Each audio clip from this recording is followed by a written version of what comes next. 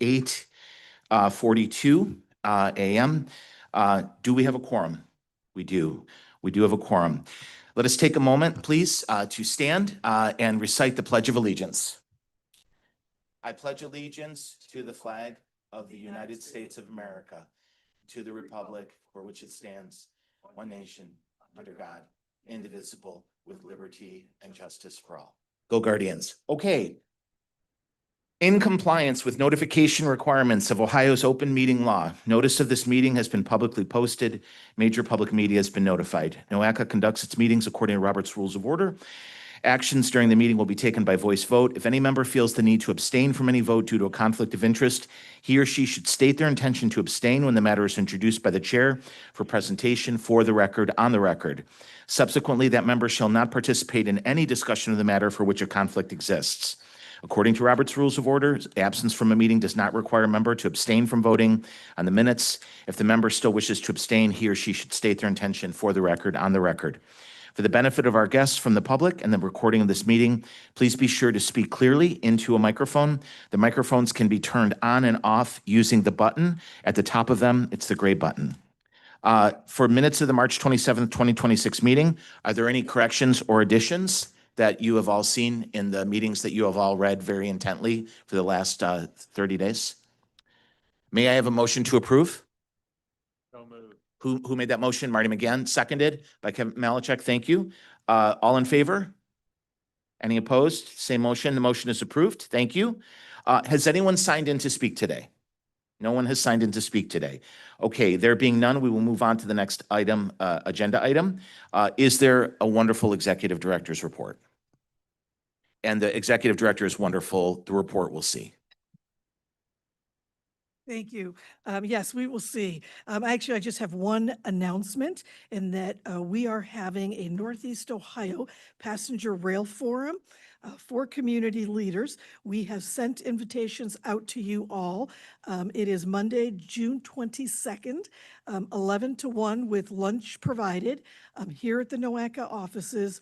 And we will have the opportunity to hear from national experts about the economic and mobility benefits of improved passenger rail here in Northeast Ohio, particularly going from east to west and then also north to south. And this is to essentially spark more discussion about passenger rail and more enthusiasm. So we want to start having more regional and community discussions on this. So please put that on your calendar. Thank you. Director, is there any RSVP or people can show up? RSVP if you want lunch. Okay. And it's okay for our friends to share this with other people that are interested in this topic? It is sort of invitation only. However, you are all invited. We've sent you an invitation. Okay. If you feel there is somebody else that you would like to have, just let us know and we can send them an invitation. Nathan, would you raise your hand? I'd like Nathan to be there if I could ask. Thank Okay. you. Okay. Thank you so much. Okay. We are now going to go into our action items. Mr. Ronnie Blackshear and Ms. Molly Schnoke. Mr. Blackshear, if you would please present the CEDS data and research. And if you could tell us right now what CEDS stands for. Good morning, everyone. Morning, sir. My name is Ronnie Blackshear, NOACA Deputy Director of Policy and Compliance. CEDS is the Comprehensive Economic Development Strategy.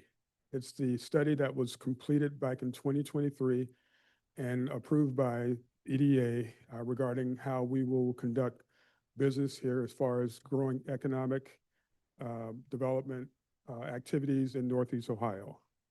This is the data and research presentation along with our consultant, Molly Schnook of the Cleveland State University. The action requested is the subcommittee is asked to prioritize the key topic areas of innovation and entrepreneurship, manufacturing, workforce development to focus on measurable outcomes of goals and strategies identified in the CEDS. And there is no previous action. As a background, the CEDS includes over 100 key strategies to provide flexibility to set goals for 17 identified key topic areas. As you know, that's a lot of information, and one of the things that didn't occur during that time was that there was no prioritization of those key topic areas as to what we would focus on. And with our partnership with CSU, who's been collecting data analysis and reporting of that data, requires initial prioritized topic areas to align with the said SWOT analysis. SWOT is the strengths, weaknesses, opportunities, and threats analysis. That's a part of the SEDS. And also with, more importantly, with Economic Development and Administration, or EDA, investment priorities. Now, just to let you know, even though we're looking at 3 of the 17 key topic areas, it does not minimize the importance of the remaining 14. So at any point in time, we will be looking at that, and CSU will be gathering data for those, but we do have to focus in on something that we can move forward with so that we can begin to satisfy those goals and objectives that we've stretched in our SEDS, and also show that we are, even though we don't have the status of the being an economic development district, we are moving forward with that, and I'll kind of get into that a little bit more later. We have provided that additional information to the EDA with regards to becoming an EDD. Now, those investment priorities of the Economic Development Administration represents their principal framework to ensure its grant portfolio, planning to infrastructure construction, so planning to infrastructure construction helps build a vibrant economic economy. And that's what we're trying to stress and trying to make happen here in Northeast Ohio. And those 5 areas is critical infrastructure, economic recovery, resilience, innovation and entrepreneurship, manufacturing, and workforce development. All 5 of those are actually a part of what we do, as part of those key topic areas that we do have. And I've highlighted those 3 that we want to start on at the, right now, as far as gathering the data and moving forward in our quest to satisfy our goals and objectives of the SEDS: innovation and entrepreneurship, manufacturing, and workforce. I mentioned at our last meeting about what the Federal Reserve Bank of Cleveland had. They had a Fed Talk seminar that they put on several months ago. I was a participant in that. I listened to it. I was a part of it. And the question that they were asking, or the topic was, where could reshoring manufacturers find workers?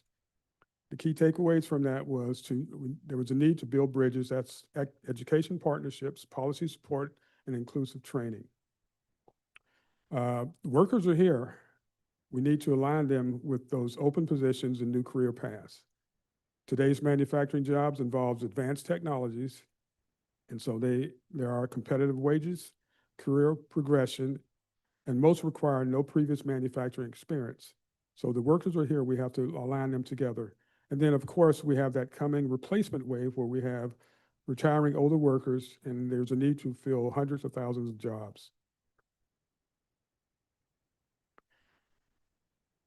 Another presentation will be presented to you all was our Arizona Transportation and Economic Development Initiative, or TEDI. The Arizona is a planned innovation district intended to stimulate regional economic growth through aerospace, advanced manufacturing, and logistics.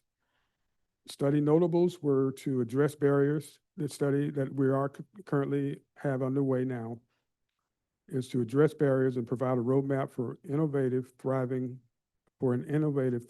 economic hub, and provide an actionable roadmap linking land use and transportation to bring about regional economic development. These are the things that we have that are going on.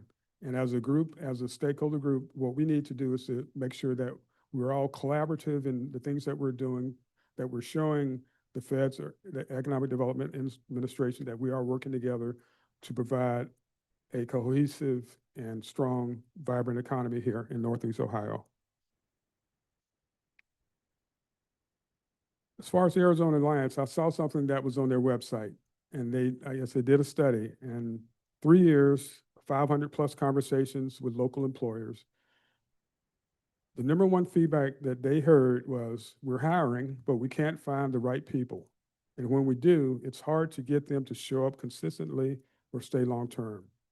We know there's an issue here with getting workers, getting them trained, being resilient, retaining those workers and moving forward. So we all have this common thread that's going in. We're kind of working individually, but we need to all bring it all together. The importance of this data analysis that's being done, there's opportunities for all of our stakeholders. Data-driven decision-making to guide strategic business decisions. This results in informed, objective, and effective choices. Promote community collaboration through regional projects. This is our subcommittee focus area. It's one of the focus areas that we're looking at, and that's something that we did. We do this every year on an annual basis, is to present focus areas. Create a centralized repository of all information. That's another focus area that's a part of the Economic Development Subcommittee. That's what CSU is working on. And then there's stakeholder data collaboration, which is a commitment to economic growth. Anything data-backed evidence to exhibit regional assets to effectively compete for private and public funding. And that's one thing that we want to do. We want to bring the funding into this area so that we can grow our businesses. And then there's objective implementation and maintenance of the CEDS performance measures and EDS policies. As I mentioned before, even though we don't have the EDD status, we're moving forward as if we do, because once we do, we have to provide an annual update. And then within the next 2.5 years, we're going to have to update our CEDS. And at this point, I'll turn it over to Molly.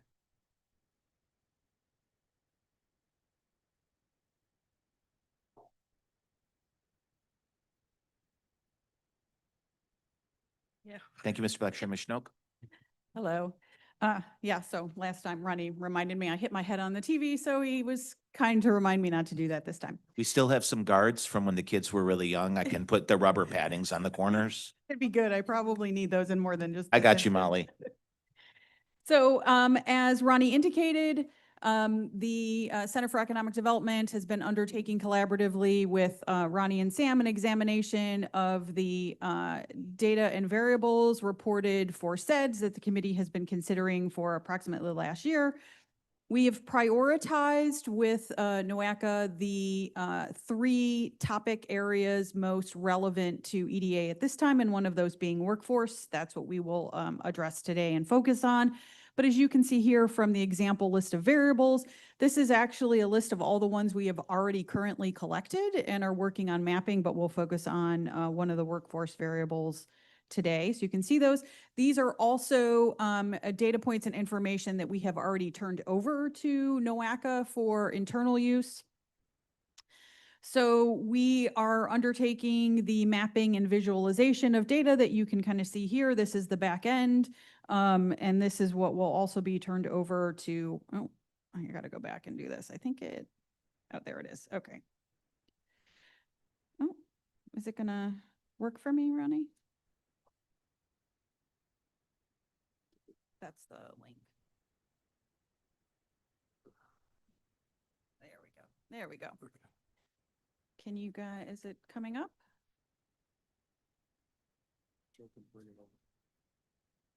What do you want me to do? Oh, okay. Sorry about that. We're going to get the map up here for you, the dashboard. Yeah.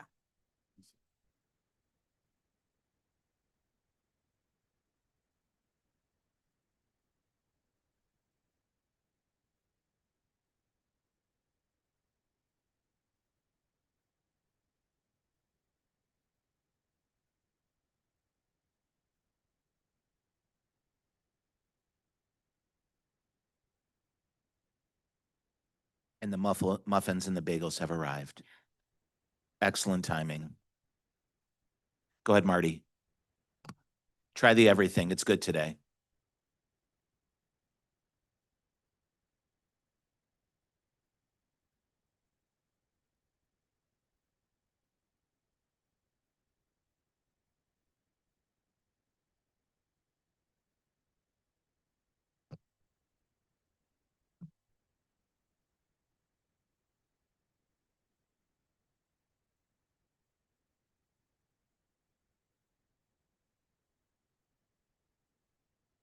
Marty, if I ran 10 miles every day like you, I would be up there too, but I don't, so I won't.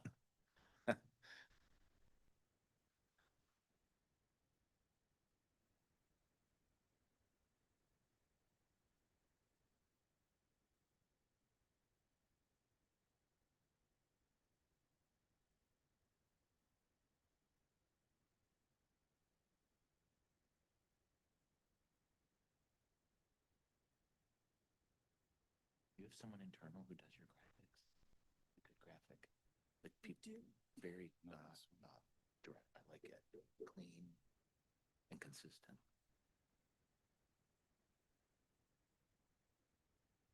Yeah. I like your colors too.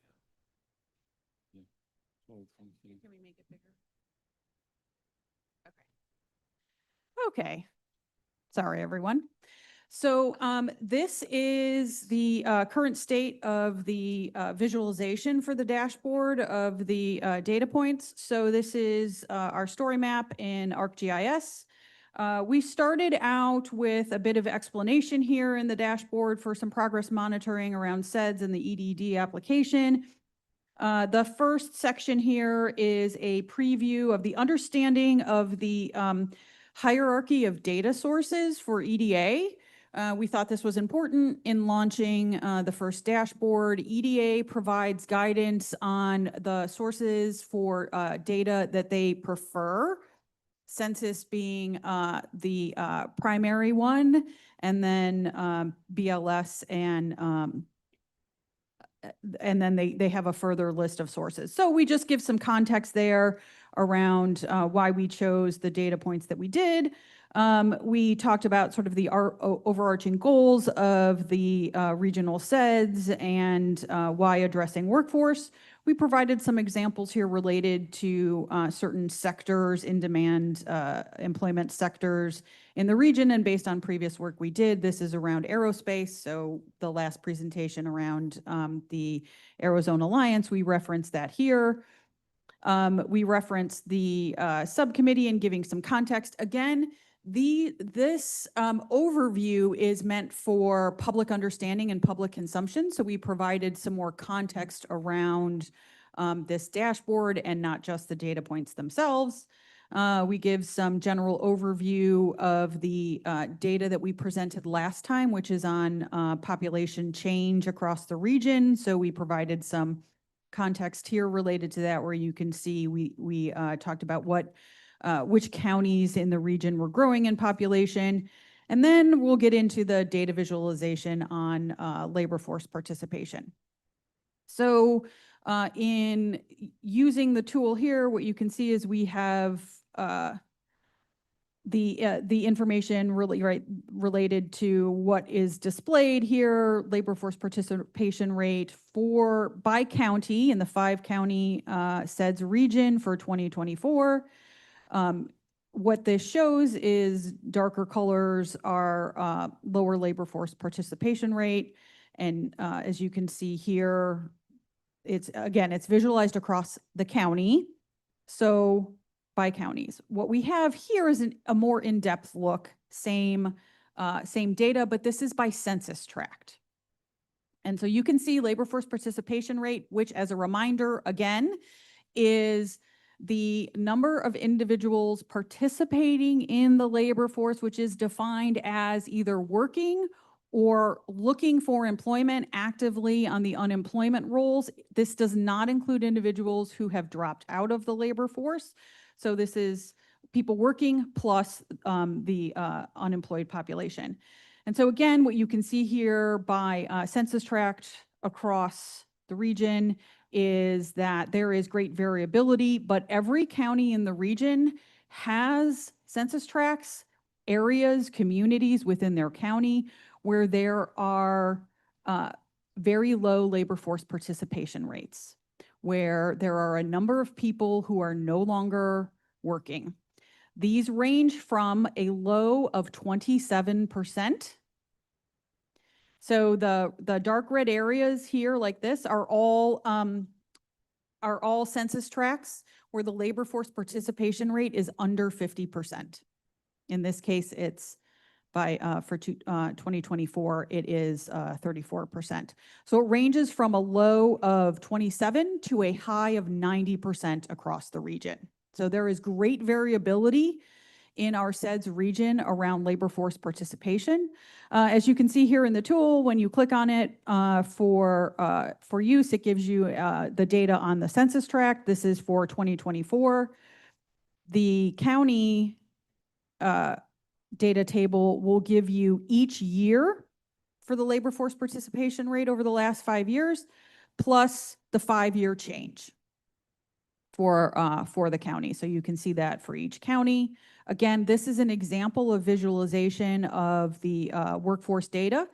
This is just one view. All of the other variables under workforce we have mapped as well, but I only wanted to visualize one for you today to discuss. Molly, quick, this is Yes. on the website so anyone can access it?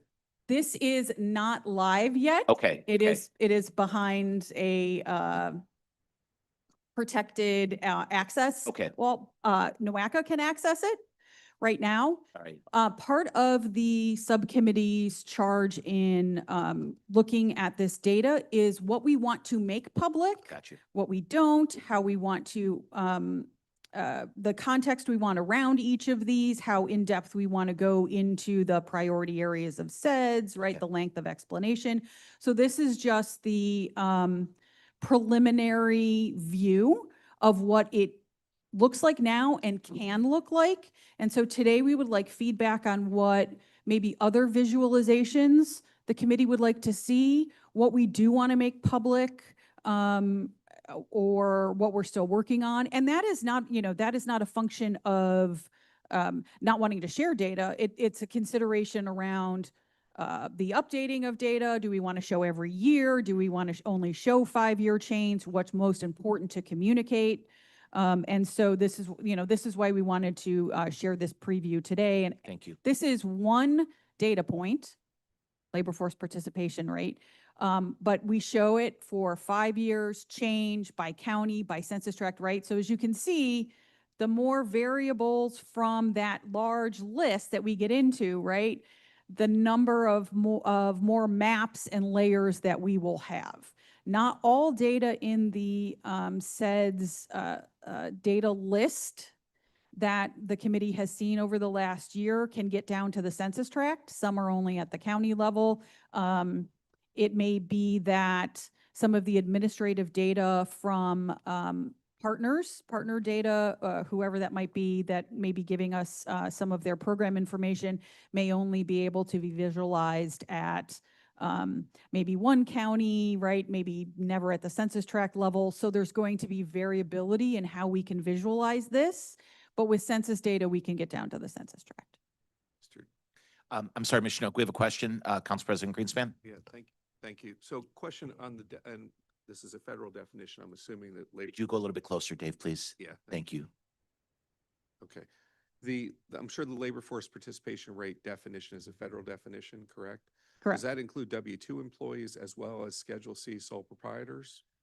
Yes, it would include anybody. So anybody that is even operating as a consultant, right? A contracted employee, not a full-time employee, that's represented in the labor force, yes. Okay, thank you. Thank you. Any other questions while Ms. Chinook has a pause? Okay, Ms. Chinook. Go ahead. So, so that's, that's really what we wanted to cover today in terms of showing you. I would like the feedback in how to proceed. This is what the committee expected to see, at what depth you want to continue to go. Do we represent everything at the census tract level, right? As you can see here, I think that this data point is very informative for the committee and for working with EDA around things like communities that are vulnerable or disadvantaged across our region. Every county has census tracts with low labor force participation rate, and where there can be improvement. This may show in terms of, let's say, applications to EDA for certain projects, targeted information in writing those applications. This data could be useful to, the application of showing the requirements for EDA funding in certain communities and areas. So I would recommend that this type of visualization be made public, right, and make it into the public tool. But that is for the committee to decide, not just CSU. Again, all of the data points listed in workforce will be put into this mapping tool, and there will be, right, more layers. The other thing to consider is that if we do not want, if this committee decides that we do not want to go too in depth with all of the data, there is the opportunity for the center to do sort of mini data briefs that can be published with more in-depth analysis and information for certain priority areas that we may want to highlight. Labor force participation rate could be one. Manufacturing could be one that we're actually in discussion with Ronnie and his staff on examining. So, you know, this is all to consider, that as we build this out, like that very long variable list, right? You're going to start to see a lot of maps, a lot of data tables for this committee to begin to work through and make decisions around. Thank you, Ms. Schnook. Thank you very much for that. Thank you, Mr. Blackshear. Really great presentation. Questions from the committee? I think the question from the presenters is, do you like this? Is it helpful? What more should we do? And how should we share this? And I'm wondering, Ms. Schnook, Mr. Blackshear, are you looking for decisions today? This is a lot of great stuff. Should we think about it, come back to you? How would you like to receive this information from the committee? So I recall at one of the last committee meetings, there was a question related to how soon this data could be up. Yep. And so I also think that that is one thing to consider, is timing. And so, you know, do we want to begin to also release these things in phases or stages related to SEDS? Do we want to wait until everything is mapped and the committee has decided? These are the types of feedback we would like at this point in time. So we can begin now with all of the data you saw on that first list, that first slide. We can map that right in the coming week or so. We can begin to put that into GIS. In the spirit of transparency, does anyone object to any of this information not being made public? I recognize to our presenters that the more we make public, the more work it is for you, and you guys are amazing. But it seems like in this case, more is better. If I'm looking at the committee, sir, Mr. Collier? Yes, Molly, from our perspective, or from my perspective, you know, I would suggest always ensuring that people have access to information. And we live in a time where information flow is robust. Mm-hmm. So transparency, I think, is the best way to go. Mm-hmm. But with transparency, I think there also has to be education. Mm-hmm. So one of the things that I was going to ask with respect to when this rolls out, will there be any type of promotion, instruction provided along with it? Because just having the data out there and people not knowing how to access it or leverage it can, you know, be problematic. And I think this is where, you know, Herculean efforts like this, you know, kind of lie dormant, is because people don't really understand how to utilize and leverage the information. Thank you, Mr. Collier. Director Gallucci? Yeah, I would recommend that we do some type of public rollout that may include a webinar, you know, lunch and learn series where we are doing some marketing outreach as well as education in terms of training. That's a great idea. We have transparency and education. Any other, Ms. Pease? A question: has staff considered whether this, when it becomes public facing, lives as its own dashboard, or would this data be integrated into a spot such as NOACA's GIS dashboard, where people who are working on these type of applications may also be looking for population data, infrastructure data, other planning data, or is this a standalone initiative? Ms. Schnook, Mr. Blackshear? So I think originally, and Ronnie can correct me if I'm wrong in this, because it's for reporting in the EDD status to EDA, it was originally conceived of as being a standalone dashboard for public visualization. That does not mean that the data is limited to solely living in this dashboard. So the center can provide and has been providing Ronnie's team with the back end data, right? So as an example, just this this map right here has about 25 or more Excel data files that back this up, that we used to map this. All of that data is provided to NOACA for their use as well. So if they wish to integrate the information or use it and upload it into their other mapping functions across the agency, we are fine with that and is completely the purview of NOACA. But I believe that this dashboard and the requirements for EDA was that it was a standalone tool. But Ronnie, you can. Mr. Blackshear? Yes, I think that what Molly said about the data being a standalone tool is correct. I would say that just to kind of point you to where we're at now and why we're asking for this committee to prioritize these three areas. Just for this particular one alone, you see how much data there is that's being gathered. So that's why we need to look at a prioritization of this information.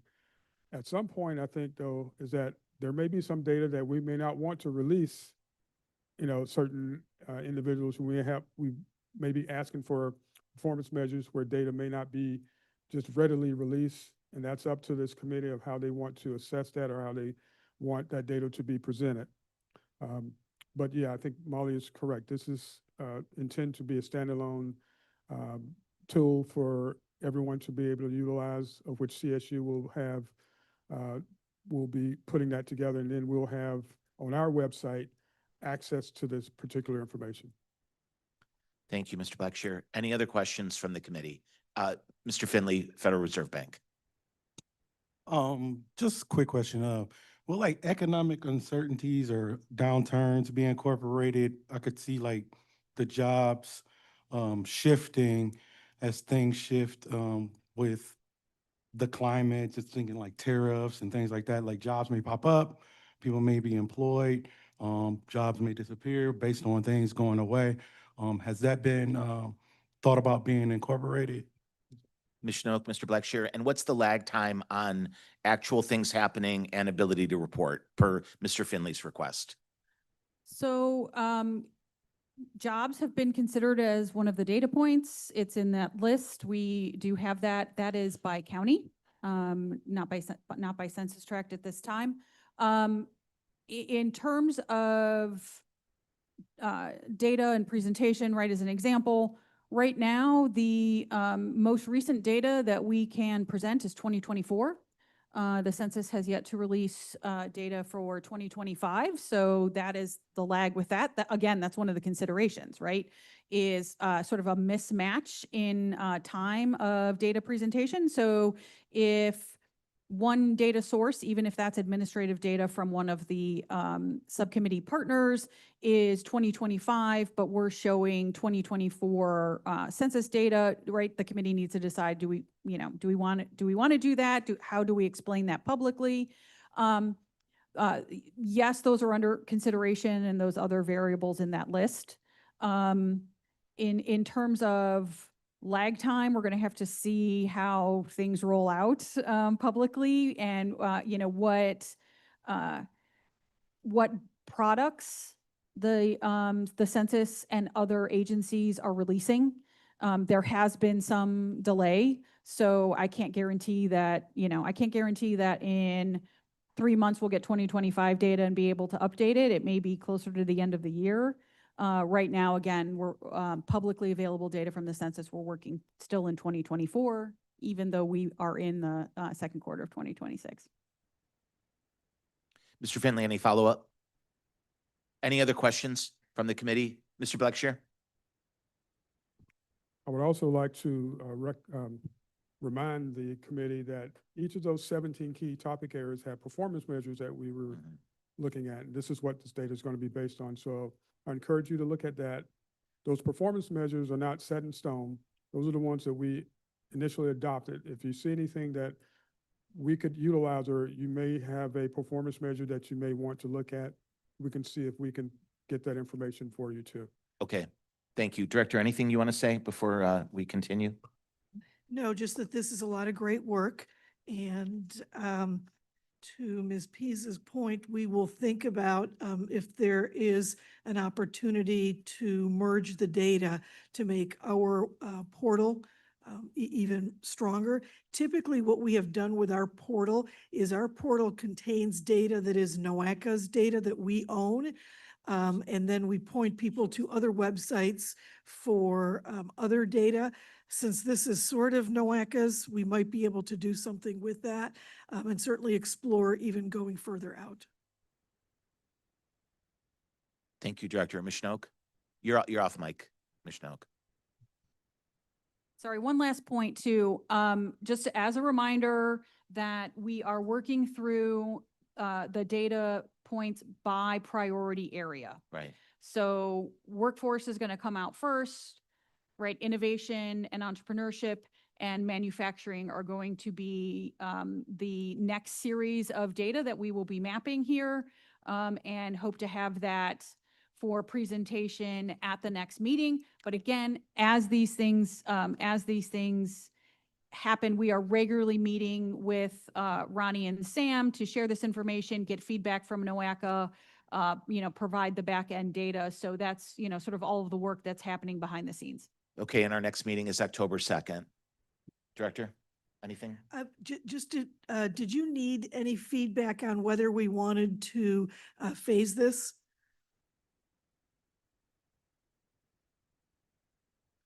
So I think that the feedback I would like is if we phase this in terms of a public release and wait till those 3 priority areas are complete, or do we release once workforce is done, we can make that public and we want to do a rollout in a webinar, or do we want a sort of more complete dashboard before making it public? We can release it, share the link even before October to the committee members for review and consideration. Phase it. Yeah, I mean, I think we should release whatever we have Yeah. available and sort of, I mean, even putting it out there, allowing them to see the first segment, Yeah. tease the rest of it, and then by the end of it, they can be part of the process to have built it. I concur. Mr. Collier? Yeah, and I would also add that as information matures, and this won't be just the set that we look at over Right. time. Right. You're going to continually add to this. So Right. you have to look at it as a living piece. So Right. that makes sense for you to phase it, because it should evolve as conditions change, to the gentleman's point from the Fed. So Yep, agreed. Mr. Finley, I understood. Mr. Collier. Ms. Belcito, Chief Experience Officer, Destination Cleveland. Thank you, Council, or Mr. Simperman.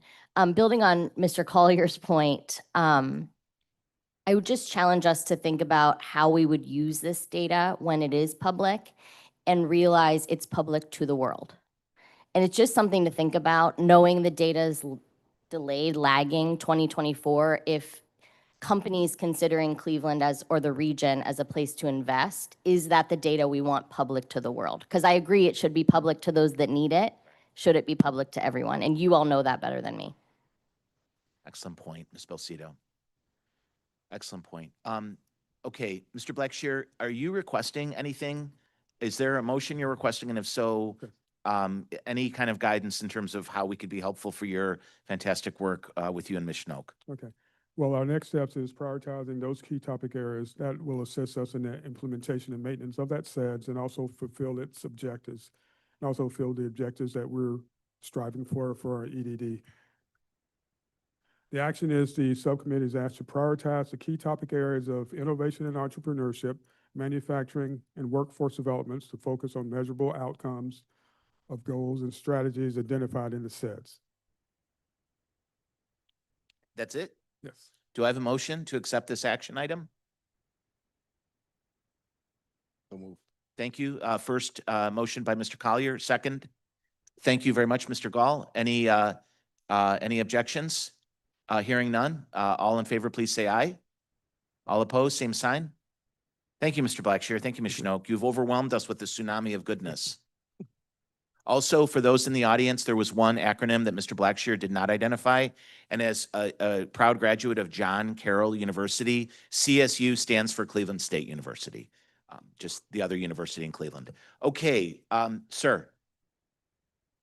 Good afternoon. I'm Jason Knauer. I'm a planner here at NOACA in the Environmental Planning Division. And I'm here to present on the NOACA Vibrant Neo Brownfields Revolving Loan Fund. There's no action being requested. This is for information only. I do believe that this subcommittee has been presented this topic in the past, but it's been maybe a couple of years.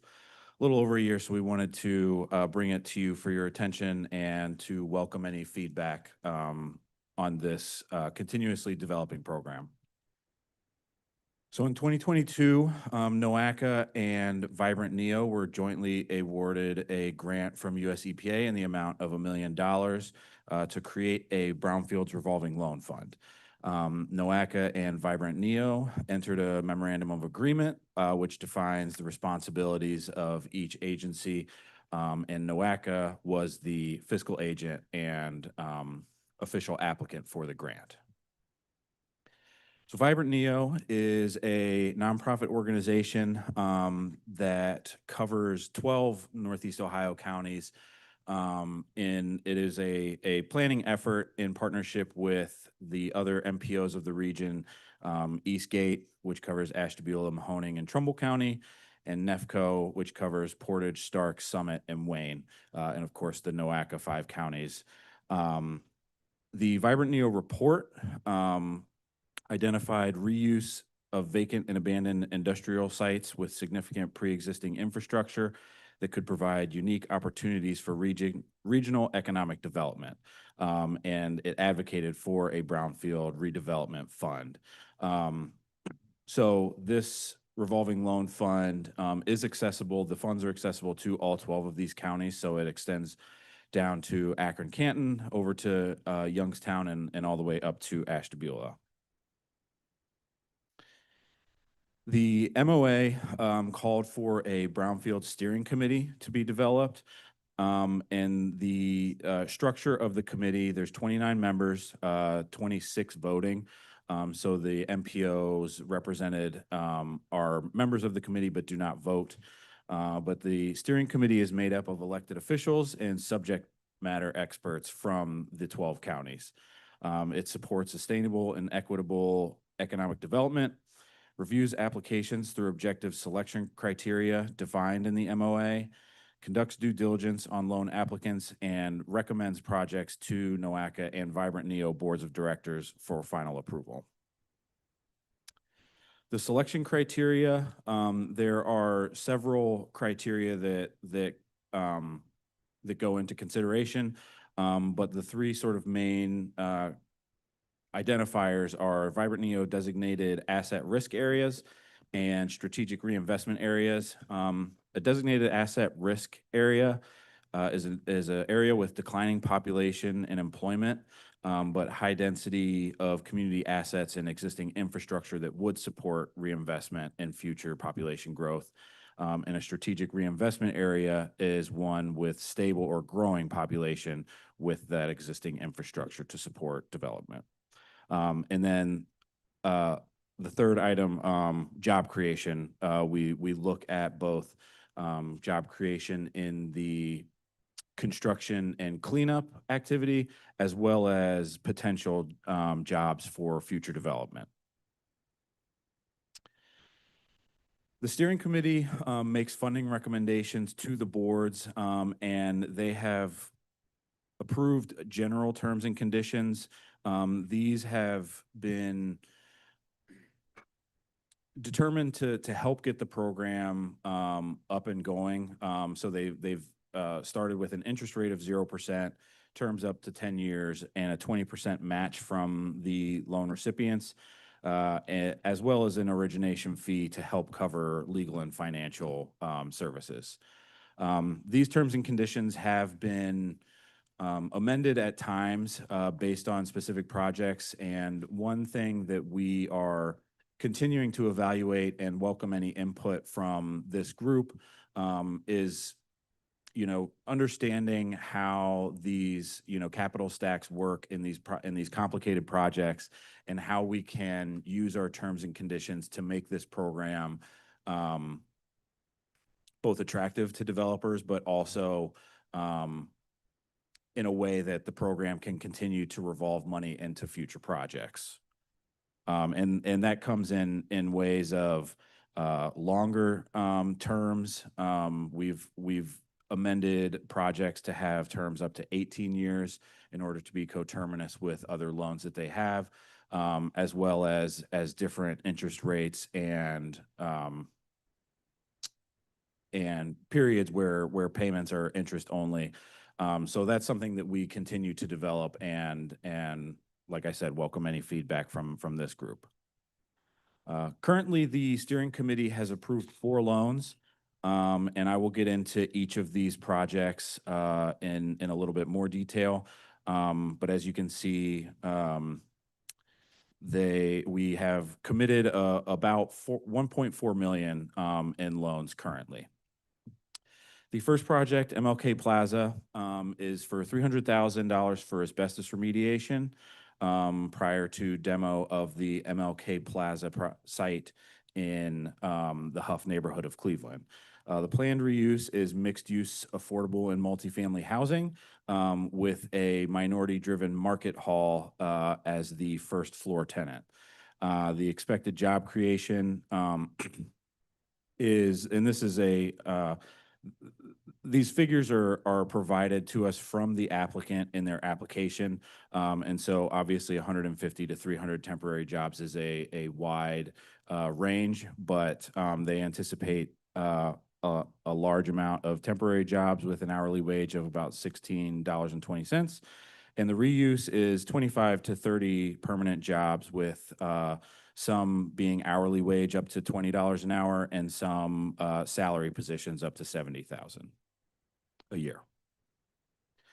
The Lazy East 93rd Street project is a $208,000 subsurface remediation project that is planned for industrial manufacturing. The job creation for this is 65 temporary jobs at about $20 an hour, and 100 permanent jobs in the redevelopment at about $20 an hour. This project is currently underway, and the subsurface remediation is, after new discoveries, the cost is likely going to be more. It is going to be more. And we are working with them to potentially apply for additional funds. But it is underway, and it is our first project that has gone underway. So we're excited to get this one rolling and complete. The 7000 Central Avenue project is a project at East 67th Street and Quincy, and it is a project for lead-based paint remediation.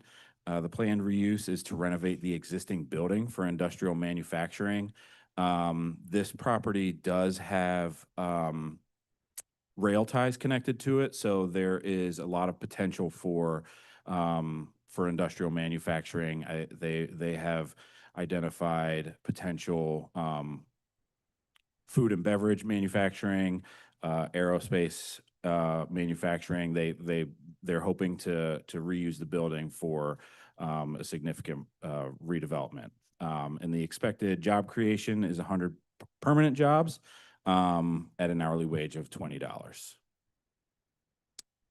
And the last approved project is the Midtown Lofts project. This is a $750,000 loan for asbestos and subsoil remediation. This is the former Dave's supermarket on Payne Avenue. And the planned reuse is to mix-use affordable housing and commercial. They've identified a potential Cleveland Public Library as a possible occupant for the commercial space. And the expected job creation is 250 temporary jobs at approximate wage of $26 an hour. Financial impact. So the revolving loan fund has received a total of $2,750,000 from US EPA. So in addition to the original $1 million, we have received supplemental funding in 2024 and 2025 in the amounts of $1 million and $750,000 respectively. A little over 1.4 million has been encumbered for loans. And these loans are dispersed as reimbursement of eligible expenses. Next steps. So the Brownfield Steering Committee meets quarterly to review applications and make recommendations for funding. The next meeting is June 25 of 2026, so later this month. And at that meeting, we are prepared to present some of the amendments to terms and conditions which we have identified from various workshops and conferences to better improve both the attractiveness of our program as well as the effectiveness and efficiency for the standard procedures and processes for administering these loans. Thank you, Mr. Nauer. That was a great presentation. Are there any questions from, yes, Council President Greenspan, and then I got you, Ms. McCall. Thank you. This steering committee, well, first of all, before I go there, how many applications were received for consideration? For our Yes. revolving loan fund, I believe we have received, we've received about 10 applications. The approved loans have, at the time of their submission, were the only applications submitted. So we do accept applications on a rolling basis, but we have not yet had we have not had competing applications. So at the time of applying, we have had that one specific project to review and recommend for funding. Thank you. So of the 6 remaining, are they active and eligible for participation, or were they? They were not. So the eligibility is determined, US EPA has their eligibility determination process. And of the applications that we've received, they have either not been eligible, or there have been 2 cases where we've had applications and approved funding, but the loan recipient rescinded their application or canceled the loan. If I can Sir. continue. So the steering committee makes recommendations to accept, to authorize these loans, Correct. and the approval is made by whom? The approval is made by the Vibrant Neo Board of Directors and NOACA Board of Directors. NOACA is the final approval. And did you say there are 26 members on the steering committee? There are 29, 26 voting members. And Director Galucci is going to know where I'm going with this. I have a complete aversion to committees that you can't feed with large pizza. Why are there 29 members on this committee? It's a steering committee making a recommendation, and I understand there are elected officials on this committee, correct? Elected officials come with bias. And so if the steering committee is made up of subject matter experts only making a recommendation to another body, why would we not focus on the subject matter experts, take the elected bias out of it? And there are biases. I've been an elected official in 4 different positions, 3 different levels of government, 2 different states. I know the bias that exists. Why would we not remove the bias from the recommendation and leave it to the subject matter experts? Director Galucci. Yeah, I can answer that. When we formed this committee, there was need for representation from 12 counties, 4 MPOs, and there was within NOACA ensuring that we had the 5 counties represented.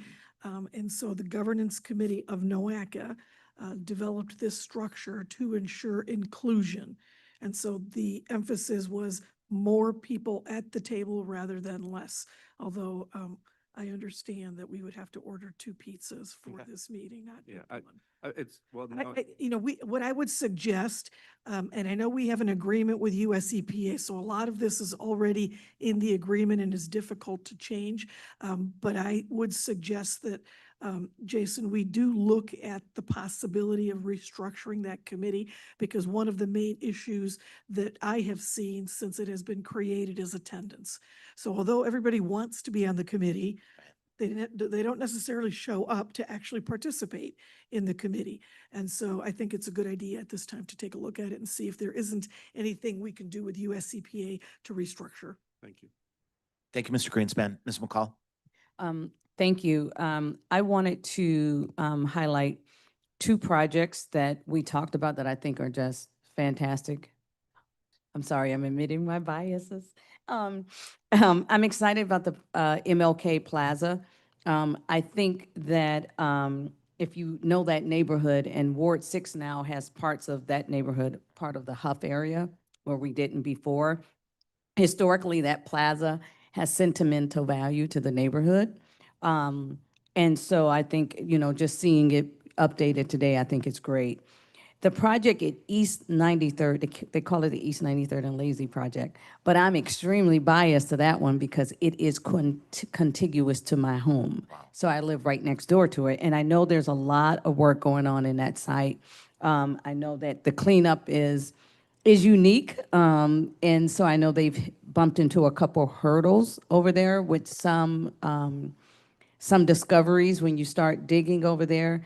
And so I just hope that you guys are in communication with them about some of the current blocks that they have to go through. And then thirdly, I am not going to look at Freddie, but I know we have to do a rezoning thing over there as well, rezoning it back to commercial, I think. But it's a great site. It is a site that most of you don't notice. Joe Simperman does. Everybody knows Opportunity Corridor now, correct? This was part of the original Opportunity Corridor when it was called the Bessemer Connect. I know you remember that. And so seeing it finally come to fruition, Opportunity Corridor is done. This site hopefully will get done at some point.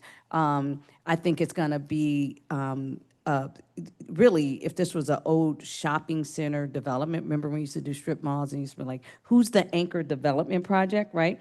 This is the anchor development project for that area, and it's really exciting. So thank you so much. Thank you so much. Any other questions on this great presentation? Thank you, Mr. Nauer, for a really great presentation. Really appreciate it. I know there's no action items that you're no action you're asking right now. Thank you. Thank you. Okay. Thank you. Last meeting, it feels like last week, we had an outstanding speaker, and if you missed it, the notes are in here. It was Dr. Ethan Karp from Magnet. As many of you know, an organization that's really supporting our important manufacturing base, from supplying employers with employees, education. It's really phenomenal. If you ever want to see an outstanding campus on East, roughly 58th and Chester, across from the Daves, it's a really great place. In that spirit, we're very fortunate today to be joined with a presentation through the Chief Experience Officer, Hannibal Cito from Destination Cleveland, and she's brought a great team. As I think she's getting ready to just say a few words to introduce her team, we do have a few interns in the office or in the room today who are coming from different offices. If our interns could please stand, I'm not going to embarrass you, but just stand so we can see your brilliant future Nobel laureate faces. Elizabeth, that means you too, our intern. Where's Elizabeth? Don't, Yeah. oh, Elizabeth, you were trying to hide from us. And I know every one of them wants a job when they graduate. So employers, look at these brilliant people, future CEOs. Thank you all for joining us. And in the spirit of one of the priorities we heard from the CEDS, Workforce and Employment, Ms. Bilcito. I'm not going to make my way up to the mic because this is really their show, but it's my pleasure to introduce Sarah Gracious, who is the director of the Cleveland Talent Alliance. She'll share more about what that means, but at a high level, it's a collaboration among 15 local economic development organizations, including Destination Cleveland and Greater Cleveland Partnerships, who really lead this effort. And Global Cleveland is a very strong partner, so thank you for that, Joe. So with that, I'm going to introduce Sarah, Kara, and Patrick, and they'll tell you more about it. Thank you, Ms. Macedo. Ms. Gracious. Thank you. Thanks, Hannah. Thank you, Mr. Simperman. And thank you, everyone, for allowing us to be here this morning, and for interns for joining us as well. You already heard, but I do want to specify that we've heard a lot this morning from local workforce groups. And the Talent Alliance is sort of on the flip side of that coin, focusing on attracting out of region talent with Bachelor's Plus into the Greater Cleveland region. And it's crucial that those two different groups work together, but I did want to call attention to that specific lane of work that the Cleveland Talent Alliance is focused on. And I will be joined by my colleague Patrick from Greater Cleveland Partnership as well throughout this presentation. But again, the Cleveland Talent Alliance, of which I am serving as the first director of, was really formed in 2020 to 2022, when a variety of Northeast Ohio employers were coming to our various Cleveland Talent Alliance partners across the economic development landscape, asking for support in attracting Bachelor's Plus talent to the region to work at their companies. And every Cleveland Talent Alliance partner sort of has their own origin story for how they came to the table. But most comprehensively, it was that each one of those partners recognized that they had a very specific role to play in talent attraction and retention, and were often pointing fingers at other players saying, well, I thought they did this and you did that, so hand that employer over to them, or hand that talent lead over to them, and you know, we have nothing to do with this. And it sort of clicked for all of those partners that we can't be making the baton pass over and over without any sort of seamless process connecting us all. So they agreed to work under this Cleveland Talent Alliance umbrella, and then very quickly realized they needed a cat herder to keep all of those organizations moving forward together. And so that is where I came on the scene to serve as the ultimate cat herder in keeping these economic development agencies moving together for the purposes of growing Greater Cleveland's population. So when I started in 2022, I came into this mission and vision that you see here. The mission being that we need to grow Greater Cleveland's population by increasing the number of working age adults in the region. So again, finding them from out of region, not necessarily focused on local workforce groups, though we do have a lane in that with a focus on retaining graduates of Northeast Ohio colleges and universities. And our vision is that the Cleveland region will become one of the fastest growing, most diverse, inclusive, and welcoming areas in the Midwest by 2030 through creating this seamless and coordinated system that is able to do all of these things you see here. So identify the talent most appropriate to consider a life in Greater Cleveland, proactively attract them here, and then navigate and handhold them through that relocation and career search process, and ultimately engage them and welcome them in the Greater Cleveland region once they arrive, so that they are in the long term retained in Greater Cleveland. So you see here our current Cleveland Talent Alliance partners, and they span a large spectrum of, again, organizations in the economic development space. So my position is housed at Destination Cleveland, but it is jointly funded by Destination Cleveland and Greater Cleveland Partnership as the Chamber of Commerce.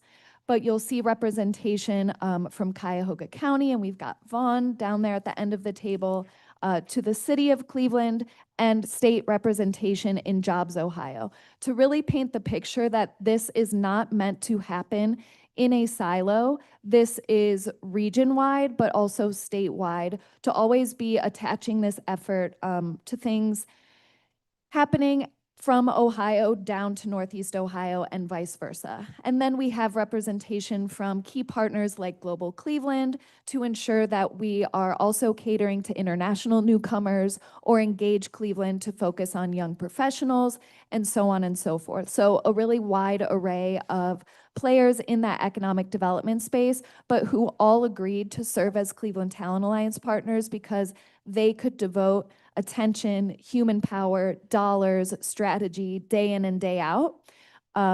Whereas we have a whole host of other organizations across Northeast Ohio who also work with us, but they just didn't necessarily have that capacity to sit around a table with us and brainstorm day in and day out. So that's what makes up our 14 partners.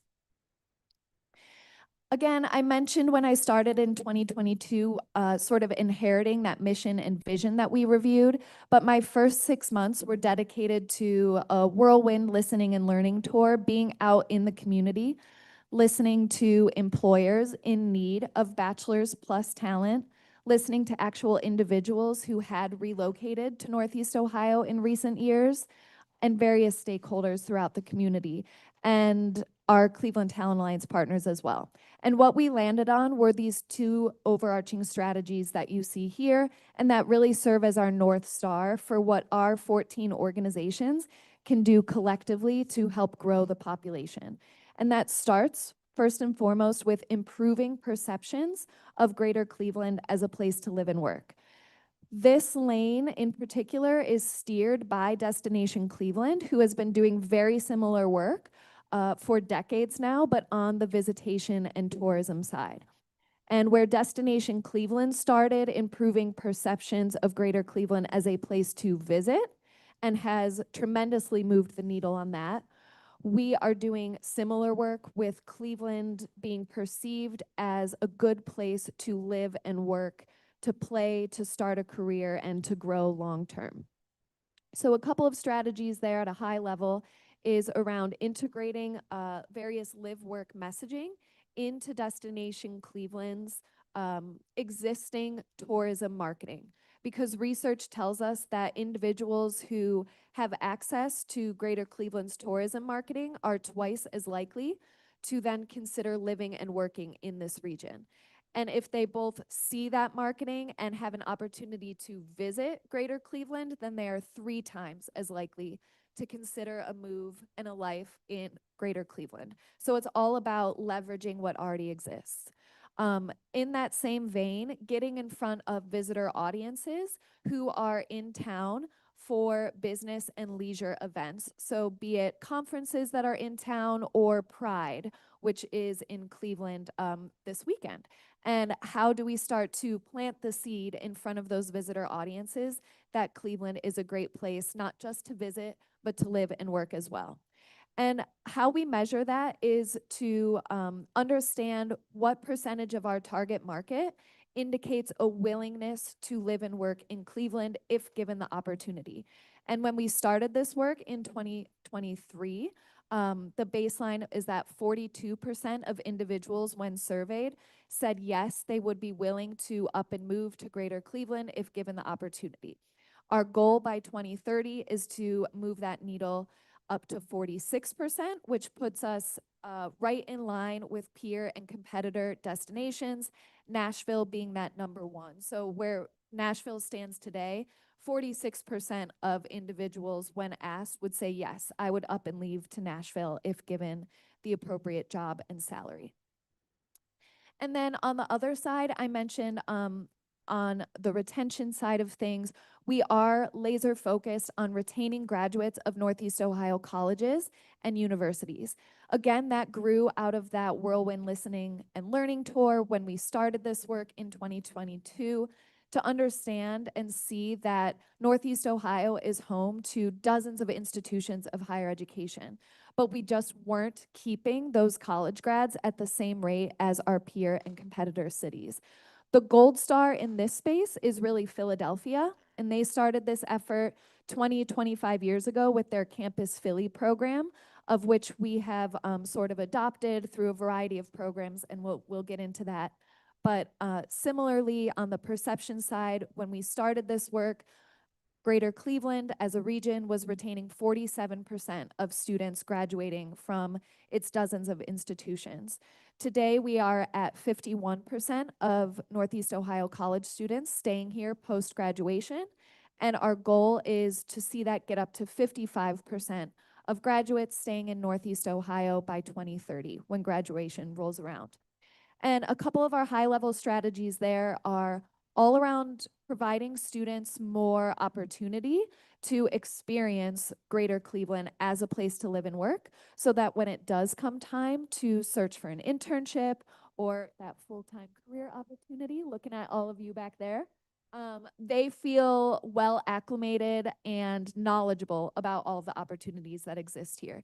So providing social connections so that students can envision life here as a young professional, but also providing clearer professional pathways for those students so that they recognize they can have the same, if not better, internship, co-op, shadowing, and professional experiences here in Northeast Ohio, rather than seeking those, you know, in Chicago or Nashville, DC, whatever the case may be.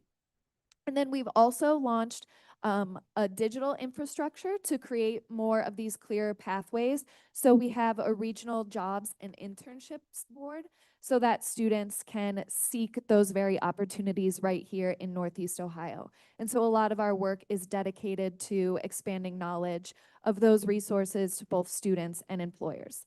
And then really quickly before I hand it over to Patrick, so you can hear about all the exciting opportunities happening for college students this summer, the Talent Alliance has worked for the last 4 years to either create or consolidate a number of existing talent attraction, recruitment, and retention tools so that employers and potential talent alike have a one-stop shop where they can find all of those resources.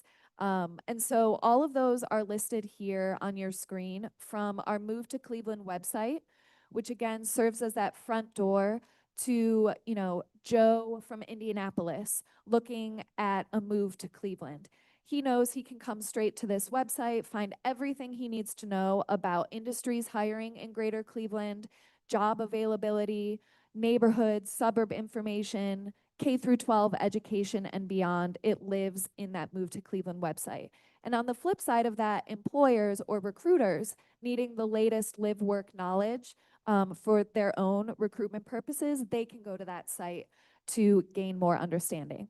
We also have a resident ambassador program. So this is a group of 30 local volunteers who have either moved to Cleveland in recent years or they're lifelong Clevelanders and wanting to pay it forward so that when Joe from Indianapolis starts to become interested in Cleveland and opts in to connect with an ambassador, we can pair him up based on his personal and professional interests with a local. They can meet virtually, in person, whatever works, but it really serves as that first friend in Greater Cleveland. We have all kinds of other tools and collateral on there, be it a PowerPoint deck to talk about living and working in Cleveland. That jobs board is linked there. And then we also have a talent network, which serves as a repository of all of the thousands of people indicating interest in moving to or staying in Greater Cleveland. Employers can get access to that repository for free, and they now have thousands of more qualified leads of people who have already raised their hands saying, yes, I'm interested in working in Greater Cleveland.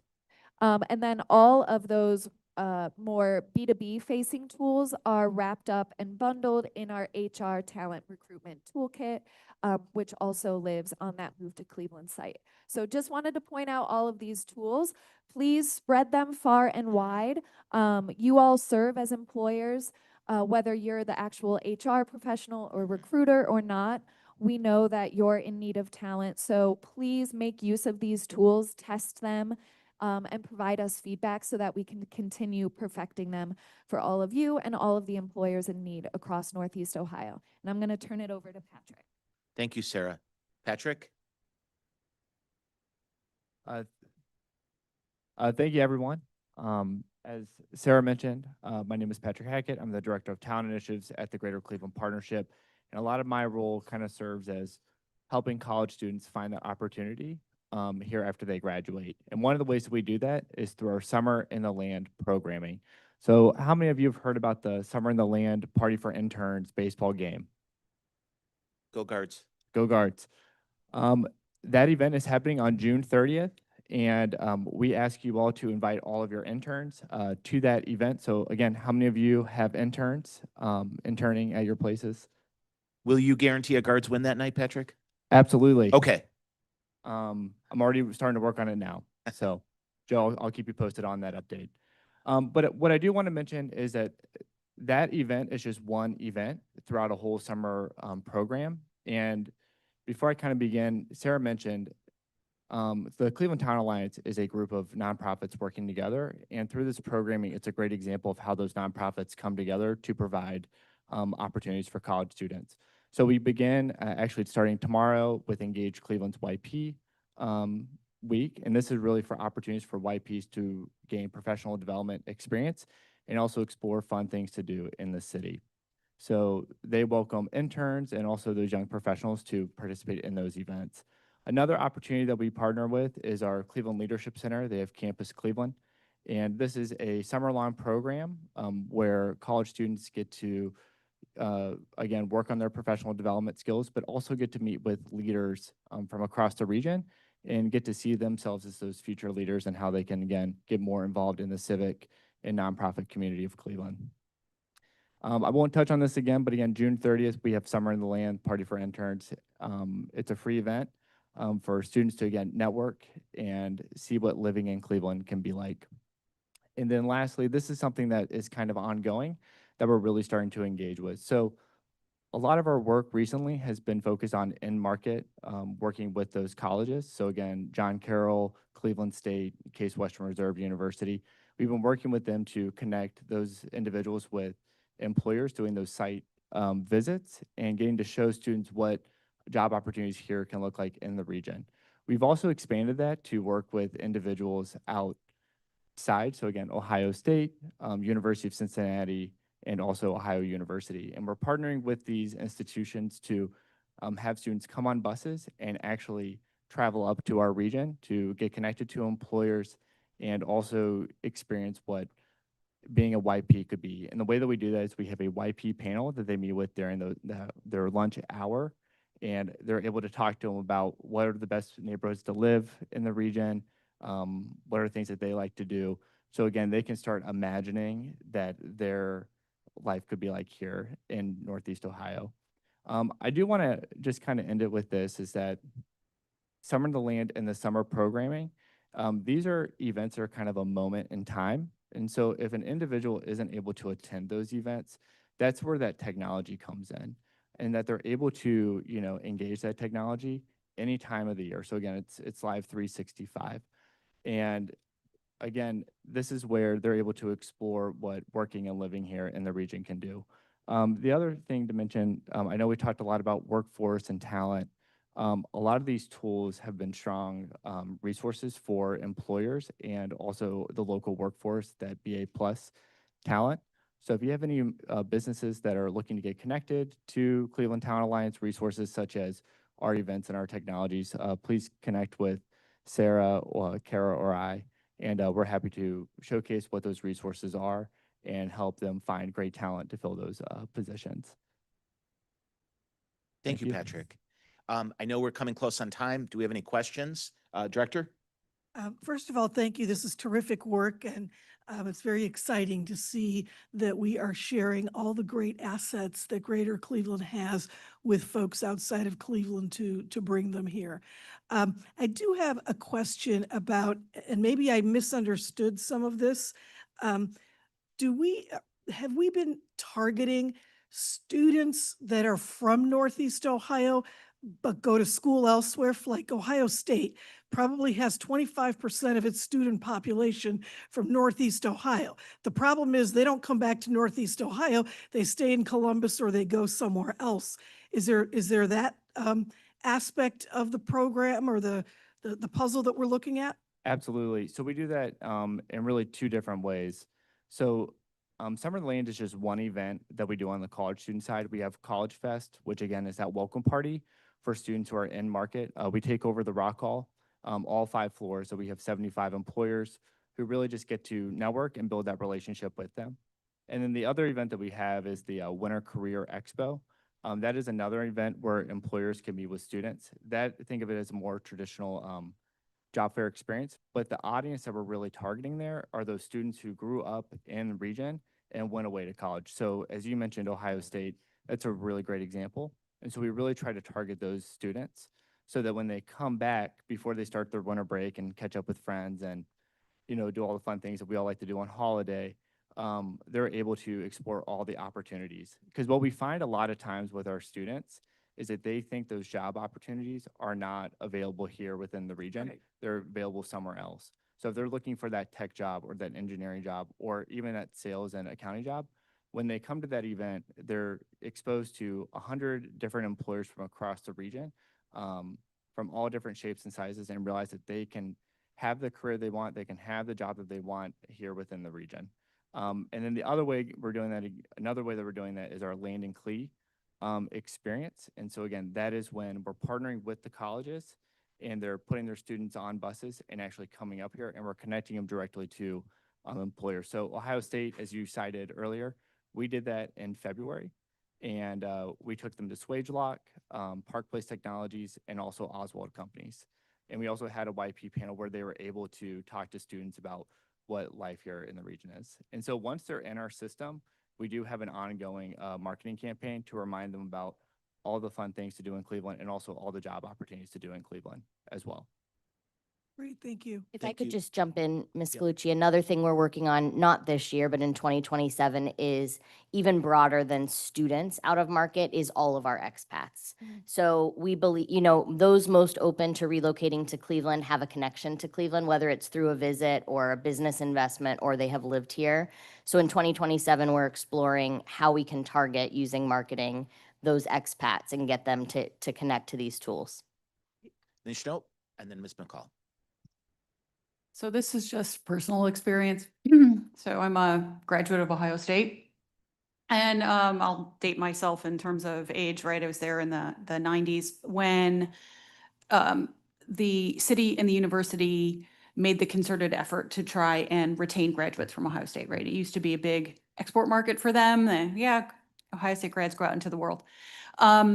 And so I sort of saw firsthand how the university began approaching that. And one of the things is sort of a more subtle undercurrent to retaining graduates in Columbus and through Ohio State. And they did that a lot through their alumni network. Now they have the advantage of having like 100,000 living alumni. But it was really about seeding that alumni network in Columbus as well to retain the graduates and create community around university graduates. And so I'm wondering about the work with our universities to knit together kind of those alumni networks. So beyond just taking a bus and showing jobs or where to live, connecting them to their peers in the region, to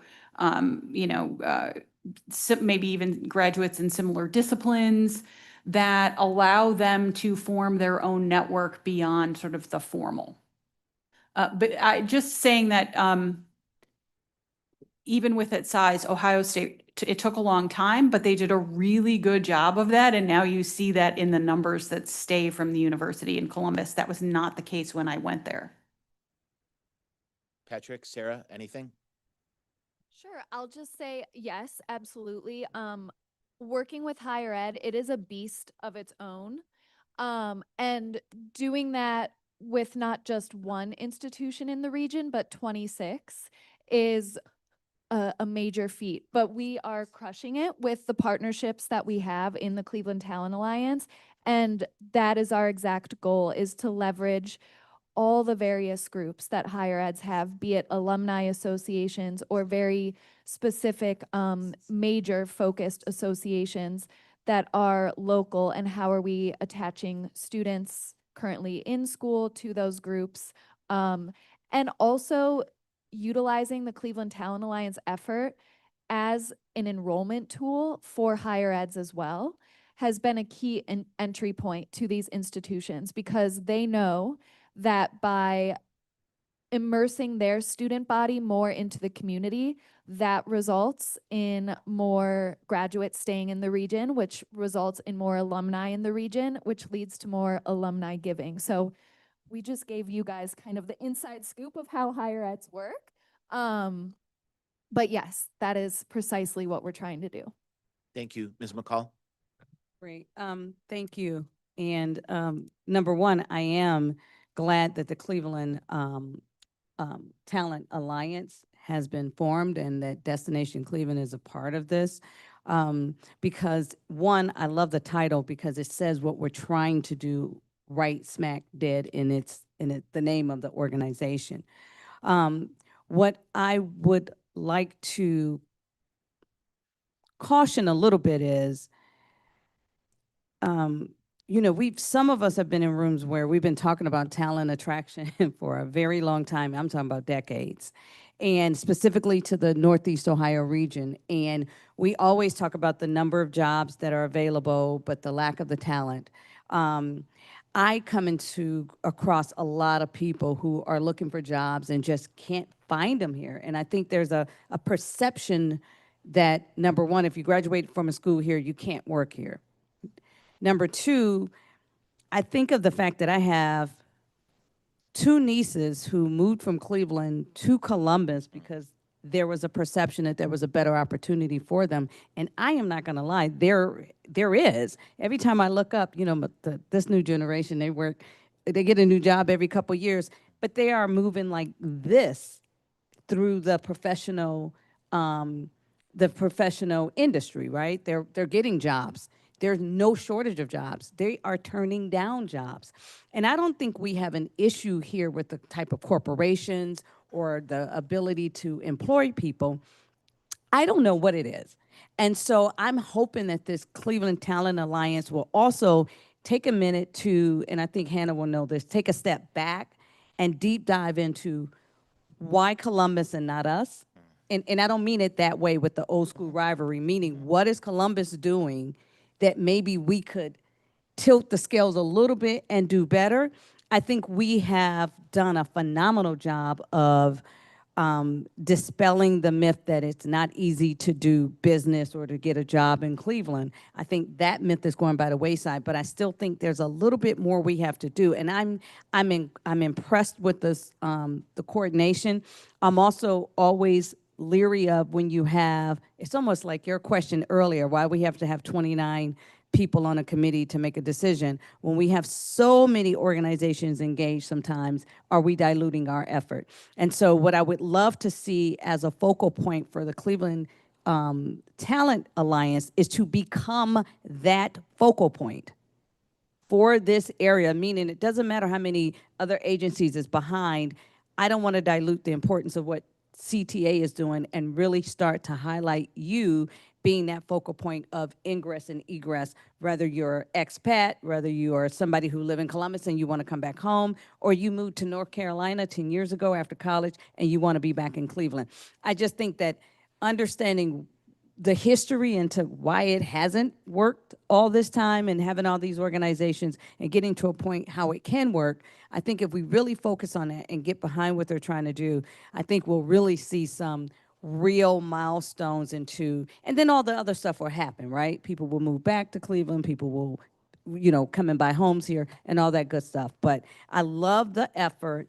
I just want to motivate a little bit to go past where we've been. But I do love the organization. Thank you so much. And final comment from our director, Mr. Freddie Collier. Yeah, I just want to say kudos to the Cleveland Talent Alliance. And we are on an upward trajectory. So I'm looking at it from the perspective, and we're looking at it from the perspective of we are starting to see the tide turn with respect to attraction, with respect to population retention. I think this is a very important endeavor, and to the points that Patrick, my colleague, and others have made this morning, a large part of that is due to the change in perception and how we bring our greater Cleveland region to market. I always joke with people and I tell them, and I say, look, you don't go to a job interview talking about how much you suck.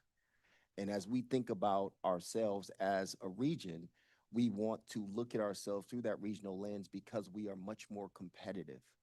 So when we think about the talent piece, and to your point, Ms. McCall, you know, we've been working to bring people up, but we gotta bring people in. So it's a two-pronged approach. And this group, the Cleveland Talent Alliance, is focused laser-like on really bringing in and trying to grow our population. So this is a very important endeavor. And I do want to tie this back to why NOACA is relevant in all of this, because these young people, they expect a certain type of environment. And the investments that we make in our roads, trails, and all those other things are attractors for this type of population.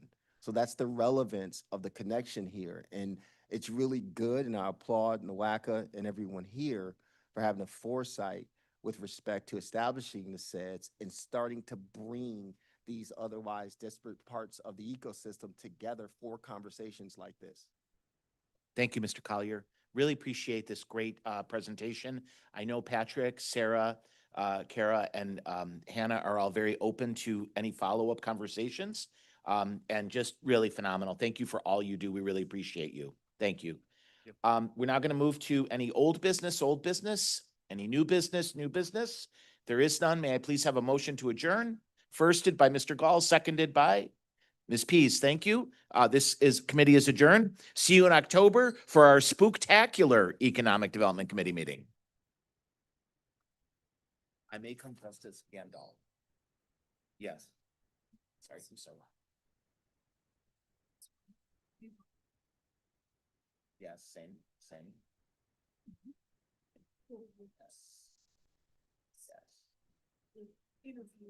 On camera, right there with your resume, 100%. Right there. Yes, 100%. Right. Lock them in. Yes. Yes.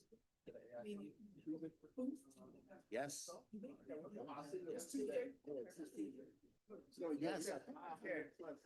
100%. That's what the Eurozone was saying, where we can't find people. When we do that on stage. It's the first thing that we talked about today. Hey, thank you so much. You see now? But this mask had open because of this guy. That's true. Our minds are okay. So get these conversations.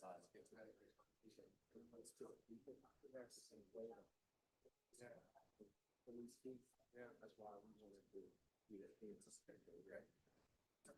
Thank you. Thank you. So efficient.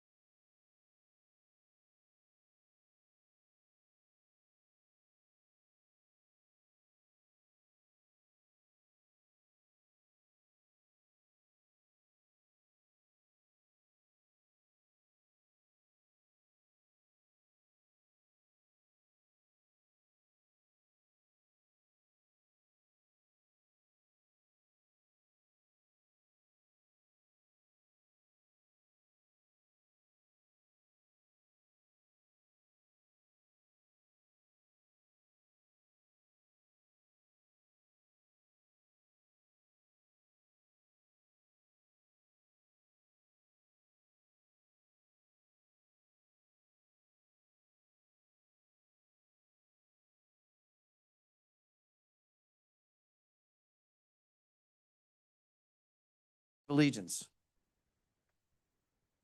Pledge allegiance to the flag of the United States of America and to the republic for which it stands, one nation, under God, indivisible, with liberty and justice for all.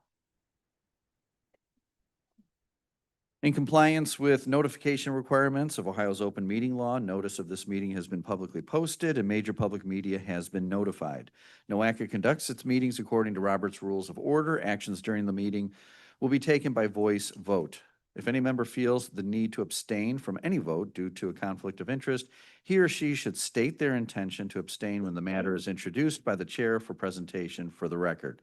Subsequently, that member shall not participate in any discussion of the matter for which a conflict exists. According to Robert's Rules, absence from a meeting does not require a member to abstain from voting on the minutes. If the member still wishes to abstain, he or she should state their intention for the record. For the benefit of our guests from the public and the recording of this meeting, please be sure to speak into a microphone. The microphones can be turned on and off using the button on top of them. They're on when the blue button, when the light is blue. Next, I would like to have approval of our previous minutes. Is there a motion? So moved by John. Is there a second?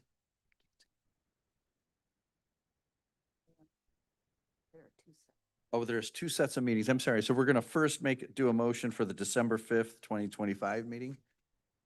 Thank you. Is there a second? All those in favor say aye. Let me do a roll call or none? Okay, thank you. And then next, I would like to have a motion for the approval of the March 27, 2026 meeting. Is there a second? Second. All those in favor say aye. Opposed? Meeting minutes have been approved. Anyone signed up today? So we have no public comment for the agenda. Next, Chair's report. Director Galucci. No report. Again, I continue to thank you, Mr. Chair, and the rest of the committee for your guidance on these HR assets that we are now building at NOACA. Thank you very much. Next on our agenda, we do have some action items, and I would like to turn the meeting over to Liz Bartlett. Good morning. What I have for you this morning is a charter amendment that we have previously discussed, came up at the last meeting. Unfortunately, there wasn't a quorum, so you all couldn't officially approve it, but this is just reflects the fact that when the charter was initially developed, and every NOACA committee, subcommittee, council has a charter, it reflected some goals and actions that have been completed. So just updating accordingly now that those have taken place, and I have a red line. So this, it is an action that you, requesting that you approve the changes to your charter, which was adopted originally in February 2025. And then these are the changes that were discussed and therefore need to be approved. You want me to stay here or? Thank you, Liz. We did talk about this at the last meeting, but just in case anyone felt they needed to, review this again, any questions from the committee? Go ahead. I believe I was in attendance at the last committee when we discussed some of these changes, and we lingered on this guide, the implementation of the internal strategic plan. In our packet, it says support implementation of the internal strategic plan. I think I updated the packet and probably not this slide. Okay. And I just wanted to call attention to that as I think we did really linger on the, Yes.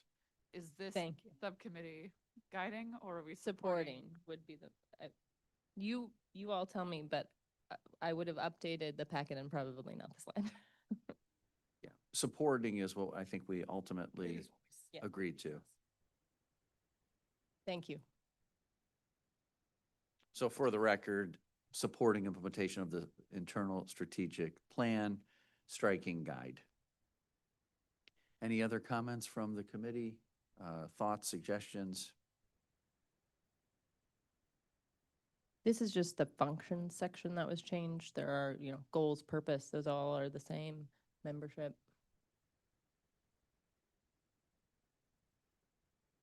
I don't think Just I- a quick, go ahead, India. I was gonna say, I don't think I have any major edits. We had talked through it, and as long as we're there to support and not create, I think that's where my comfort level is. Thank you. And we spent a lot of time, over the past year, updating, I know that performance management process for the executive director. I would say that, do we have any questions on that? Are we, maybe this is really a question for Lisa. Are we following that process and making sure that, that's become part of our policy as we move forward? Yes, in speaking about the performance management process in particular, we are really working that into the fabric of our daily work here at NOACA and making enhancements to that, which I'll speak about today. Okay, sounds good. And then, I just want to make sure that our executive director, that again, that process is being followed. Ultimately, it's the executive committee that will perform that process. We spent a lot of time, put a lot of effort in putting something together that I think was extremely beneficial for the organization. So just want to make sure that we continue to move forward with that. Liz, anything else? Well, I will ask for action to approve the amendments to the HR Personnel and Organizational Development Subcommittee Charter. Thank you. I'd like to ask for a motion to approve. So move. Is there a second? Second. All those in favor, say aye. Aye. Opposed? Okay, the motion has been approved. Next, we're going to discuss classification and compensation plan. And I will turn the meeting over to Lisa Durkin. Well, thank you. Thank you for the time and thank you for being here today. Today, I want to talk to you about an update to the NOACA Classification and Compensation Plan. We are recommending this item to you for your recommendation to the Executive Committee for placement on the September Board of Directors agenda. This is an update, and the previous action was that in September of 2024, Clemens Nelson, an outside consulting agency, had created a new classification and compensation plan, which was adopted by the board. I apologize. My voice always goes when I'm speaking to this group for some reason. So in February of 24, Clemens Nelson did do a large study where they looked at job descriptions, classifications, and they did a market study as well, and did come up with the classification compensation plan. And there were also with that recommendations for one-time salary adjustments to bring the salaries here at NOACA in line with what they had found in the market study.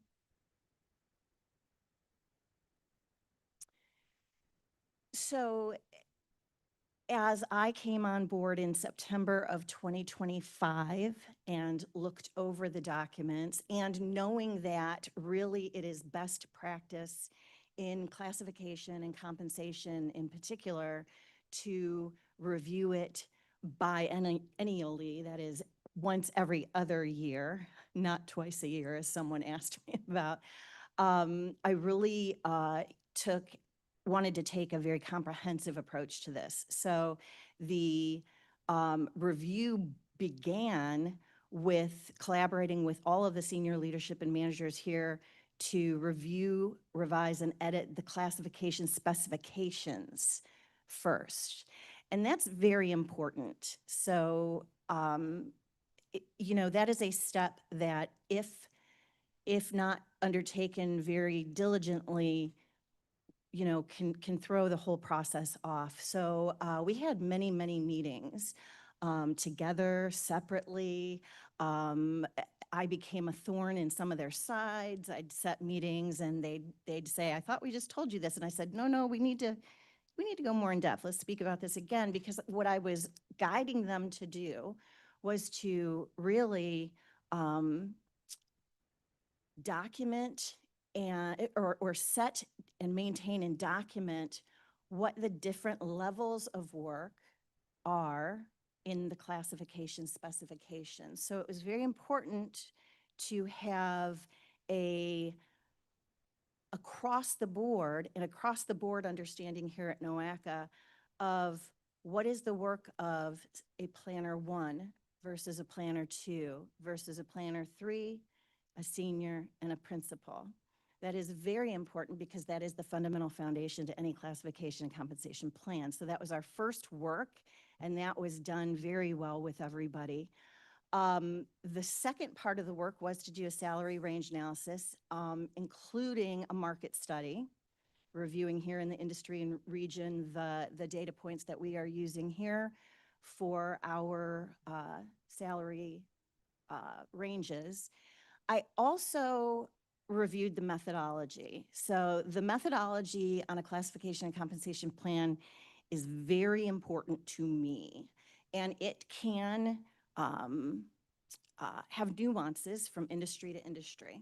So the methodology was very important to me. I found the methodology to be very sound, and especially since we had reviewed and gone over the levels of work and everything for the classification specifications, going into that market study then was made all the easier.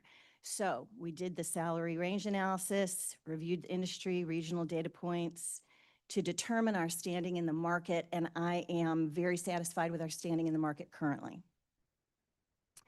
So then we updated the classification and compensation plan, the administrative document, to aid in understanding and in performing of the procedures associated with classification and compensation. So it was, for the most part, there, and then it was just a rounding out of, after having the benefit of 6 or so months to speak with everybody in the building, to know what it was that needed to be enhanced for understanding.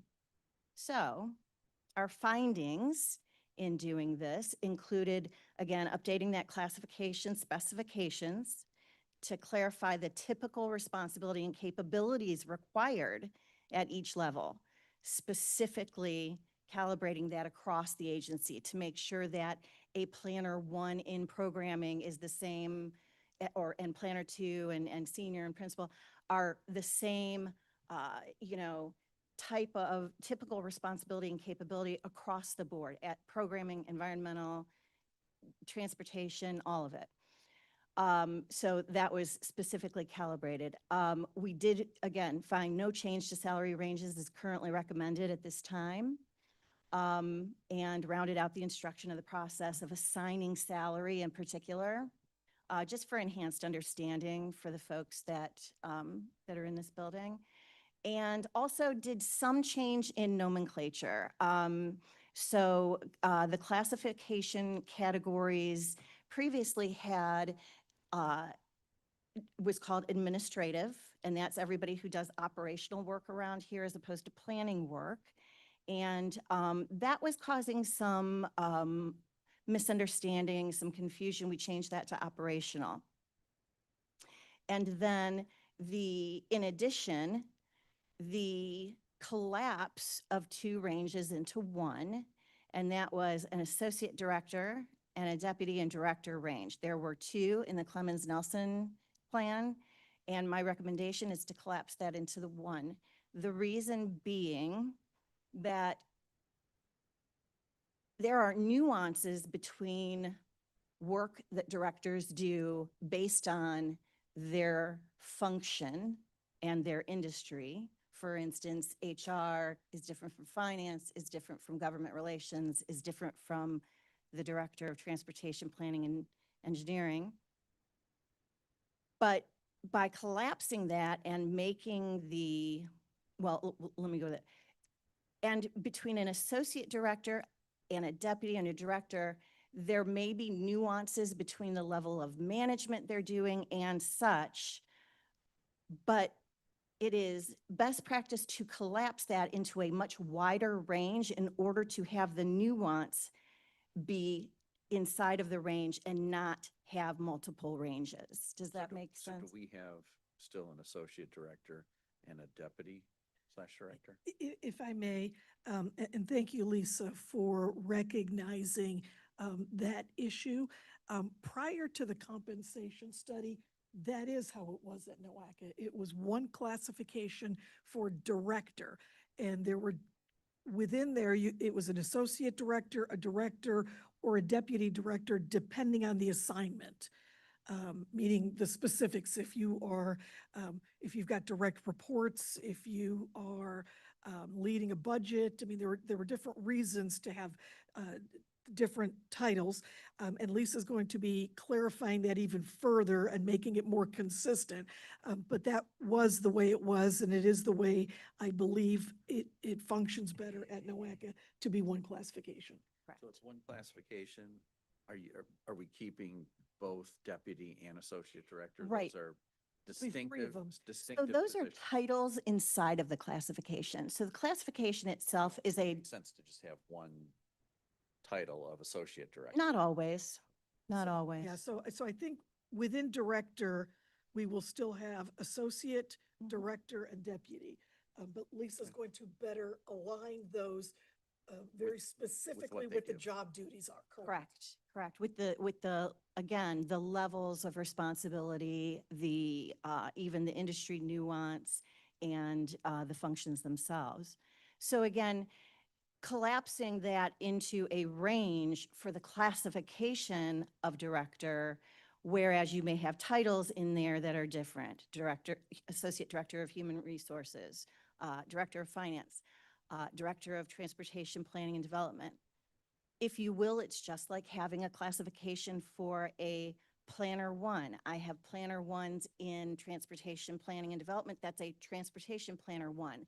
I have a Planner 1, I can have a Planner 1 in Environmental, that's a Water Quality Planner 1. So you see there's a difference between the titles or the positions inside of a classification and the classification itself.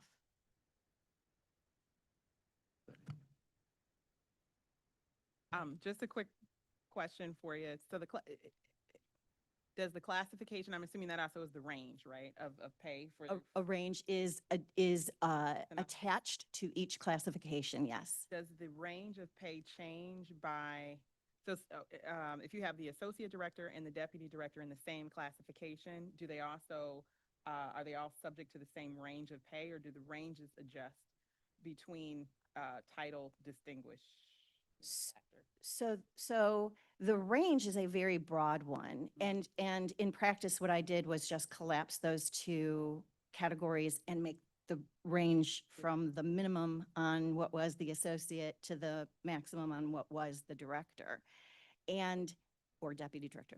And so, so now it's very broad. And as you do in produce or coming to what the compensation is for a specific person, first you're looking at, okay, here's their classification and there's the range. They meet the minimum qualifications. Now let's talk about what their job is, what that industry in this region looks like, external analysis. And then let's talk about internal analysis. Finally, what does it look like internally amongst their peers to be fair and equitable, internal equity?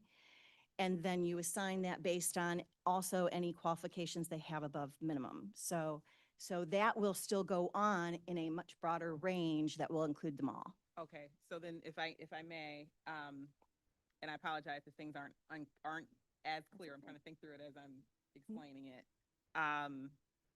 The reason I asked about the range is a couple questions. How many associate directors are there currently at NOACA? And then how many deputy directors are there? The reason I ask that is because I'm wondering about compression between one title versus another. So if you have just one range, does that cause compression issues if you bring in another associate director and then you've got this kind of large swath of pay opportunity?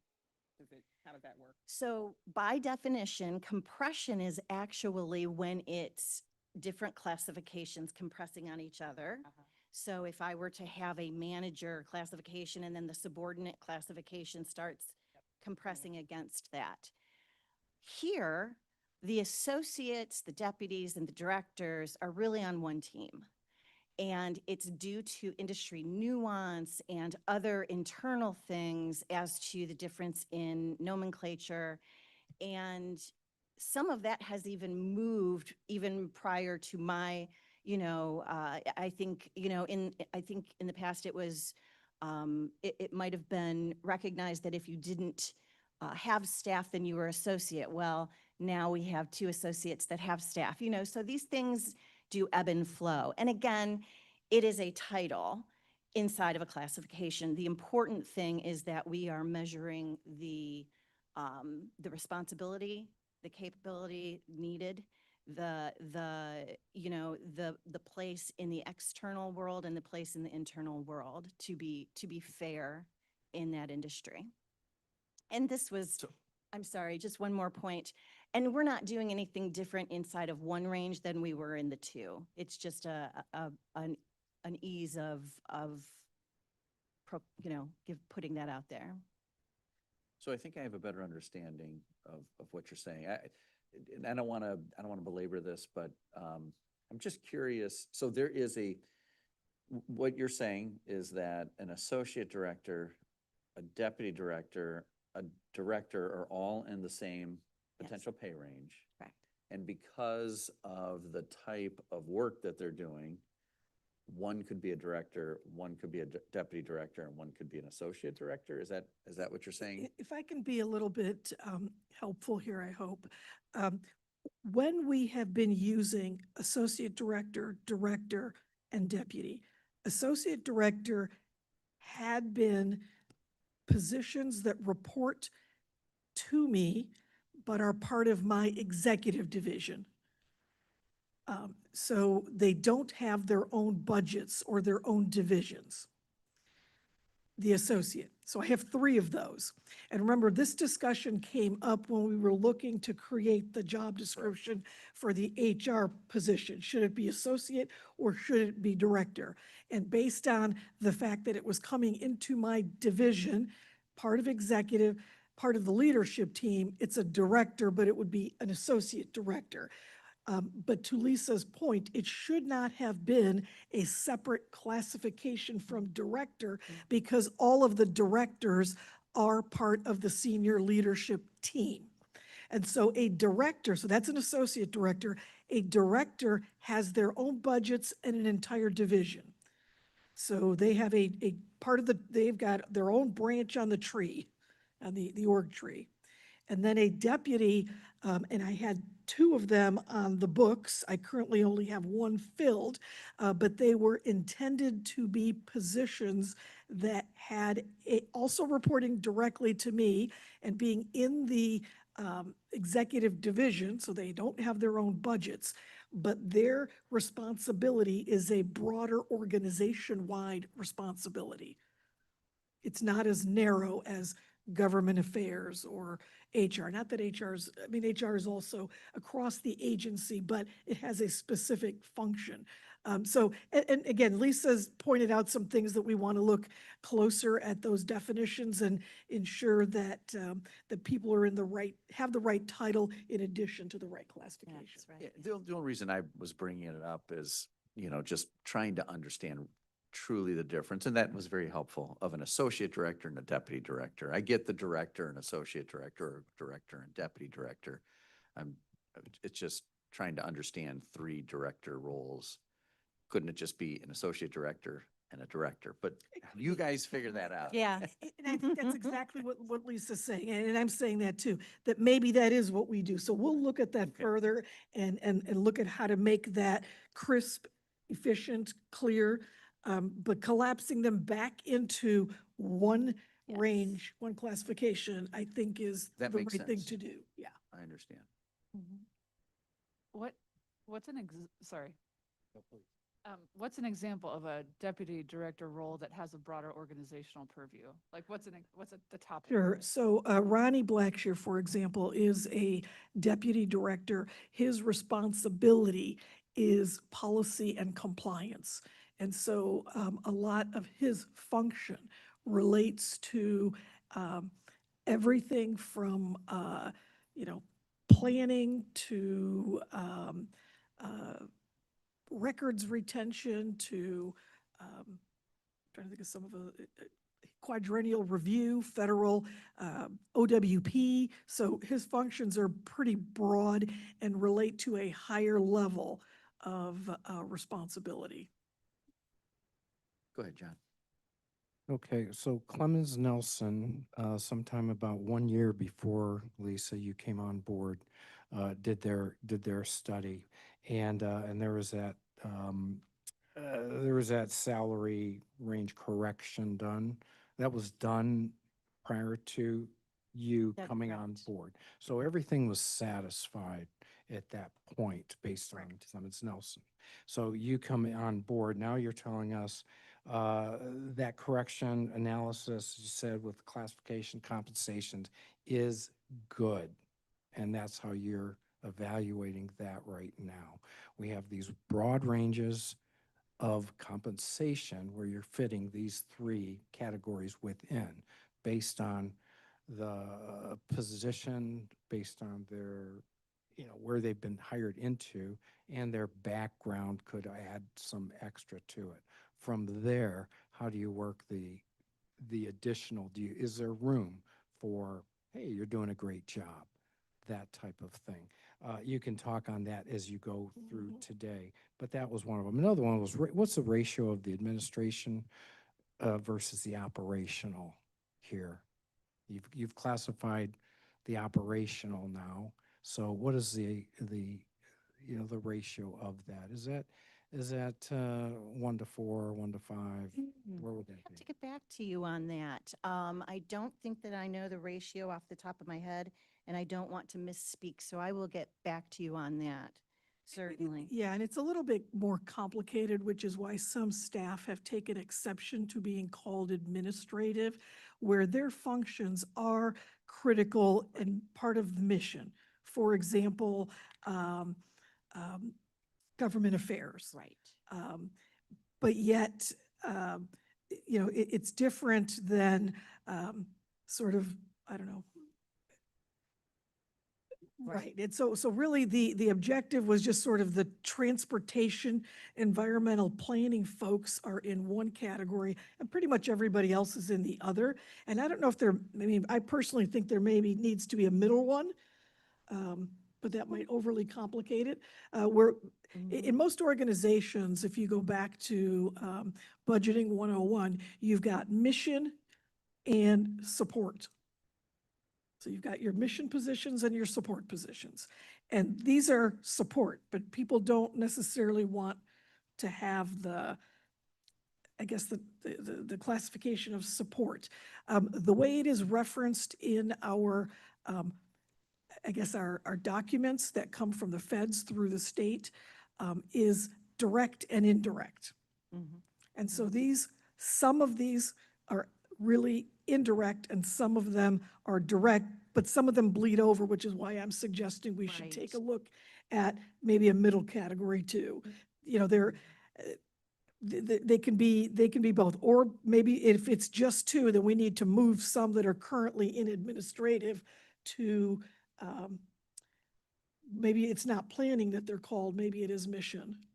Well, I think that's a great point. I think that was why we really like the term, moving that administration word to operational, because it's not always correct to say that they're administrative when you're talking about your financial people who are mission critical.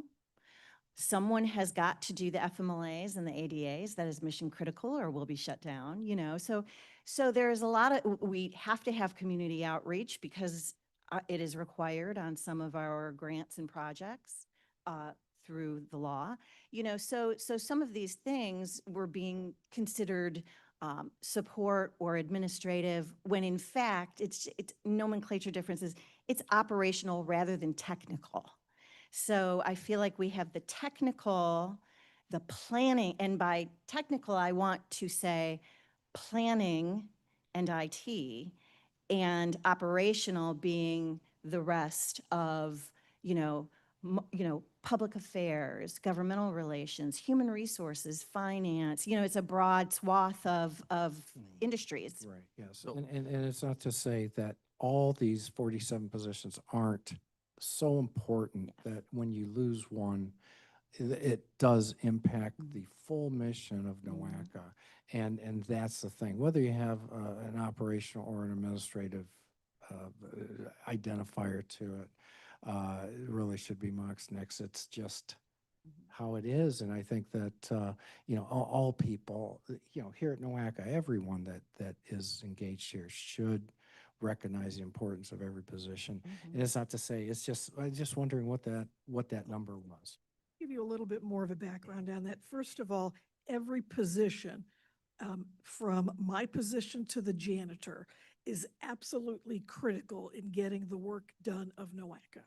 We are a team, and everybody needs to put their hands in for all staff, all team, in order to get things done so we can benefit the people of Northeast Ohio.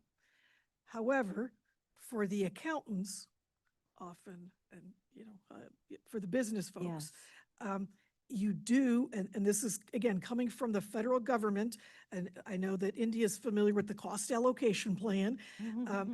What's that? Yes, actually it is kind of one of my favorites, but the cost allocation plan, that's where you're getting into what is direct and indirect. And direct are the people who are planning. It's easier to understand in a business environment. People who make the widgets are direct. Yes. People who support the people that make the widgets are indirect.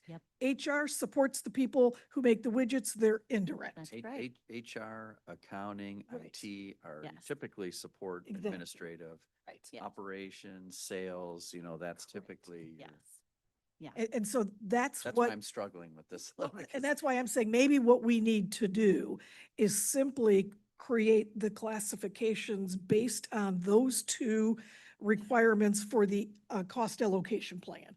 And wherever the people are in the cost allocation plan, that's where they should be in the classification. Or if that's not what's driving it, because it may not be, then is it more about, which goes back to originally before the comp study was done, we had technical planning because they have different requirements, and the objective was to ensure that we had the wherewithal to attract the best talent everywhere, but specifically trying to focus on the planning folks. And then administrative was basically everybody else. It's interesting because as I did review Clemens Nelson's work and how this was formed, the one classification being technical is comprised of all of the direct planning sciences plus IT, and then what they were calling administration that we now want to change to operational is everything else. So we do have a kind of a direct and indirect, but the only one that I would question would be that IT being placed in the technical classification. I think, though, that when you look across the United States of America, I don't think I know, oftentimes IT has its own classification plan. It did when I was head of HR for Cuyahoga County, and probably still does. And it does many other places, and the reason why is because it is a much different industry and it does not fit into typical compensation norms of adoption. And so having it in our technical classification makes sense to me. And so Lisa, for clarification, your proposal is to change administrative to operational and leave technical as technical. Correct. So we would have technical and operational. Correct. And you can classify that as direct and indirect, with the exception of the IT, which I do want to maintain Well, it there's, technical. and there's some on the public affairs side that also bleeds over into planning work, not necessarily technical, but planning work that is not considered indirect. So there's that one too. is that the community outreach or what have you? Correct, 'cause Yes. that's considered Yes. correct. Interesting. Obviously, you guys understand your staff and what you think is appropriate and how it works. So, you know, when you say operations to me, I think there's business drivers and then there's business supporters, right? So if I'm an operations person, I typically have a partner that may be an FP&A and they're doing, financial planning, and they're supporting the business, and I'm responsible for driving the business. And that was always operations in my mind, but however you guys want to do it, you guys understand it, how it works in your organization, Go ahead, India. I think you're kind of reading all of our minds. Would it be helpful and could it be possible to just send out an org chart or some chart that kind of visually explains, not to get too deep, so that we can actually see how it works? Because you got all told about how many people in NOACA, 50 or 60? 47. Yeah. And Actually, you that's a could- great idea. We'll color code it. We'll see So you what can that see, form- and it will be very clear on the org chart, which branches are operational and which are technical, yeah. For That sure. would be great. And, yeah, that will help tremendously, because I think Great. I'm trying to think about all of the directors and this and that, and you know what I mean? And for such a smaller team, my mind is going with, well, how many is over here and how many is there and who reports into who and what, you know what I mean? So it might be good to just see it. Sure. Okay, Mhm. great, thank you. Yeah, and to your point, I think that, and I'm kind of having the same, I'm always thinking of how do we condense things, especially in a smaller organization, less bureaucracy, making sure that it's, clarity of roles and responsibilities and all that. And I'm sure you guys understand it, but this would probably be very helpful what you're Yeah. requesting so we can see it. Absolutely, that's a great idea. And with Your India. staff would enjoy that too. And with India's suggestion, which is great, I look at it as though I'm reading an OWP, and I read who is involved in each area of that OWP and the crossing over of some areas. And so, it's how it all has to come together. And this is just one of those things. So you can read that document even better then. And the reason I think it's important for us to really understand this, because this is going to make its way to the board? That is our hope, Right. that you will recommend it for And then we're going to have a September. lot of people that could have questions. I want to make sure it's very clear and we can articulate exactly what and why we're doing what we're doing. So I think that'll be very helpful. Very good, very good. All right, I also. Sorry, can I go back to the Sure. previous slide? 'Cause Yeah. I did have something I wanted to mention. I was going to wait till you went through all of them, but we kind of already interrupted that. Where it says,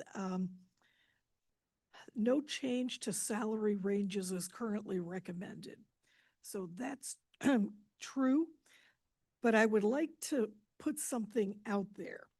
Prior to the compensation study, what the board had approved was that the ranges would automatically move with the CPI annually. Somehow that got left off of I shouldn't say somehow, I know how. It was not included in the compensation plan because the idea was to have to review the compensation plan every 2 to 5 years. I think that's too long to really consider moving the ranges. You don't automatically get any increase when the ranges move. It just prevents people from hitting the top when they do get raises. And with inflation and with raises every year, if you get a raise every year, but you don't change that range until year 5, it causes a problem, it causes that issue. So I would like to go back to what the board had originally approved, which is the salary ranges move annually with the CPI. And so in some cases, it was 0, it didn't move at all. Right. Some cases it was 1.8, whatever it was, but it allowed then when somebody got their 3% raise, they weren't always hitting the top. Right. So if I may add on to that. So it is the standard that when a cost of living adjustment is passed, that is applied to the ranges and therefore can result in pay raises once that cost of living based on CPI and other things is applied to the ranges. So any adjustment that is non-meritorious, so any adjustment that is made besides reclassification or of an employee, of a job, or merit, is usually an adjustment to the range, which results in salary increases. And that is very important. The main purpose for looking and doing a review of a classification compensation plan biennially is both to make sure that your jobs and the work that you're doing is appropriately reflected in that plan, and then also to test your ranges against the market to make sure that you're not creating an issue for yourself in employment. So, so certainly, you know, there should be times when we are looking at CPI, looking at inflation, everything else, and saying we need to come for an adjustment to the ranges, which would result in automatic increases in some cases. Just consideration, I think definitely making sure the range makes sense so that you don't hit the ceiling makes a lot of sense. Is that standard to do it on an annual basis? That does seem like that's pretty often. I don't know if it sounds like that would be baked into your formula, so it may not be, you know, a negative thing. It could be a positive. I don't know that I've heard it done that often. So my question would just be, does it make sense to 2 to 5 years? I think most people end up at 3. Is that typical, I guess, is what my question So- is. Have it every year? Sure. So I will tell you that I'm checking that every year, and sometimes more often than once a year. During COVID, I was checking it every month. So, you know, and made movements sometimes twice in a quarter during COVID, but you're checking it all the time. I'm looking at CPI, I'm looking at inflation, I'm looking at industry factors all the time. I'm looking at competition, I'm looking at the region, I'm looking at, you know, movement of positions in the region. So I'm also looking at, you know, where the best talent is coming, you know, so there's a lot of things. So sometimes CPI, you know, is an annual, oh, yeah, we need to move annually. But that's mostly also, a lot of times it's when you're not doing a merit that you'll see a COLA annually, because they're treating a COLA as the merit. We did that at the county a lot just because it was, it always happened to coincide with that. So we certainly are looking at it. Whether it comes that CPI is telling us we need to do a change annually, we will never know. Can I, just real quick, and I'm sorry, you mentioned COLA and merit. For NOACA, is it synonymous with each other? Because I know sometimes that's a difference too, where you have merit and then you have an automatic COLA. So if you're performing, you know, mediocre or somewhere in the middle, will you automatically get that 2 or 3%, or is it based on that? Because I'm just. It is based on merit only, so Okay. there is no COLA. So, I'm sorry. There is no COLA. The cost of living adjustment does not exist at NOACA. So we only get merit raises, and the merit raises are usually 0% to 5%, with an average of 3%.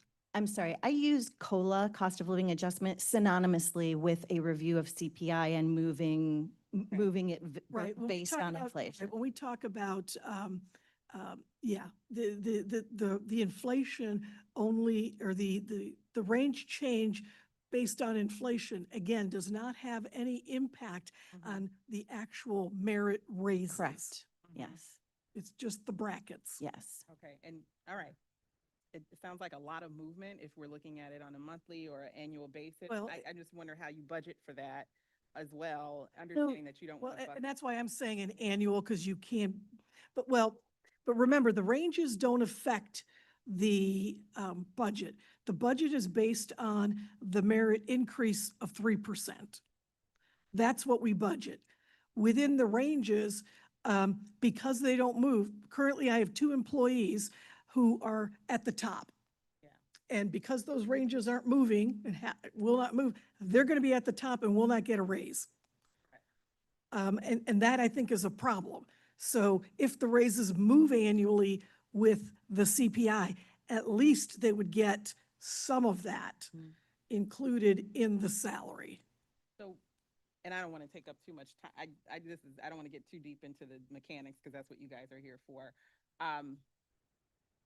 Would they not get a raise at all, or would they not just have their base?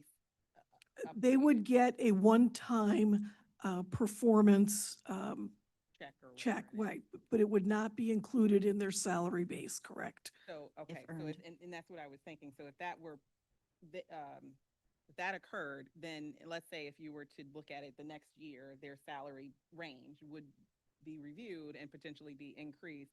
I'm just thinking about on the conservative side, would it make sense to be able to have that built in versus having to change the range, having to give them the raise, just to make sure that the budget is stable, where if you've got a lot of and I may be overthinking that you've got a lot of fluctuation going on year-to-year basis, but. Currently, we do not have a lot of fluctuation. Actually, I think I lost you a little bit on that part there. If a person is bucking up against their range and it's increased time, and they perform so that they could get that additional increase. My assumption, I think what I understood is that they would get a check, but they wouldn't have their base included. Correct. And then when, let's say that it's programmed for the next year for their range to be reviewed, they basically would stay at that cap, wait for that additional year to go through and then be adjusted.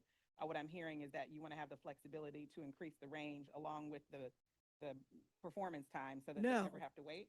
No, that's an interesting idea, and we can certainly think about that too. Yet, no. At this point, I was simply recommending or asking about going back to the way it's historically been done at NOACA and what the board approved, which is an annual automatic increase to the ranges of CPI, which is separate and apart from the actual merit increase.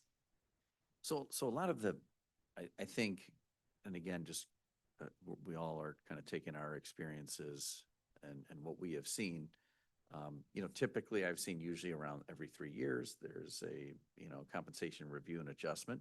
I've also seen it where there's an adjustment based on, CPI or average, merit increase, and there could be, that applied throughout all the ranges. But I guess my question would be trying to understand how somebody could be so high in a range that it needs to be adjusted every single year in order for them not to kind of tap outside that range. And I'm not saying that there's anything wrong with that, but there is a point where when you're managing jobs that the range is supposed to dictate what we believe these positions should be paid. Correct. And if somebody constantly needs to be adjusted every single year, the range needs to be adjusted because somebody's so high in that range, trying to understand how that happens. So is it really the range's issue? Or is it the individual that, and I'm not saying that you don't give them an increase, but what I'm saying is, should we continue to adjust a range because you have an outlier? So I believe that what needs to occur and what will occur, in fact, we've already spoken about it, is that a rechecking of those classifications, the work that the people are doing inside the classification. And actually, that is what Clemens Nelson did when they created the classification plan. However, there are some that I will be reviewing as well.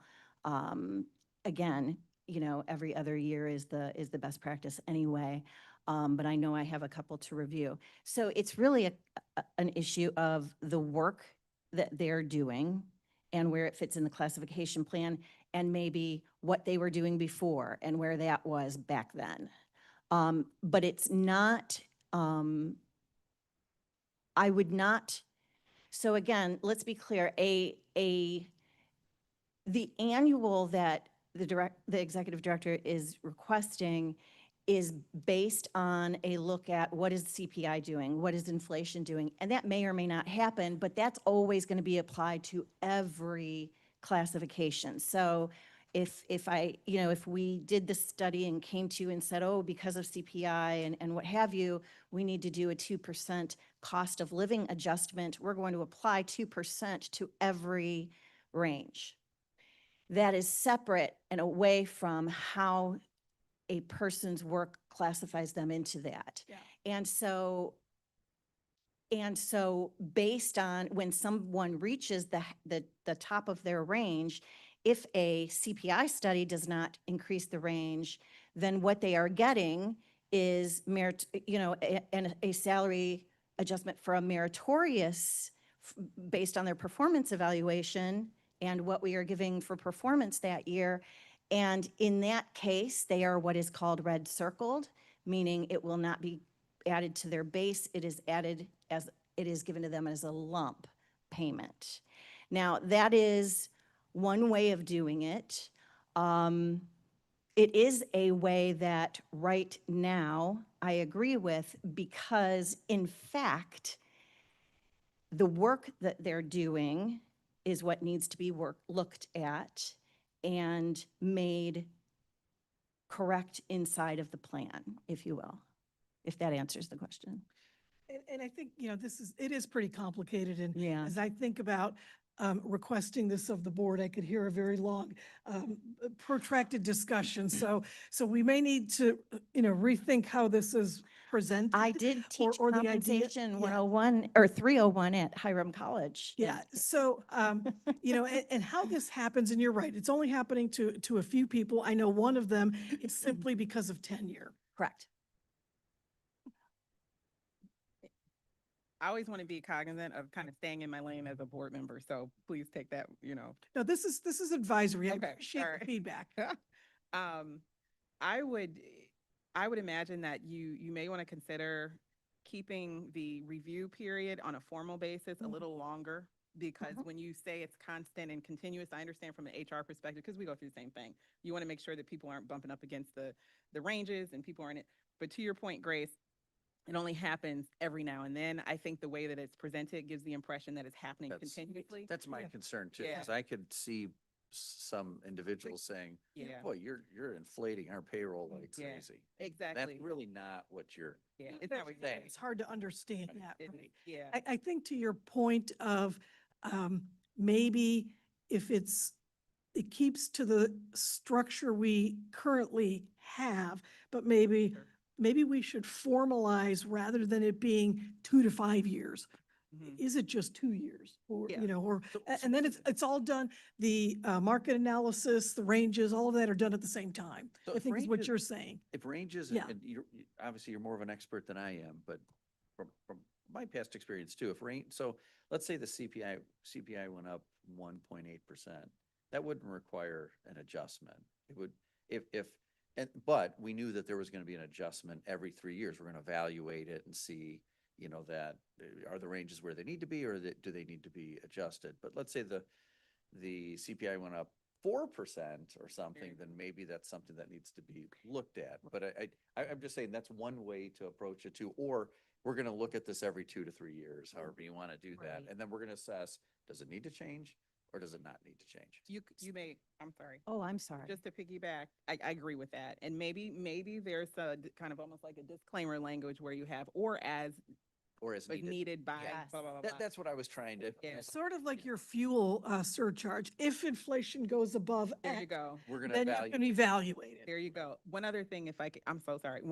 I'm talking fast because I know I gotta get moving in a minute, but one thing I did ring a bell for, and I'm just thinking of perception wise with all the folks that you got here too. To me, classification means something a little bit different.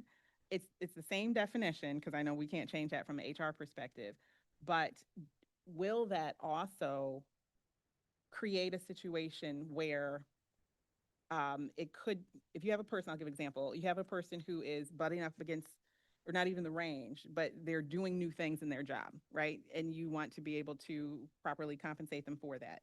However, do you have a distinguishing factor between a classification change or a new job that requires competitive hiring? Because that could get you into trouble too, and I don't know if that would be understood by this group. So, You know what I mean? so it's common practice in human resources to, so first of all, the law used to say that someone may work outside of their classification for 20% of the time or what have you.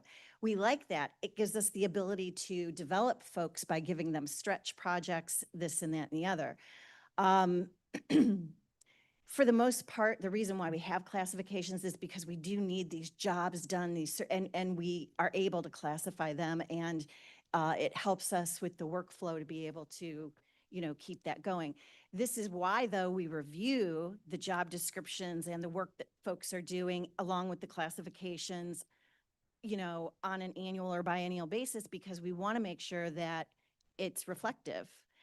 And when a new, it's not about a new classification, but a new position will fit into these classifications, because again, classifications are very broad things. They're not a one position. Positions fit inside classifications. So so. Okay, one just to keep on your radar within, I'll talk from my own area in public. It drives me personally nuts when I get folks that say, well, you gave me this assignment, I deserve more money. Right. And that's not okay. No. And so to give folks the impression that we're going to just put it out there, that we're going to constantly review on a monthly or Right. even though that's your job HR wise, letting folks know that in a public forum that we're going to continually review you, and then give the impression that we're also going to give you potentially more money and reclassify based on the projects that you're assigned, could create a little bit of a firestorm.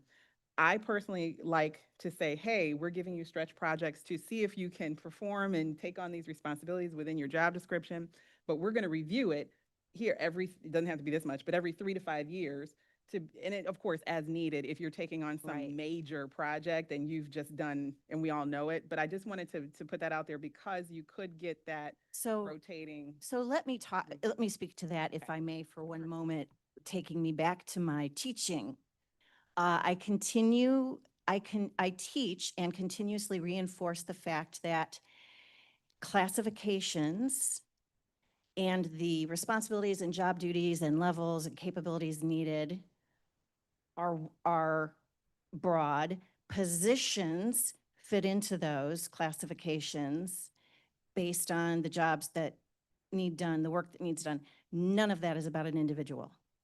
A classification plan and a compensation structure is not based on any individual.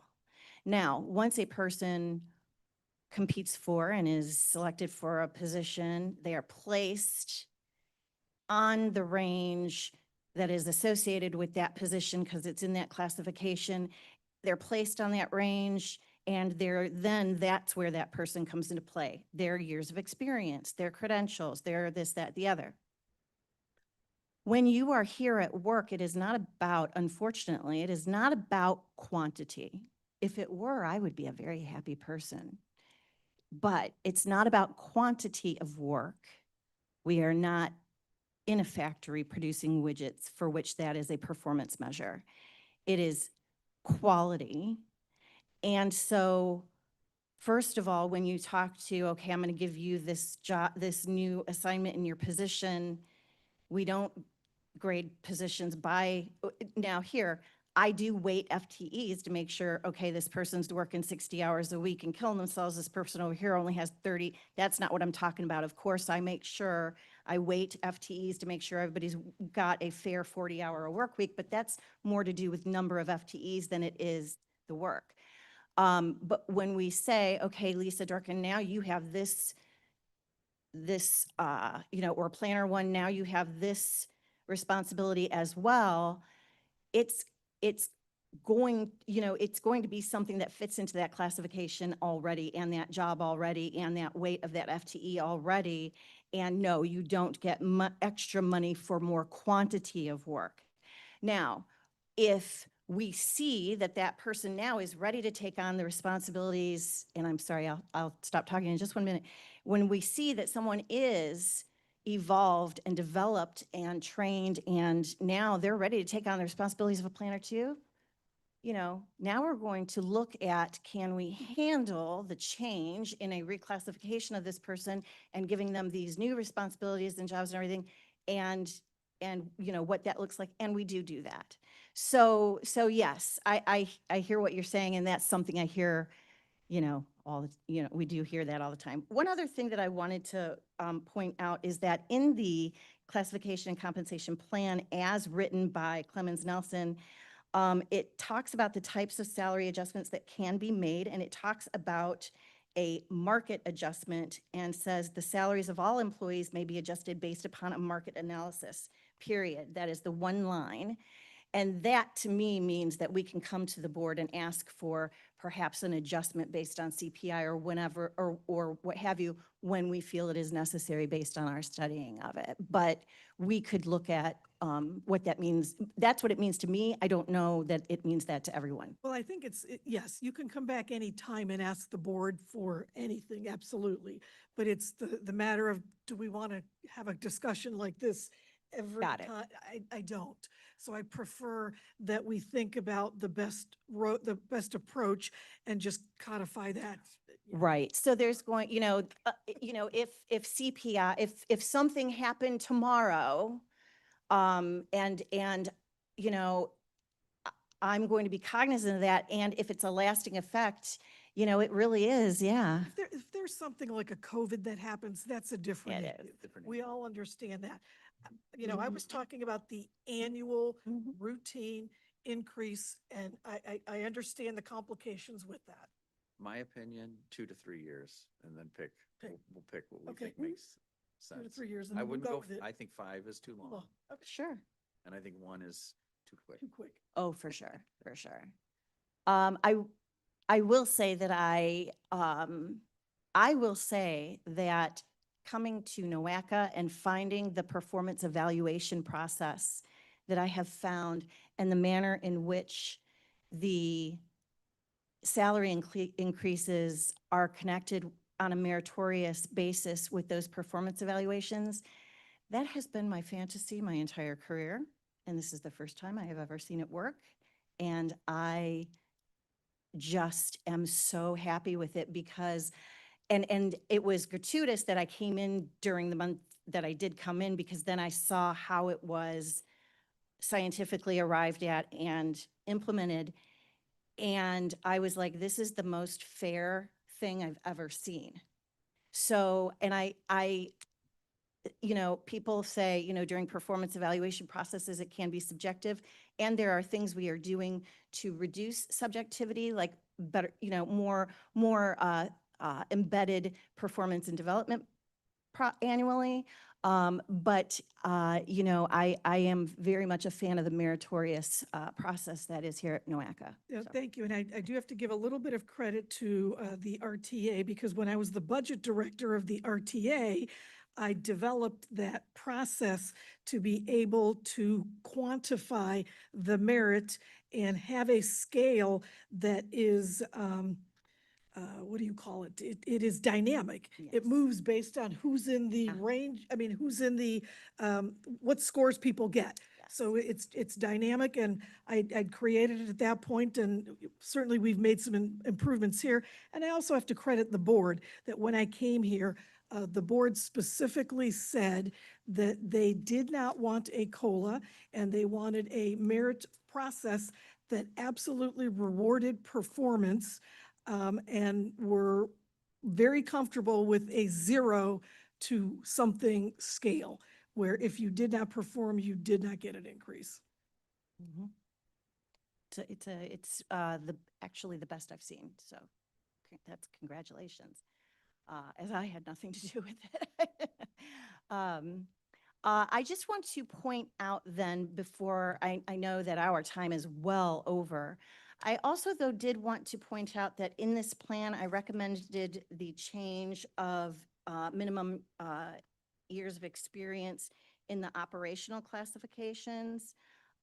Specifically, I found that moving from what is currently an administrative 1 to an administrative 2, which required 4 years, was handcuffing us a little bit in this day and age, and the work that we do. folks can make that leap with, Sure. with 2 years of experience. So I changed it to that, as well as the 2 to 3 was a 7. I made it a 5 to 7 because I felt that was very important. I have seen how that has stymied a couple of our very, thank you, Ms. Birdsong. You know, I've seen how that has stymied us at with a couple of people here. And then the only other change that I wanted to recommend was that it was recommended that upon the attainment of a professional engineer's license or an AICP certification, Clemens Nelson recommended a 5% increase to salary with that. And for a degree in engineering or a master's degree, they had only recommended 3%. I recommend we have all 3 of those things be 5%. As a degree, I find to be equally as beneficial to the positions. And that's a one-time 5%. That's correct. I included the promotional policy, which was already written, and right before I came, it was written very well, and I just added that in. It was a separate policy that I'm just adding in for comprehensiveness. And the editing of the process for placement of reclassified positions, I actually just streamlined the process to make it a little bit easier to and quicker. Did you have something, John? No, okay. All right. So do we need to make any, a motion here? We can't, we don't have a quorum I was anymore. gonna say. Well, Oh, and it sounds like, I'm sorry, and it sounds like we need to work a little bit more on this. And so we can. No, I was gonna say, we're not ready Yeah, to make that right. motion anyways. I think there's more work that needs to be done. But, so from a timing standpoint, I know that, that you wanted to present this in September, correct? Mhm. So what does that mean now? It That doesn't, won't be presented in September, right? that was just an internal So I just goal. want to make sure Sure. that you guys are comfortable with that, Yeah. because I think that means we'll have to have the next meeting, you guys will work on that. Right. And then it'll go on to Sure. an additional meeting Mhm. after September. Right. Okay. Sure. Anything else on this? Lisa, good job. There's a lot going on here. I think it's fantastic. I mean, really, the work that you both are doing, and really the whole team, it's great. Lisa, in 8 months, has really done a lot of work.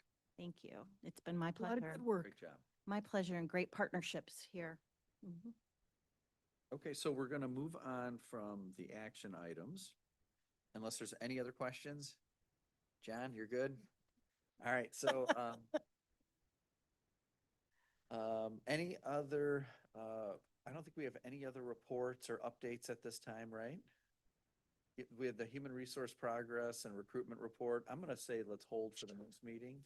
Other than I do want to say, for the recruitment, we are hitting it out of the ballpark. Yes, Great we job. are. So we are filling some very critical positions, some of which have been open for some time. And job. recently, we're about to make a job offer for one of my leadership positions that I restructured last fall. Great. So how many positions are currently, that we're recruiting for, are currently open? 4.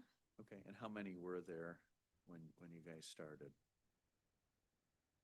filling the open positions? I mean, you've always got the run rate, It's just- right? You've always got the fact that, we might have 47 FTEs, but we probably average around 43. So if I'm speaking technically, FTEs open, I think when I came here, there might have been 7. But at the run rate, you consider, Back we and were, forth. but we were down some planners in TPED that were really, Critical. yeah, they were mission, Able to hire those. yes. With job. excellent background. Yes. Particularly the technical requirements that we have needed, that we have, that has eluded us. We have them. They're terrific employees that we've been able to find. Yes. Great. 3 months ago, the meeting minutes showed 41 was what was reported. What number are we at today then? 43, I believe. Okay. Mhm. Yes, we have added planner 3 in in modeling who is wonderful, and a senior planner in engineering who is sitting for his PE this month, or finishing his PE this month. Knock on wood. And then as of last night, I haven't even announced yet that we are welcoming a planner one who is relocating from San Bernardino, California to Wow. come here with us. Everybody. So there you go. Yes, he'll be, and I haven't even told the hiring manager yet, but he'll be beginning with us July 13th. So, is excited to come and work Be at happy about the NOACA. affordability of food. Yes, yes. Yeah. So, great candidates out there. Great. Thank All right, you. thank you. Thank you, Lisa. We have no other reports, right? Nope. And we have no old business. Is there any new business? And candidly, I don't think we can even do an adjournment for the meeting. So I'm going to take that as a motion in a second, and meeting adjourned. All right, thank you. Thank you. Good, I gave that to you. I always steal that from you. Sorry about that. Lisa, thank you.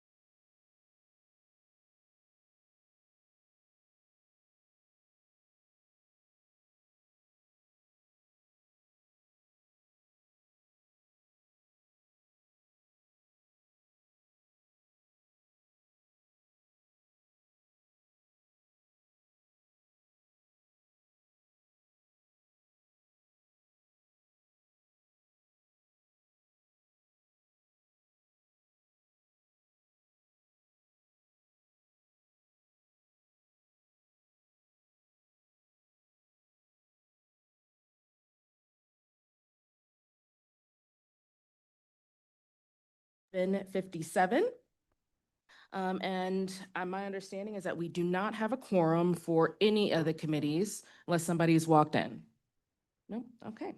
All right. So in compliance with notification requirements of Ohio's open meeting law, the notice of this meeting has been publicly posted and major public media has been notified. We all know that NOACA conducts its meetings according to the Roberts Rules of Order. So actions taken during this meeting will be taken by voice vote. If any member feels the need to abstain from any vote due to a conflict of interest, he or she should state their intention to abstain when the matter is introduced by the chair for presentation. For the record, that member shall not participate in any discussion of the matter for which that conflict exists, if there's a conflict. So according to the Roberts Rules, absence from a meeting does not require a member to abstain from voting on the minutes. If the member still wishes to abstain, he or she should just state their intention for the record. And then for the benefit of our guests who are here, because I know we have some presentations later, from our guests from the public and the recording of this meeting, please be sure to speak into your microphone so the microphones can be turned on and off using the button that everybody sees. All right, so meeting minutes. We do not have a quorum, but the meeting minutes that we would want to talk about for the Business Advisory Council has meetings back from March 27, 2026, all the way back to September 22nd, 2023.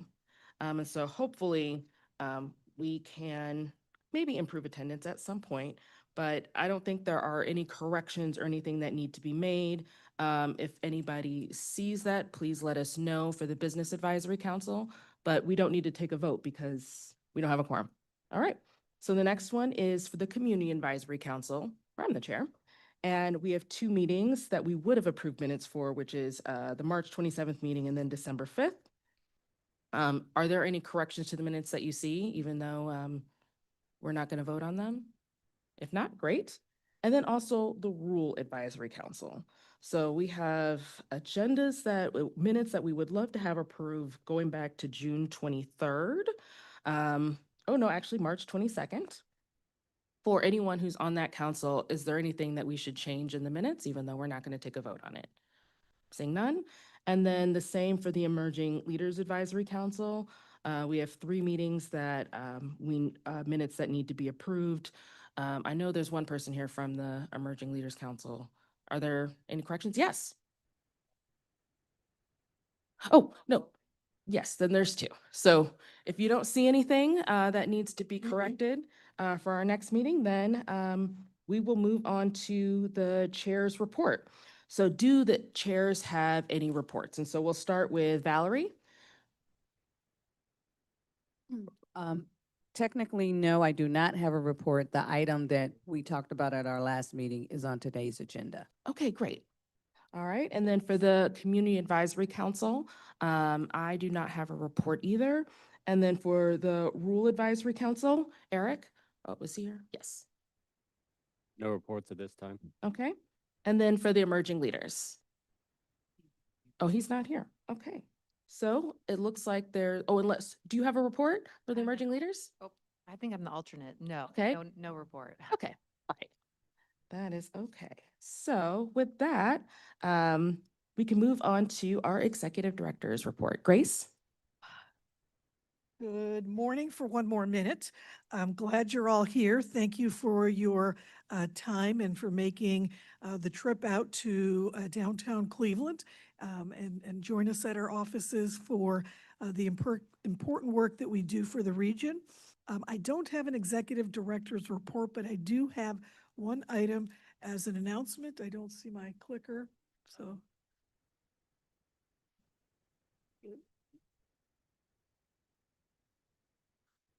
Oh, okay.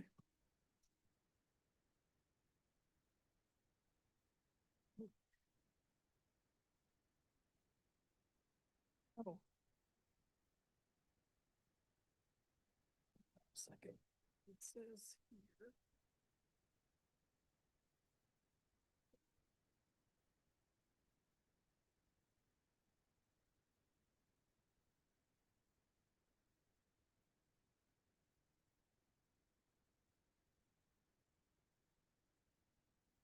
Okay, no, actually, I don't have an announcement to make. Apologize. That was a different meeting. So my only announcement is, thank you for coming. All right, with that, we can begin our presentations. The first presentation is our Public Affairs Quarterly Update. And I think Danielle's coming up. Good afternoon. So for our Public Affairs Quarterly Update, we do align all of our strategic priorities with the calendar year of 2026. And this is what the External Affairs Committee has approved. And is always to advance the visibility, engagement, and public awareness of the work that we do and ensure consistent outreach and advocacy efforts. And the report is really on our external outputs as well as our public interfacing. So in this, our quarterly action plans, we're focusing on 3 key areas this past third quarter, and is brand management, public engagement and outreach, and community awareness. A lot of our advocacy messages and program announcements. So far as brand management in third quarter, we increased our visibility across our digital and print platforms, a little over 20%, as well as develop key messaging and visual identity standards. That was an increase of 5%, and our media presence went up by 12%. And so when we look across all of our platforms and our messages, we had 4.4 million impressions. We had reached out to 52,000 plus, as well as over 29,000 as far as engagement. As part of that is our brand messaging, not just internally from NOACA, but also from a lot of the work that we did and working outside. We did a brand outreach with the Cleveland Charge and far as the activation zone, and that's about 3,500 visitors. And we monitor our website as we do a lot of the brand outreach, how many people are actually reaching out. And this was during their sustainability night. So it's a lot of media presence and branding. We also have our new newsletter that we started this year, NOACA Now, as well as our paid advertisement. The paid advertisement is what really helps us with those impressions. And I'm going to do third quarter and a little in our fourth quarter in our beginning that we have what we call our NOACA Loves Transit Challenge. And this was a paid advertisement with various radio and television stations. And our daily impressions were about 27,000. And again, our total impressions were over 4 million. And we had a return on investment delivery of 126.4%. This is directly public awareness and outreach. So it's not about the transaction, which is important to us and what we audit for if we're going to do this, how many people actually participated. So we'll be able to bring that information. But in public affairs, it's really about the messaging that's created and how well that we're getting it to these outlets for outreach.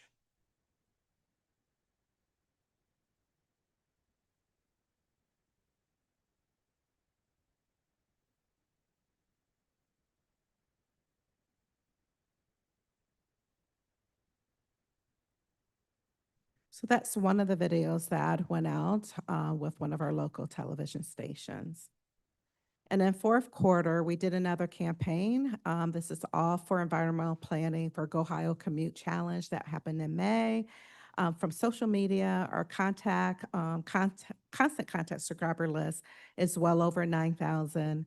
From media integrations and publications, we publicized and brought public awareness to this challenge. And again, we use WKYC TV3 and WJW television and the whole Odyssey radio network. And this is one of the videos that were promos on WJW.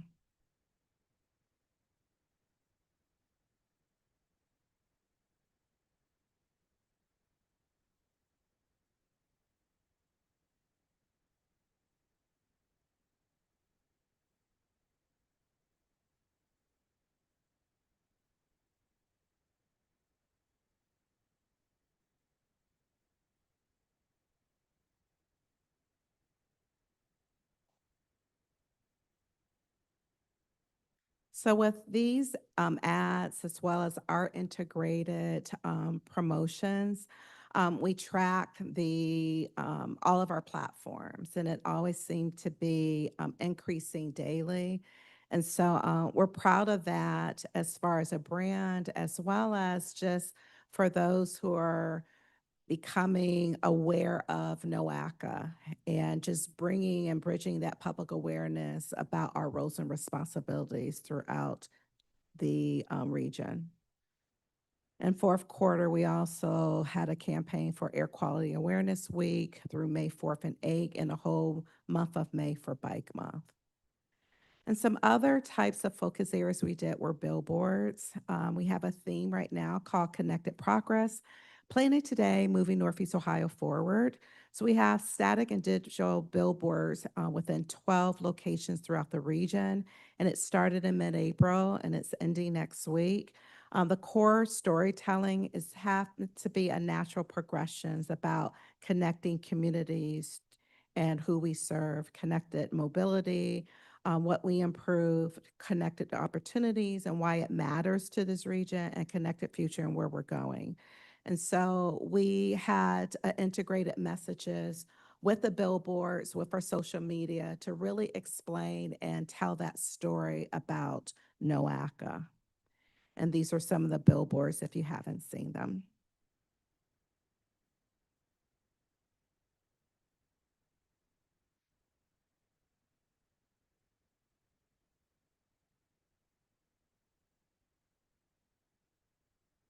Another focus area that we're looking at is in our public engagement. So in our fiscal year 2027 that's coming, we will be introducing forums, listening sessions, and development. Some of these are the proposed topics: Federal Surface Transportation Act funding and what comes next, workforce mobility and access in a hybrid economy, as well as our economic development districts and a federal funding, and integrated land use, transportation, and brownfield reuse. So be happy to come back, and even today, if you have any information or ideas, we're always looking for innovative topics that we could bridge to our region. But these are some of the forum topics that we're working on. And I wanted to bring a public awareness to the Aerozone TEDI, the Transportation Economic Development Initiative.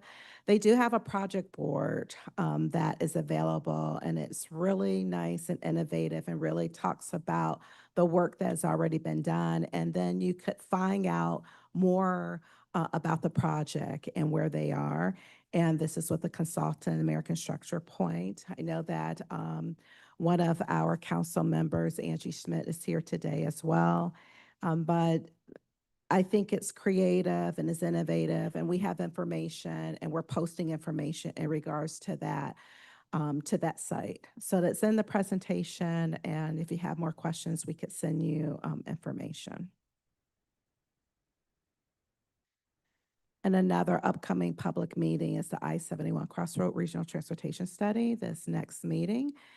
Public meeting is Tuesday, June 23rd.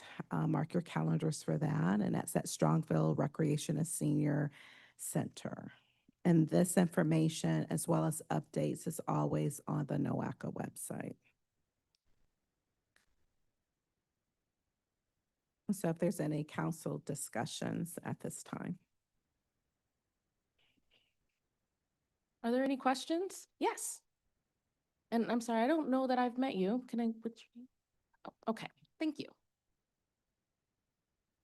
So good afternoon, I'm Jackie Baca. Have you ever considered in some of your promotions in incorporating a school challenge? Particularly thinking of the month of May and Bike to School Week, so many of our schools participate in that. And if we could also be a partner in that and then collect some of that data to really show the difference that our communities are making. We have not done that, but we're definitely open to innovative and new ideas and collaboration. So I appreciate that. Any others? I like that idea too. I'm curious if there were Two slides that you had, actually maybe three. The first one was the forum topics slide. Yes, that one. Are those dates set? Are you looking for any kind of support, like speakers or moderators? Like, is there any, maybe the better question is, what can these councils do to help support both the curation of those listening sessions and then also attendance? So thank you for that. Our fiscal year 2027 begins in July. So we do have a survey that would be sent out to all council and committee members. And that information would be there and talking about the ideas and discussions around each of these topics and open for other ideas throughout the fiscal year. And so as we did previously, we'll have that information where you could sign up and volunteer for any of those types of assignments.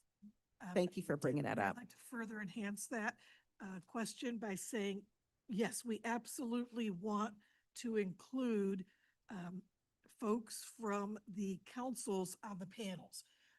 We invite you to be part of these councils because of your areas of expertise and your networks in the community. So yes, we would love to have you. So when Danielle sends out the survey, please respond.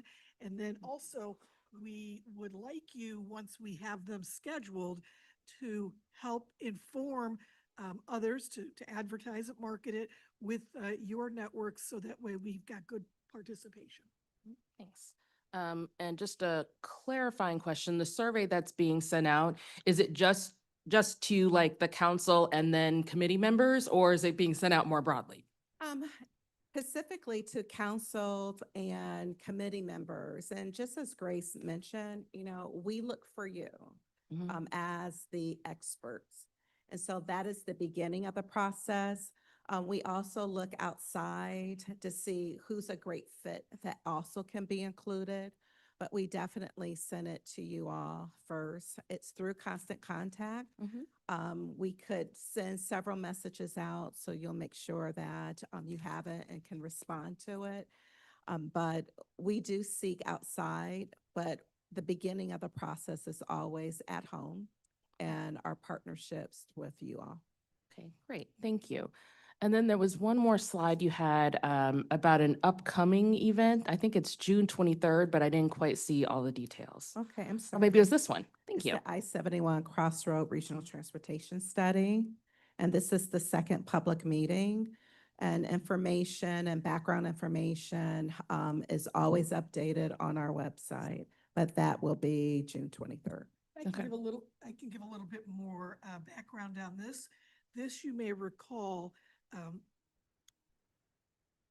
stems from the legislation that was, I think, passed a couple of years ago to require an interchange to be built, and there was a formula.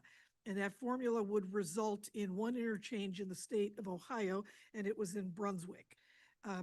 So the community that was requesting the interchange was Strongsville. The community that unfortunately didn't want the interchange, but it would be imposing on their jurisdiction, was Brunswick. And so NOACA worked to get that legislation repealed. And in its place, we are funding and conducting a study to look at what the congestion problems really are, where they are, and what the solutions might be. So we had meetings in the fall where we collected information from the public based on an assessment of current conditions. We now have reviewed 6 alternatives, and this meeting will be to present the results of analyzing those specific 6 alternatives, and then what recommendations the consultants will make for further study. This study, the full study, is intended to be wrapped up by December 1st and presented to the legislature immediately following that date. So it's going to be an exciting meeting. Okay, well, that is an opportunity for us to promote. Yes, Lil? I would like to know, from earlier the question, if we want a school to be involved, what would be the type of schools we are talking about here?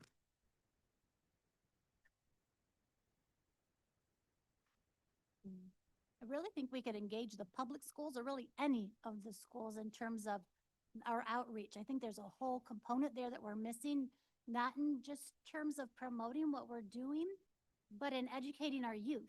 And a lot of times in educating our youth, we're also educating their parents, which really just makes sense for us to have that additional outreach to them. Whether we're collaborating specifically with the school board or the superintendent, the principals, there's a lot of different avenues that I think we could take in regards to that. So you want to focus on K through 12 Correct. only?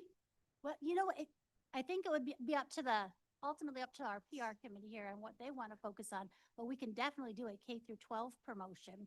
We also have quite a lot of universities for that matter, so we could also focus on that population as well. Got it. That's better. Valerie? Hey, Grace, I think NOACA's involved in the Safe Routes to Schools planning, correct?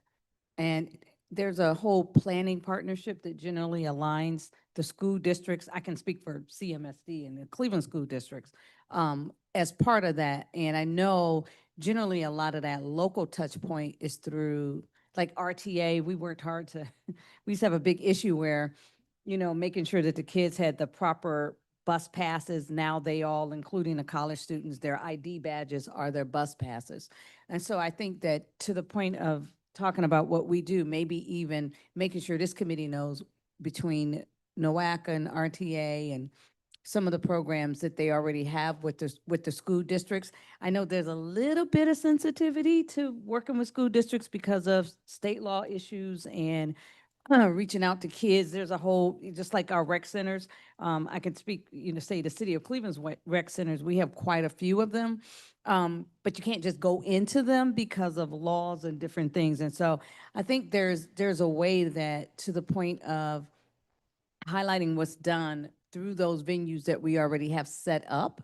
Because like Safe Routes to Schools, police is at the table, school district is at the table, libraries at the table, NOACA's at the table.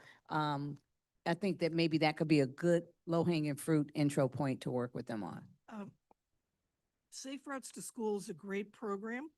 Several years ago, NOACA actually was much more involved in Safe Routes to School because many of our communities, particularly the smaller ones, but also the bigger one like Cleveland, really needed our assistance in navigating the ODOT process and getting some basic information to fill out the applications. Since then, most of the communities that have wanted a Safe Routes to School plan either have had one or are able to get ODOT's assistance on navigating that process. And the awards come from ODOT. And so NOACA certainly is there to support. We will always provide letters of support. We will help if there's anything that you still need. But I will say that our customer base has dwindled. Yeah, it's good. It's a good thing, right? That means we did our job. Any other comments or questions? Yes.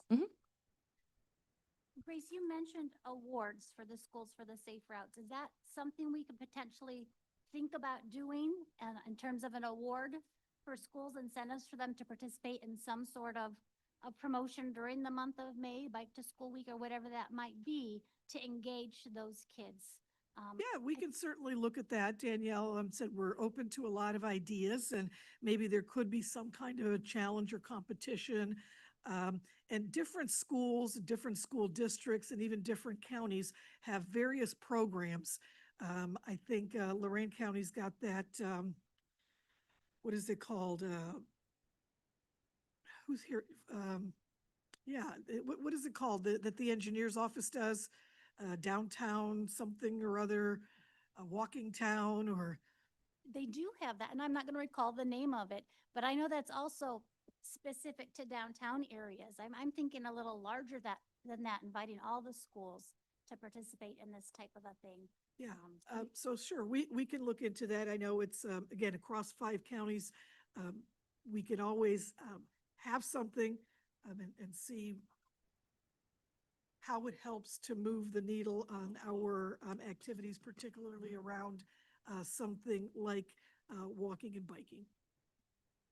And Jackie, I just want to clarify, when you talk about like school engagement, are you thinking, I mean, Grace gave a really good example of how NOACA works with schools around their own like transportation and construction challenges.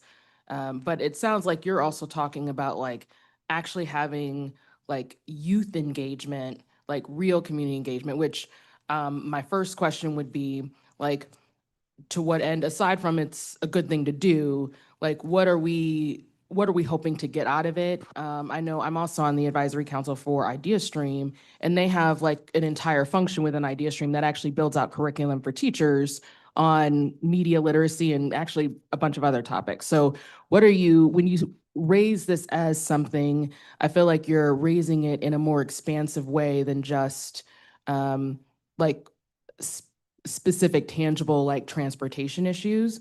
So can you expound on that a little bit?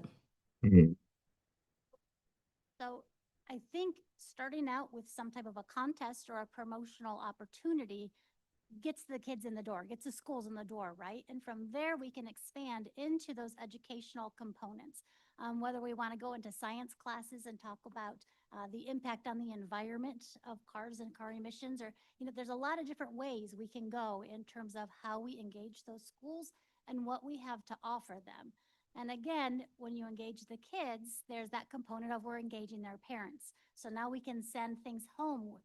Did you know XYZ, and encourage those kids to share with their parents what they're learning in the classroom to really just make really broaden our reach. I feel like what we do with our promotions in NOACA is wonderful, but we still don't reach everybody.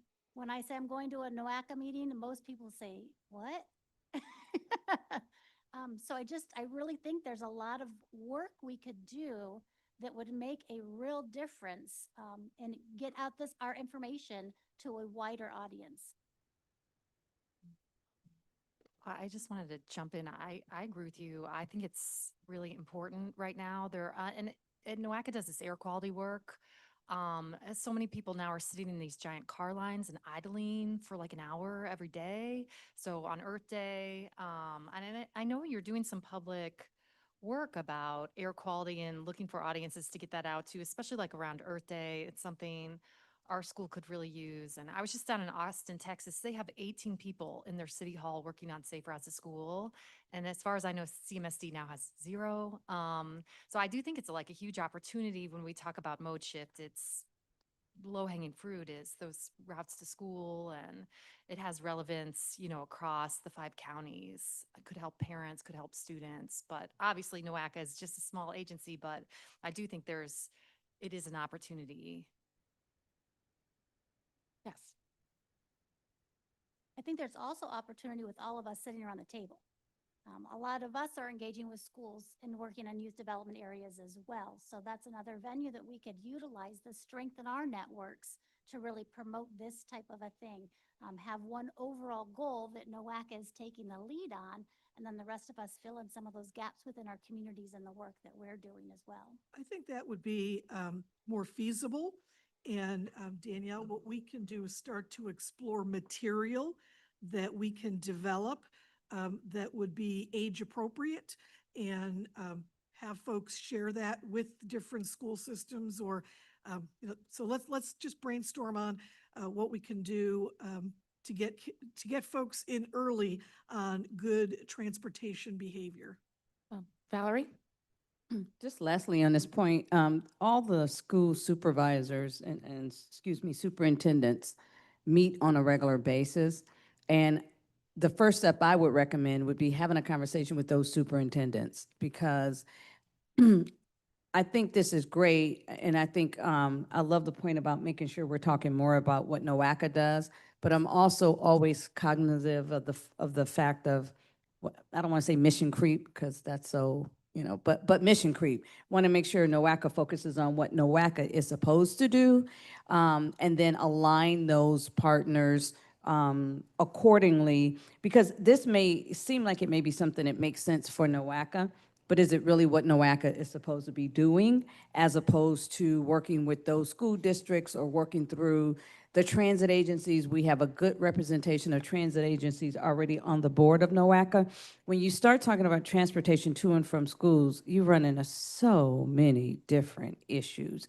You know, there's a mileage issue to when kids get bused versus when they have to take public transportation. So it's so much nuance in that.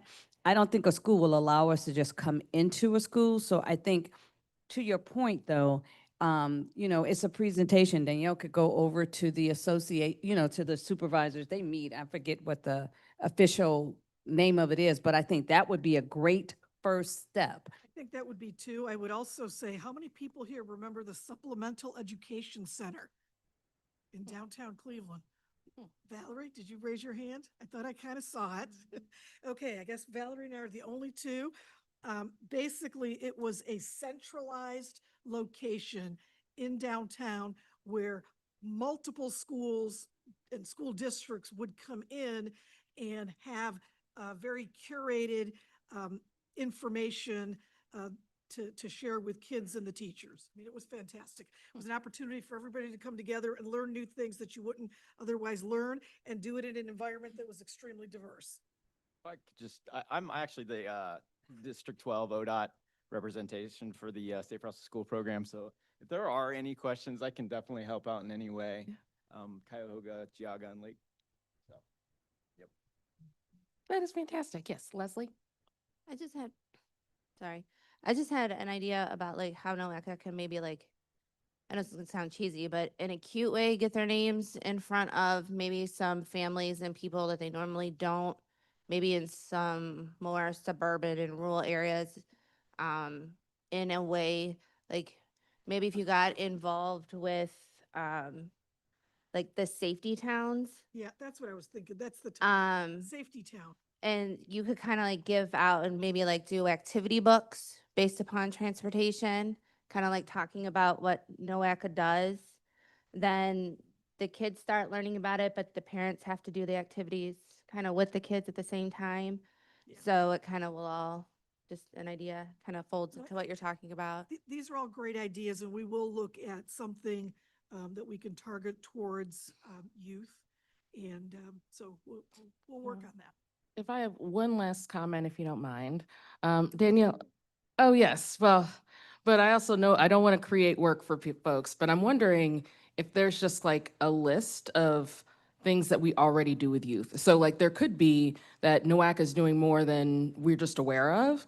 And so is there like a summary of some of the things we're already doing so we don't take us down a road where we're actually already doing something and maybe that just needs better support or to be amplified? We are not, which is why I'm saying we are willing to Okay. look at it. Okay, great. We are currently, that is not something we're focusing on. We are about to launch something, and I'm trying to remember the name of the Lego things that we're doing with air quality, but there's a couple of things that we will be doing with, I think, the Cleveland Public School System coming up maybe this fall or something, but we typically don't have a lot of programs that extend to the youth. So we'll start taking a look at it. Okay, thank you. Particularly around safety. Safety is a big, it's a priority for NOACA, and it's something that reaches across counties, across jurisdictions, whether you're urban, rural, or suburban, safety is an issue. I just wanted to pick up on something Valerie mentioned about the superintendents meeting regularly. In Medina County, our Education Service Center, they pull together meetings of our superintendents every month. They're meeting every month. And so if you've got connections with your ESC, and we have great connections, then that could be an easy way to at least present some of these materials once you kind of gather them in one space and kind of have the message that we need to send. I would also think that that's an opportunity before we even develop any materials to talk to them about what they think we ought to be doing. Right. Well, that was great. Danielle, do you have anything else? No, I appreciate all. Oh, yes, I was just like, or do you? That were there, and, you know, beyond public affairs, which operates in the operations side of the agency, We also have a planning side. And so most of what you are requesting is part of their areas of operation of education and outreach. And they do an excellent job in doing that. And so all of your comments will be incorporated into that, and then whatever public affairs can do to create those messagings to get out. So I appreciate it. Great. Thank you. All right. Well, I think we've got other presentations. And so, Bev, I think you are next up.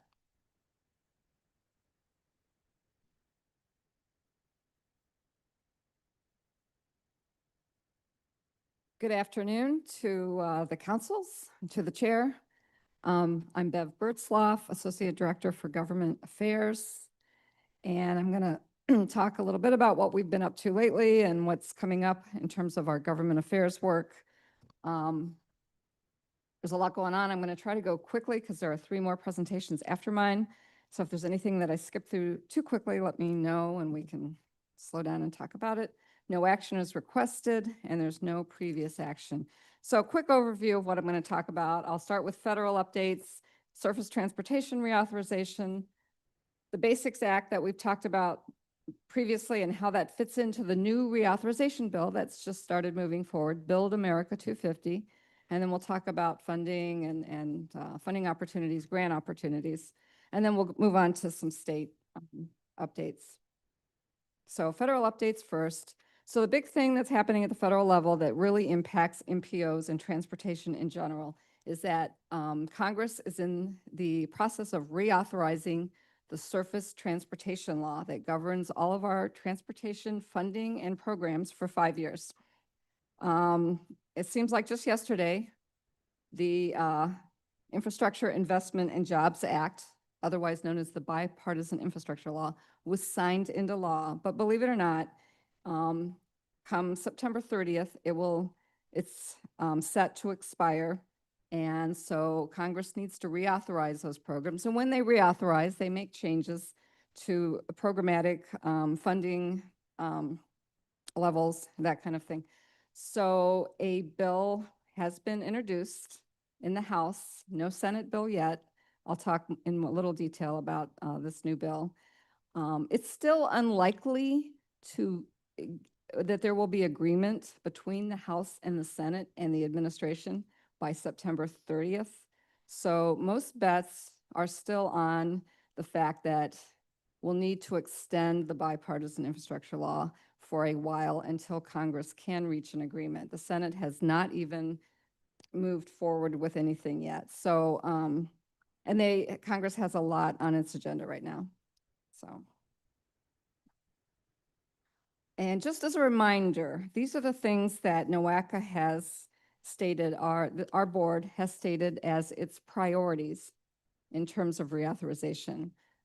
Shift some discretionary funding into formula funding and maintain access for local communities and MPOs to have access to that funding without cutting state DOT funding. Stabilize the Highway Trust Fund, inclusive of transit funding. Prioritize asset management. Let's fix what we have first before we expand our transportation system. Safety, sustainability, and multimodalism are all priorities expressed by our board in our legislative agenda. Passenger rail is a big priority, and reducing the local match requirements, which have a lot of these grants and programs require 20% local match for local communities. And that has been difficult for a lot of smaller communities and communities that have less resources. So to the extent that we have been trying to weigh in on what we would like to see in the next reauthorization bill, we have been working, NOACA has worked with an organization, a newly formed group called the LOT Coalition, stands for Local Officials in Transportation. And basically it's like 6 organizations that represent the interests of local governments and MPOs. And they developed what they call a marker bill that basically lays out what they would like to see in the next reauthorization package. We liked their bill. They called it the Basics Act. And that bill really the Bridges and Safety Infrastructure for Community Success Act. That bill really encapsulated a lot of what our board has stated as its priorities. So we have been supporting the Basics Act. We went to Washington, met with our delegation, our representatives and senators' offices, and expressed support for this bill that really does maintain access to local communities to those federal transportation dollars. Funding to support regional and local project delivery, expediting the repair of deficient roads and bridges and reducing red tape, and prioritizing safety, as you just talked about. So in fact, our NOACA board, our next meeting of the full board is June 26th, and on their agenda is a resolution they're being asked to consider that would express the board's formal support for the Basics Act. And we held a Transportation Day on April 1st. It was an event. We invited all the local elected officials, mayors, and you all were invited as well. And some of you were able to attend. And the focus of that event was surface transportation reauthorization and specifically the Basics Act. And Congresswoman Chantel Brown came in and spoke, and her message was local governments really need to speak up. Talk to your congressmen, talk to your senators, and let them know that that funding for local projects is important. We also at that event had 4 speakers. 4 out of those 6 groups that formed the LOT Coalition sent speakers to participate in our event. So it was a really great event for those of you who were able to attend. So that brings us to where we are now in Congress. So in the House of Representatives, a bill has been introduced as their reauthorization proposal. It's called the Build America Act 250 in recognition of the country's 250th birthday. BUILD stands for, I always love these acronyms, Building Unrivaled Infrastructure and Long-Term Development for America's 250th. So this was introduced, I think just in May, and it was already reported out or approved by the House Transportation and Infrastructure Committee. And that's the committee in the House of Representatives that has main jurisdiction over this. So quick rundown, and then I'll go into a little more detail, but key provisions are it provides 5 years funding at $474 billion, which is a little down compared to the Infrastructure Investment and Jobs Act that it's replacing. And that's just contract authority through the Highway Trust Fund. And some of this is inside baseball, but it authorizes $580 billion, but much of that money has to be appropriated each year. So it's not guaranteed. It's up to Congress each year whether it wants to appropriate some of those additional dollars. So it does maintain good access to local governments. 22% of the funding is basically available to local and regional governments in one way or another. Some of that's formula money. Some of that is in discretionary grant opportunities for locals. So the LOT Coalition feels pretty satisfied with that. We feel like, Congress heard us, and so that is somewhat of a win for local communities, local governments, and MPOs like NOACA. Now, many of the rail and transit programs aren't so great. They do require future appropriations. I'll talk a little bit about that in a minute. So there are still areas that we would like to see improved in this bill. There are new fees on electric vehicles to augment, but it doesn't totally fix the deficit that we have with the Highway Trust Fund. So EVs would pay $130 per year, and plug-in hybrids would pay $35, and that would escalate in future years. It makes a dent in reducing the Highway Trust Fund deficit that it just continues to grow, but it doesn't really fix it. And the bill does streamline environmental reviews and permitting to allow for faster project delivery. There's some NEPA reforms. it does provide a little more formula money and less discretionary money as we had in the IIJA. We've talked about this before. They created a gazillion new discretionary grant programs. And communities had to vie to, submit complicated applications to receive that money. So this does reduce some of those discretionary grant programs, puts a little more into the formula funding so that regions can spend it as needed based on their priorities and their long-range plan. It does increase MPO planning funds, and that was another big priority for the LOC Coalition. And it funds those at 90%. With only a 10% local match. So that's good news. More planning means better projects. It does increase the funding for the Surface Transportation Block Grant Program by 7.5%. That's the biggest block grant program that funds our transportation programs. It creates a new discretionary grant program, the STAG program, which is similar to RAISE, now called BUILD. It continues funding for Safe Streets for All. At a little less than the infrastructure law. And it does continue PROTECT grants, but those are subject to annual appropriations. So on bridges, this is one thing that's really been a big priority of basically everyone you talk to, Congress, the LOC Coalition, MPOs, local communities. Bridges are a priority. So this bill does have very strong bridge programs and funding. The Bridge Formula Program is funded $9.2 billion a year, 20% reserved for the off-system local bridges. And there's also a 25% set aside for a competitive program for locally owned bridges that are not part of the federal highway system. And they fund that at 95% federal share, which is incredible. So that's really going to help a lot of communities that have aging bridges and don't know how to fix them or don't have the money to fix them. There's a separate competitive program for major bridge projects, over $50 million for large-scale infrastructure.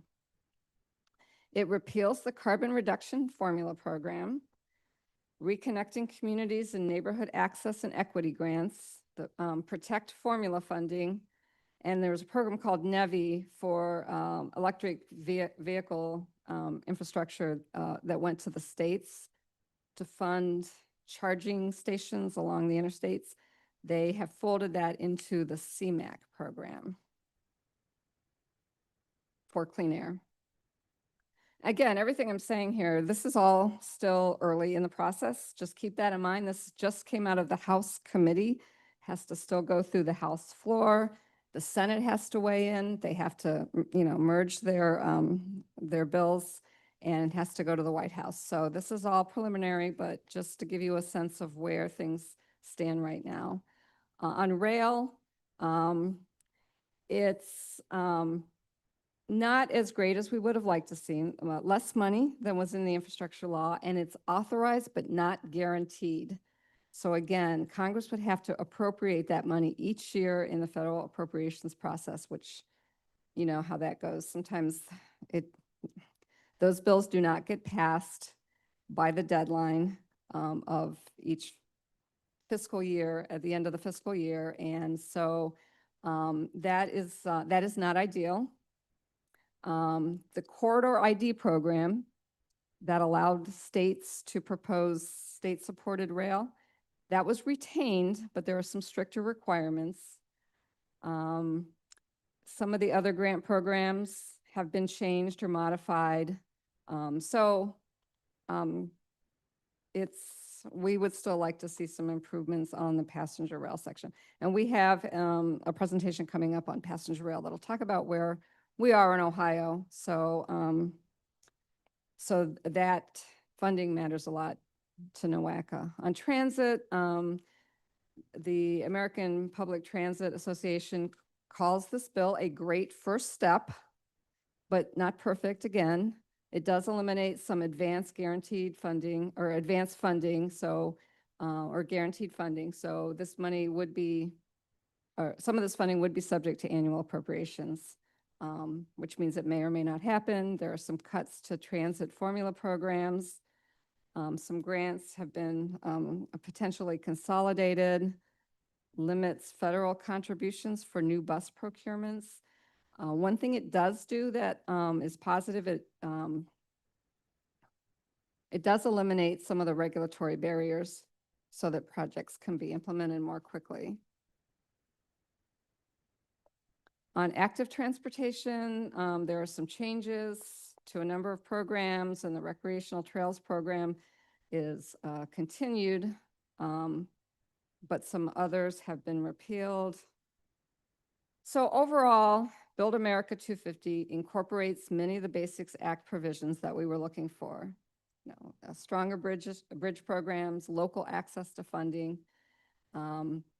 The Basics Act itself was offered as an amendment during the markup in committee, but then it was withdrawn, and that's a common tactic. That means that that's something that the LOC Coalition will continue to pursue those provisions.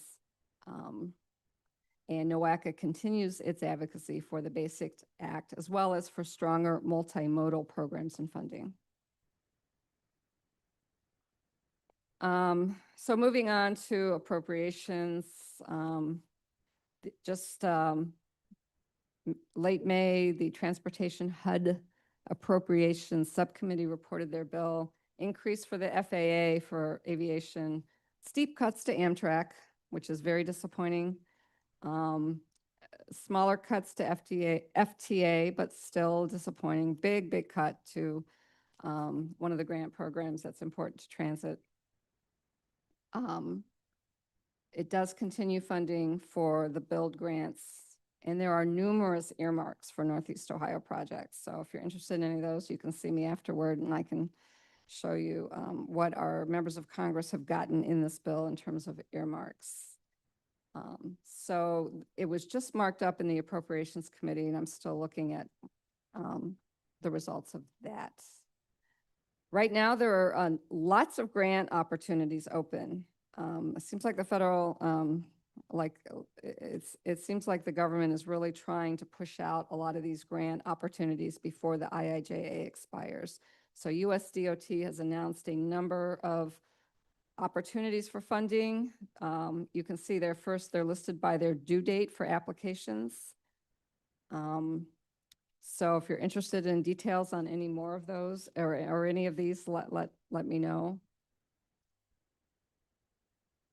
Again, you can always check NOACA's funding resources webpage, and we have a drop-down section that is currently available funding opportunities, and that can show you everything that's open right now that you might be interested in applying for, your organizations or communities. In terms of state updates, we've talked before about House Bill 445. It's a bill that NOACA opposes. And OARC, which is our statewide organization, the Ohio Association of Regional Council, all the MPOs across Ohio, also opposes this bill. It was introduced in the State House last fall. It imposes some new regulations on MPOs in Ohio. Interestingly enough, on May 20th, it was amended in committee to reduce the bill's impact to just 2 MPOs in Ohio, us and Morpsey down in Columbus. It basically put in a threshold saying that it only applied to MPOs that serve a county with 1 million or more in population. Well, that means this bill now only applies to NOACA and Morpsey and Columbus. And we do expect a further amendment that would say population above 1 million with bordering on Lake Erie. Then it will only apply to us. That was a joke. You could. This definitely feels very targeted at NOACA. So there was a hearing held on Wednesday, just this past Wednesday, and it was only for proponent testimony. And there were about 13 testimonies submitted. 2 people testified in person.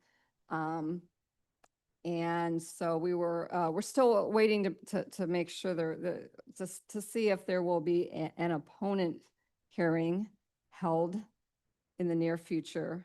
We were thinking there would be one next week, but we're not sure. So we're prepared if there is an opponent hearing.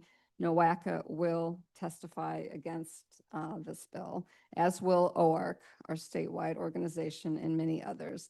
It really does infringe on the rights of an MPO board to set policy and bylaws in accordance with federal law. And it's something that we will continue to oppose. You may know, I don't know if the State House is planning to go out on recess at the end of next week. And they'll be out until after the November election is what we've been told. So if this opponent hearing is not held next week, then we'll be ready for when they come back in session in November. And we will continue our work to oppose this bill. So I have a question, then I know Valerie has a comment too. I mean, obviously this feels really targeted. This is Governor DeWine's last budget, or this will be the last piece of legislation he ends up signing. And when I was in the State House, we had this thing called Christmas tree bills. And there's nothing Christmas about that Christmas tree bill. And this is the kind of thing that gets slipped in like, I mean, there was a bill that was just for Cuyahoga County and literally got added to this Christmas tree bill at like 11 p.m. the last day of session. We didn't finish until the morning. And so like, there's a danger with this because the Christmas tree bills are so large and most of the reps have not read it. Like the final version will not have been read. Like they will still be working on it up until midnight or after, or until that particular session ends. And so like half the times, like something like this gets slipped in and none of us have had a time to read it. And we just say like, we don't have time and we've got to sign it. So I feel like there's a real danger that this could actually happen.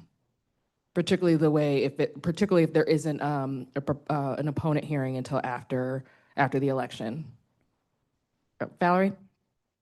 Thank you. Really quick, is this a standalone bill right now? Yes. Okay. Grace, I really think this is more dangerous than we realize because it sets a precedent only at two of the largest two MPOs in the state. It's not the first attempt for them to come at the MPOs, but it won't be the last. I really think that the board, and it should be on the board agenda for whenever you guys meet again, should really talk about your legal actions that can take forth in this and I see an opportunity to actually align NOACA and MORPC, and then the cities within and the counties within these areas. I really think that if there's not a look being done, and I know I don't want to talk about that right here in a public setting, but I do think it is something that should be looked at because it seems as if it is retaliatory to a certain extent. And so I just curious as to, yeah. So we are taking it very seriously. We agree with you 100%. And we have not only had it on our radar since it was introduced in September, but have been actively working with our counterparts at OARC to address it. When it was introduced up until May 20th, it applied to all MPOs in the state. So at that point, we were all working together. At this point, since it is only inclusive of the two MPOs because we are above 1 million, OARC is still looking at it as a matter of principle. So all of the MPOs will work on this as a group. And so we appreciate their solidarity, even though it currently does not apply to them. If I may just on that follow-up, I think that's great. I think silence could be a detriment to some of this, making sure that these communities within the MPOs know that this is happening now. I'm not sure everybody's aware. And then number two, while in recess, this could be done maybe where you guys come together and do an emergency legislative meeting with the respective legislators in those areas. It's an interesting time of the year right now, and so this could be a good time to make sure that this is on their radar too. But this has the implications of being a little bit. I mean, think of it this way. Imagine our MPO being managed from somewhere, someone else. We're not controlling the bylaws. You know, this is just the impact is beyond No, word. we appreciate that. And we have also been working with the Mayors and Managers Association of Cuyahoga County.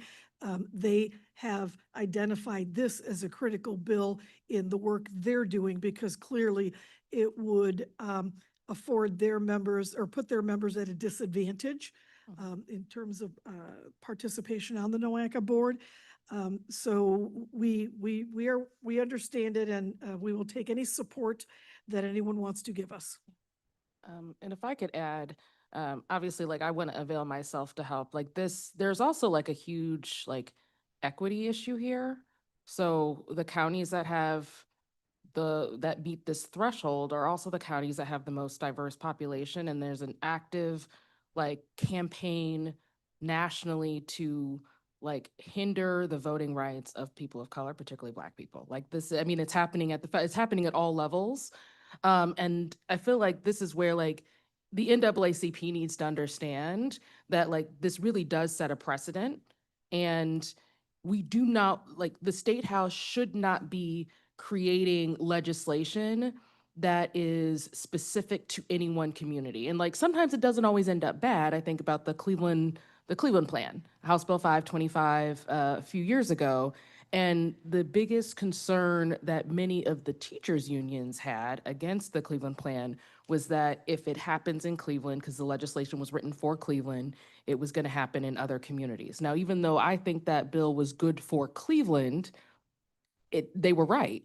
It did impact other communities because other communities all of a sudden started having CEOs and not superintendents. And so like this, it creates a really dangerous precedent for how the State House can target a community. And when you look at that kind of the way that they're trying to change, not just that it seems personally targeted, but changing like, you know, a board having majority votes from one county, where that county is going to have, that one county, Cuyahoga County, is going to be a bit more diverse. And so this, I feels like this is almost bordering, it has implications on like civil rights.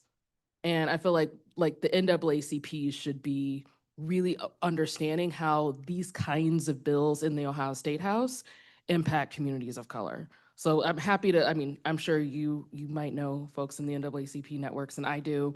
I also think all of our Black state reps, particularly the ones in Northeast Ohio, need to understand the equity implications around this. And I know equity is a tough topic in government right now. And like this, I think this has implications around civil rights. Sorry about that. Yes, Marvin. Yeah, hello. Just to kind of reinforce what everyone said, this is not fair. And so just to be blunt, it's not fair that you have smaller counties with less people and determining policies for larger counties. And so it is an expansion of gerrymandering to other levels of government. It is. And so to be blunt about that. And so then if this happens, what would prevent Cuyahoga County from just forming their own NPO so they can control their own destiny? Be honest, and then exclude the smaller counties from that policy making, since they're going to control most of the money anyway, because that's where the population, that's what formula dictates where the money goes. So, no, this is bad. Also, the EV, the proposed fees for EVs and electrified vehicles, it is 4 times the impact of the fee is 4 times what gas vehicles pay. And so it is officially a punishment for owning alternative vehicles, which in this economy seems like a great idea, but it seems like they're incentivizing people not to do that. Yeah, I wanted to I was kind of waiting for that. I didn't know if we were in the full question, but I didn't know. Use your mic, I can't. Sorry, yeah. Please, it's thank on. you. You can give us your name. I'm sorry. I Yeah, don't see your sorry, name. Neil. Neil, Shop with okay. ODOT, yeah. It was decided that the $200 fee that we pay as EV owners was calculated to offset the gas tax. So how does the $130 more dollars go, where does that go? Yeah.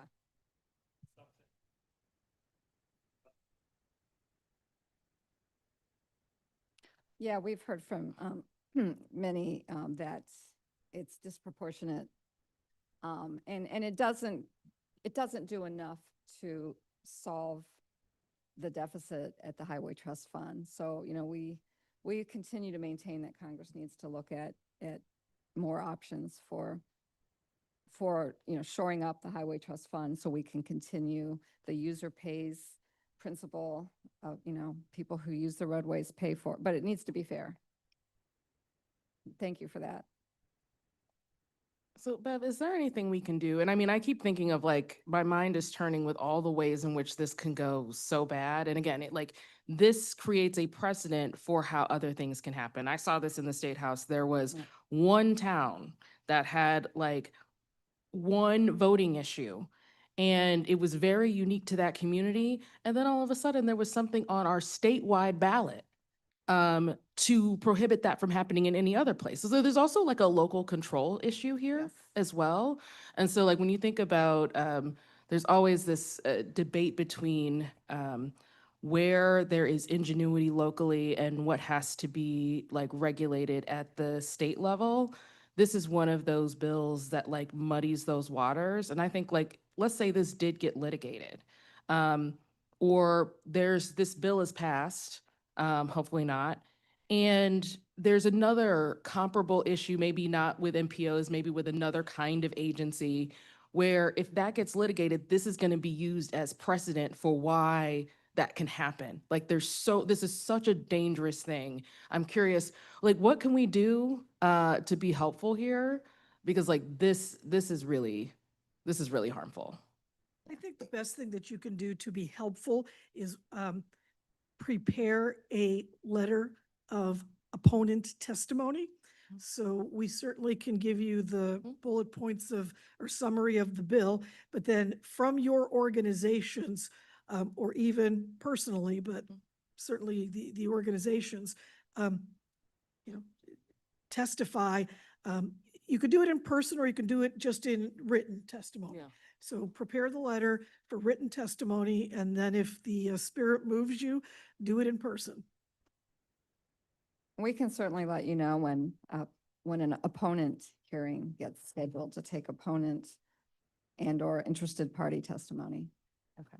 In the State House, they separate it like that. And as you know, from having been a member of the legislature, it's different than Washington. They don't do it like that. But at the State House, you have hearings for proponent testimony and opponent testimony, and sometimes interested party testimony. So they have very specific rules about who can testify at any given hearing. So again, they just had a proponent hearing, and we're gonna carefully watch to see when they schedule an opponent hearing, and we will certainly get the word out.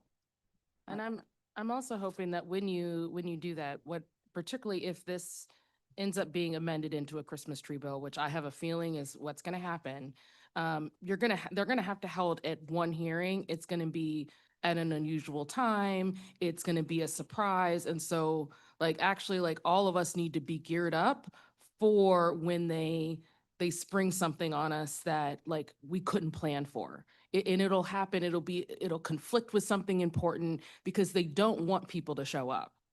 And so they will hold one, and it'll be at the most inconvenient time, and there'll be hardly any notice. And so I'm hoping that all of us are organized and geared up for that moment before you send out that note saying, hey, we have a hearing in 2 days. Who can come to Columbus? Like everybody should already have their testimony written so that they can pull the trigger quickly. Completely agree. And, if they don't hold any further hearings until November, that is not a cause for complacency here. So yes, completely agree with you. So we'll be busy preparing. But thank you for your perspective on that. Yes, and sorry, I feel like I didn't mean to take up so much time on this one thing, because I feel like you haven't even gotten to everything. And then I know we've got another presentation after you, but this seems like we needed to spend a moment on this bill. No, this is very important to the integrity of the MPO process and local control, as you've said. So extremely important. Thank you for all that. Valerie? I'm sorry, just one quick point. Grace, did you say that the board is, weighed in on this or will be weighing in on this? Did I hear that? You have not heard that yet, so the board is aware of it in Okay. that we have presented Yes. this when it was in September, when is that what it's called? The bill was presented, is that what they Mhm. call it? Yes. Yes, when it was introduced. Introduced, thank you. introduced. So when the bill was introduced, we did talk to the board about it. I have notified them of the status a couple of Okay. times, so they are aware of it. And at this point, we don't have the specific bill included on our legislative Right. agenda. And so we will be talking more about it probably at the board meeting at the end of this month, June Yes. 26th. And I think it would be fair, this could be a good takeaway action from these combined committees, Mm. that, hey, we had extensive conversation about this. We were concerned about where the bill is going, and we implored the board to speak out on this, even if it becomes a resolution of opposition to this bill, because I just think it's that level of important. But I think that's a message actually from this, hey, the committees met, this is what they talked about, and here's a message they wanted to send back to the, I think- rather external affairs to the board. Yeah, but I think to that's the a board. great suggestion, and I'll have Liz work with the chairs so that we can put together a letter signed by the chairs to submit to the full board as part of the package. Love that. Yep. Thank you. Oh, I feel good. We have an action item because no one just likes to sit, hear bad news and then not be able to do anything about it. Oh, yes, Marvin. This is quick. Mhm. I just want to remind people of the bill that was passed either last year or the year before about the interchange on 71 and how that ended up turning out, where they had to reverse it because public came out against it.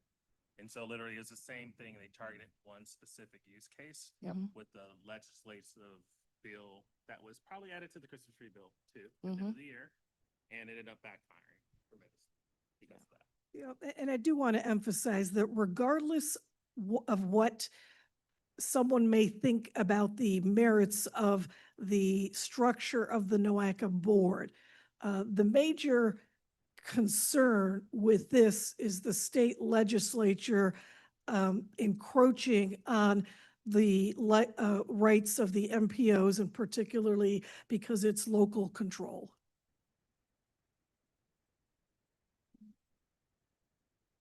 Okay. So do you want to continue?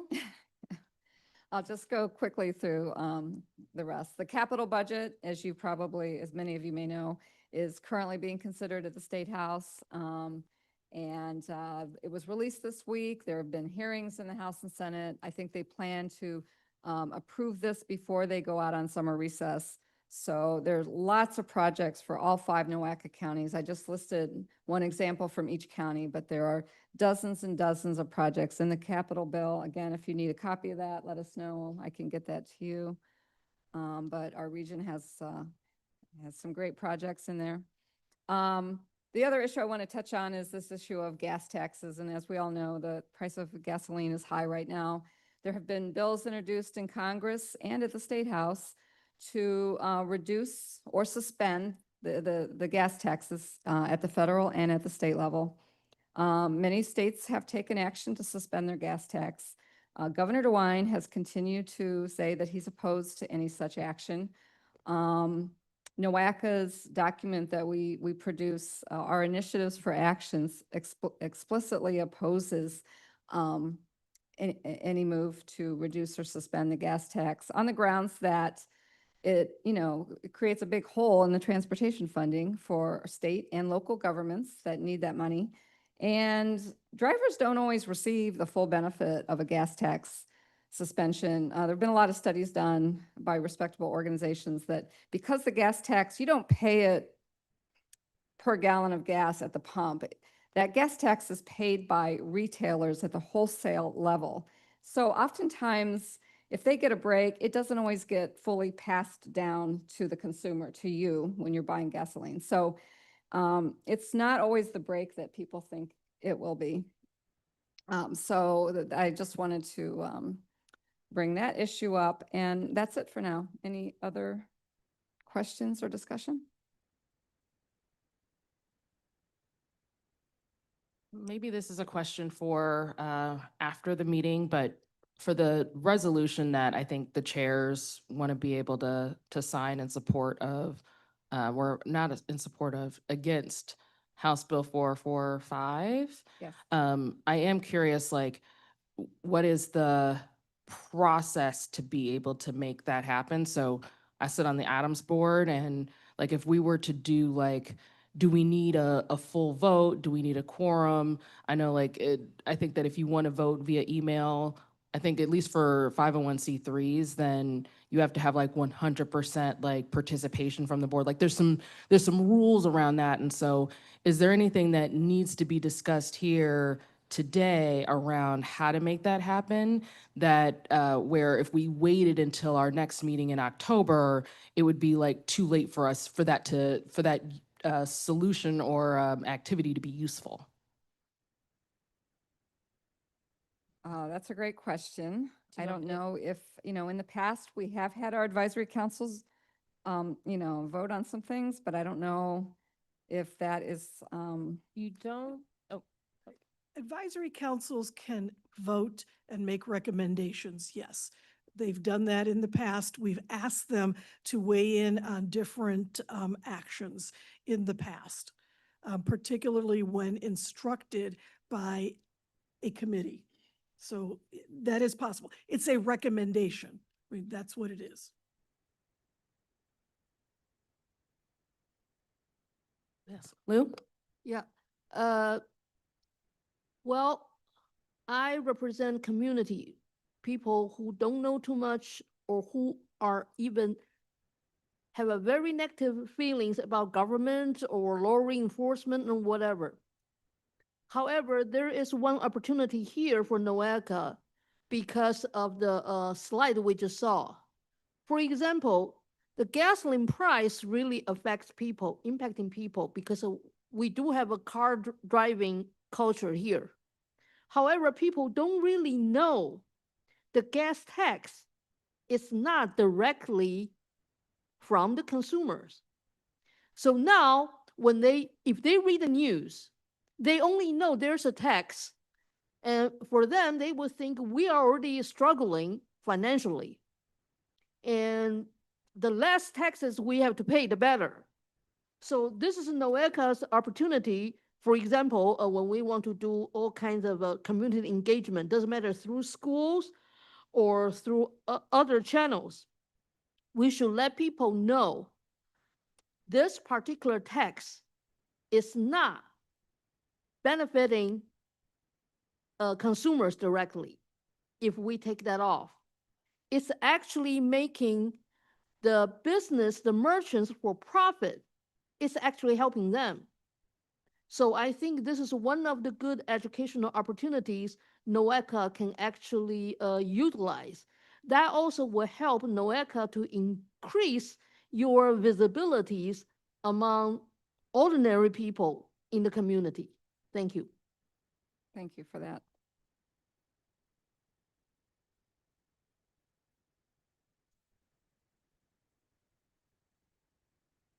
And I deliberately did not discuss passenger rail because we have a great presentation coming up. We pulled that out of my normal government affairs presentation to give it its own due. So we're going to hear from our next presenters about passenger rail in Ohio. Thank you. Thank you. So I know that is our next presentation. So I also know that we've had some really rich discussions. So I just want to note from like a minute's perspective that we spent a lot of time on this topic around the House bill, the state House bill, and then also Jackie, kind of a discussion around like what does youth engagement look like for NOACA and where it makes sense. So I just hope that we're like noting those things as really important follow-ups. We have 2 more presentations after All Aboard Ohio. What we recommend, given the time, is that we delay or kind of reschedule our presentation on the environmental planning, and then maybe hold a special meeting around the advisory council's engagement and participation overview. That way, All Aboard Ohio has kind of the rest of the time to do their presentation and ask questions without being rushed, given that we're coming towards the end of time.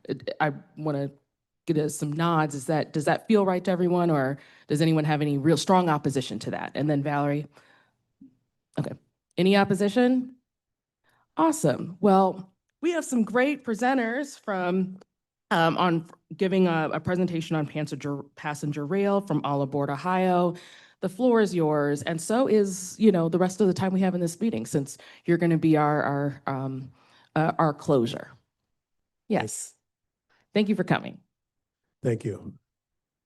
I am Andrew Bean. I am the Government Affairs Liaison here at NOACA. I'm going to give just a few minutes of introductory remarks before I turn it over to our friends at All Aboard Ohio.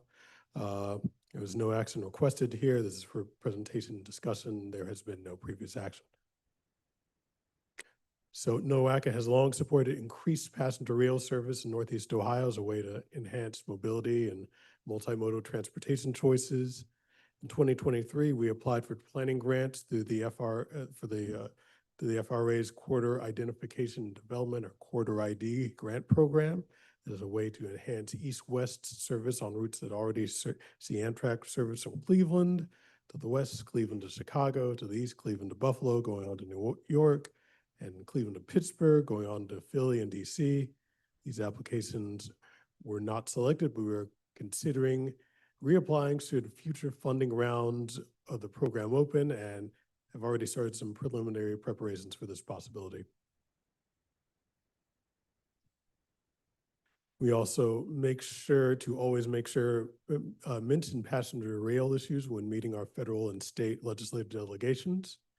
Talked about passenger rail issues affecting our region when we met with USDOT earlier this year in Washington. And last year we participated in the All Aboard Ohio Passenger Rail Day of Advocacy, a focused effort involving numerous rail advocates from across the state, educating state legislators about the benefits of passenger rail. And we know that this won't be able to happen alone, which is why we work closely with allied groups sharing the same goals, both regionally and nationally. We frequently work with All Aboard Ohio, the state's leading passenger rail advocacy organization, and in my opinion, one of the best of its kind in the nation. You'll be hearing more from them right after I'm done. We're trying to drum up support among our local institutional leaders by hosting the NOACA Northeast Ohio Passenger Rail Forum for community leaders later this month. And we are also active in regional and national events, including the Rail Passengers Association, the Midwest Interstate Passenger Rail Commission. We support efforts to have Ohio rejoin the latter group. We think this is very important. So now I am glad to turn the podium over to Brian Shriver of All Aboard Ohio. As I mentioned, All Aboard Ohio has been a very valuable partner for us here at NOACA for advancing our shared goals of passenger rail expansion, and we thought it'd be helpful for the members of our councils to hear directly from a member of the group. Brian, take it away. Thanks, Tim.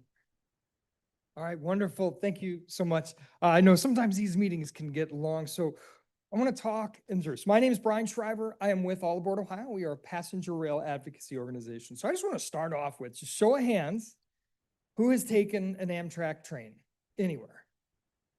All right, and then of those, who of you have taken an Amtrak train from here in Cleveland? Okay, a little bit shorter list. It's tough to take an Amtrak train here in Cleveland because you got to show up in the middle of the night, right? The good news is we get 4 trains every day. The bad news is they are between 1:30 and 5:30 a.m. That makes it a little difficult for them to be useful. And so what we want to talk about here for the next few minutes, I mean, I appreciate everybody's time. What we want to talk about for the next few minutes, though, is what the opportunities are for expanding passenger rail. Because I know that as a person who would like to be able to ride trains from here regularly, I really appreciate the support that NOACA has given. Now, one of the things about passenger rail advocacy that I really like, I know that we have councils in this room that represent a lot of different interests. Passenger rail really becomes a cross-section of all these interests, because if you are interested in safety, first and foremost, it's a lot safer to ride a train than it is to drive somewhere. right? If you are interested in community development and economic building, right? When we talk about connections between communities with rail, it's something that this can enable, and a reason that there's a lot of business support for these types of expansions, right? When we talk about what maybe you're representing seniors or representing a handicapped community, to have this option to be able to get around the state and not have to drive, or to be able to get around the Midwest and not have to drive. These are big opportunities for us. If environmental concerns are something that's important to you, shifting miles traveled from driving to trains is a substantial environmental win, even with today's diesel trains, let alone electric trains of the future. So these are all things that are important to the groups that are represented here today. So just thank you, and hopefully you see what some of this is. So I want to talk about where we are today and where we can get to. First off, fiscal year 25 was a great year for Amtrak. It was its highest revenue and highest ridership in the history of the organization, right? And so more people got on an Amtrak train than at any point in its history. The Cleveland train here, despite less than half of this room having used it, is the busiest Amtrak station in Ohio. Now, of course, that's orders of magnitude smaller than cities that have daytime service, and that's a lot of what we're working on. I do want to make sure, though, that everybody knows where you can get to on an Amtrak train today, right? So we have the Lakeshore Limited, which is one of Amtrak's most popular long-distance routes. You can go west to Chicago or east to New York City. That train also splits and goes to Boston. Again, middle of the night, I got the times up there on the slide. Then we also have the Floridian, which is a relatively new service, but it's a combination of two previous services. So if you want to get on a train here just down the street and go to Disney World, you can do that. One seat, you don't have to change anywhere. It's a long ride, right? Look at that map. Any fellow people that really enjoy looking at maps the way I do? Any guesses on how long that route is? Good. So, it's a little bit longer than 26 hours. That's a good guess, though. We're on the right track. This is a 2,000-mile route. It takes 47 hours to get from Chicago to Miami. And so a lot of times people see that and they're like, well, why would you go on a train from Miami to Chicago? I cannot emphasize enough, this train is not about going from Chicago to Miami. Not very many people get on a train and ride it from one end to the other. This train is a lot more about, hey, I'm in Elyria and I want to get to Pittsburgh. Right? There are no flights to make that as an option. You get in your car and drive for 2.5 hours. That's not a good option. So when we talk about passenger rail, we're talking about transportation freedom and transportation options. And that's a lot of what we want to do here. So, but I did want to make sure that everybody was aware of where you could get on a train and go today. Now, the good news is there is a lot of discussion about expansion of Amtrak, right? And NOAC has been working very hard through the existing federal programs, and there are other opportunities we talk about. But before we get into expansion, I want everybody to understand that Amtrak really has three very different kinds of service, right? And it's important to understand those to know what we're talking about when we talk about expanding. The first is on the Northeast Corridor from DC to New York City to Boston. That doesn't impact us, so we're just going to table that for now. The second are these long distance services. So the federal government defines any Amtrak route that's more than 750 miles as being a, quote, long distance service. And what that means is that the federal government pays the operating subsidy. So it costs Amtrak this much to run it. They sell tickets that generally that doesn't cover all of the expenses. Who pays for that difference? Well, for long distance services, it's the federal government. And the service that we get here in Cleveland is of that long distance variety, right? So Ohio's not kicking in anything on that. The federal government is. But there is a third kind of service that Amtrak has and runs successfully in many parts of the country that we don't have here in Ohio today. And that's what's referred to as the state-supported service. So any route that's less than 750 miles, it's not the federal government paying the operating subsidy. It's some local entity, usually state governments. And I want to give you a few examples because when we talk about these expansion plans, it's primarily about getting new state-supported service in the state of Ohio. So there are some examples. Chicago to St. Louis has, I think, about 5 trains a day each direction. They've made massive investments in it. That train goes 110 miles an hour for significant stretches of the corridor, and that train turned an operating profit for last year. these state-supported services usually don't turn an operating profit. Usually, there is some cost that has to be paid by the state government.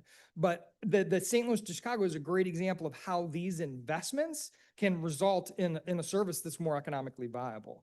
All right, our friends in Michigan have a wonderful service from Detroit to Chicago, runs 3 times a day each direction. Again, that's a place where there are big sections that run 110 miles an hour. And then Ann Arbor has 150,000 on or offs at that station every year, despite being a fraction of Cleveland's size. So to put that in perspective, Cleveland had 60,000, compared to this 150,000 in Ann Arbor. I go to Milwaukee a lot for work. My company is headquartered there, so I'm in Milwaukee all the time. There is a service between Milwaukee and Chicago. It's only 80 miles. It's not very far, but it's called the Hiawatha.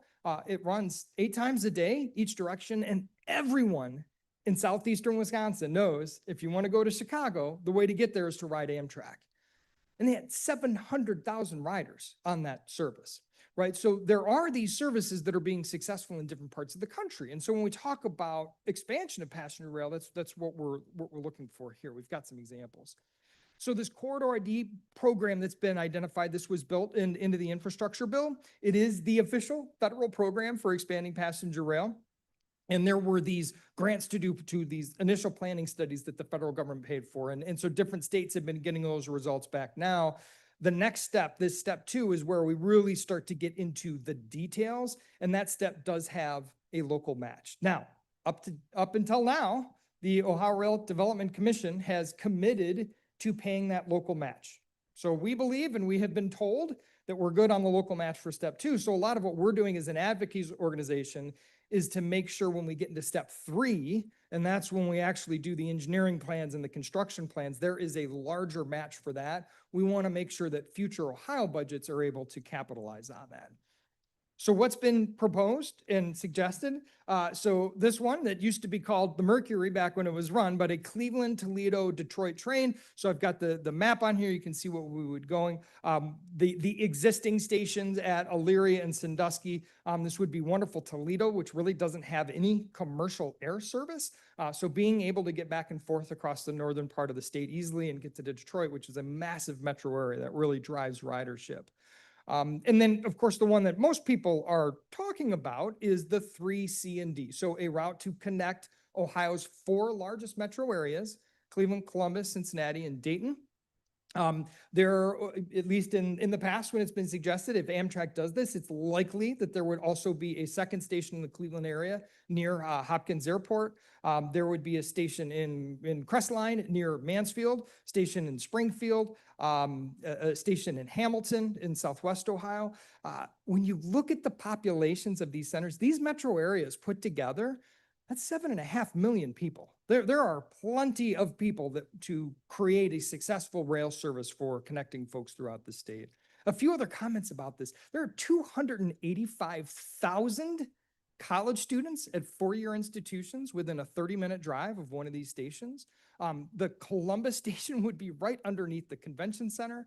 We've got our station here where if our efforts to create this land bridge across the railroad tracks, it would effectively be directly connected to the convention center here. So when we talk about, business opportunities or there's a session going on in any one of those, imagine how much easier it is to get people to your convention if they can just hop on a train and then have a very short walk from that station to the convention center. Now, those plans we were talking about in the Corridor ID program, that requires the cooperation of the state of Ohio. And as our previous conversation indicates, sometimes coordination with the state government of Ohio can lead to some challenges here for this type of thing. So advocates have created a bit of a plan B. What we have dubbed the Great Lakes Limited is a new long distance service that would connect Detroit to Cleveland, then through upstate New York to New York City. So this would look very similar to the Lakeshore Limited, which many of you are familiar with, except that when you get to Toledo, you turn north and go to Detroit, right? Now, the reason that we've proposed this option is because this would be a long distance service, which means the federal government pays the operating subsidy, right? So we don't have to have Ohio involved. Now, from Amtrak's perspective, what this means is they get to use all existing stations and existing crew bases. So the cost for Amtrak to run it is lower, and it spreads their fixed costs across more different services. So these are some of the reasons we're excited about it. It is a train, it's a little bit more than 800 miles. It would take about 16 hours to run. And what that means is that it is a daytime service. The train leaves New York City early in the morning. It gets to Detroit late at night. Another train mirroring that goes from Detroit to New York City, and Amtrak doesn't have to have any overnight service on the train. So for Amtrak, it becomes less expensive to run as far as the trains that they have to run, and it becomes less expensive to run because it's using their existing infrastructure, right? So when we look at this from an advocate, there's two paths here. One, this would be faster to do than any of these other programs. So just to get a service up and running. Right now, we've been having conversations with Amtrak, and I want to emphasize this is as individual advocates, not as a formal AAO effort, but as individual advocates, we've had the opportunity to meet with Amtrak. We have met with the strong majority of congressional representatives along this route to build support. And we believe that we'll have a dear colleague letter from one of the Congress people along this route in the near future to then build support for this, right? Essentially, what we're looking for is in a future appropriation, Congress says, hey, Amtrak, we would like you to do this route.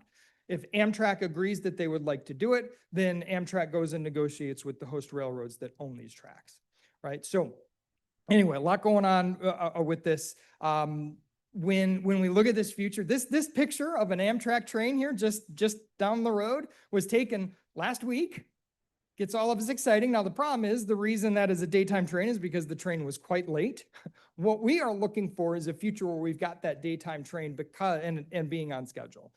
So the map that we're showing there, those are the routes that are actively being studied. And then, I'll go quickly on this. Amtrak station, I want to emphasize there are two different projects about updating it, right?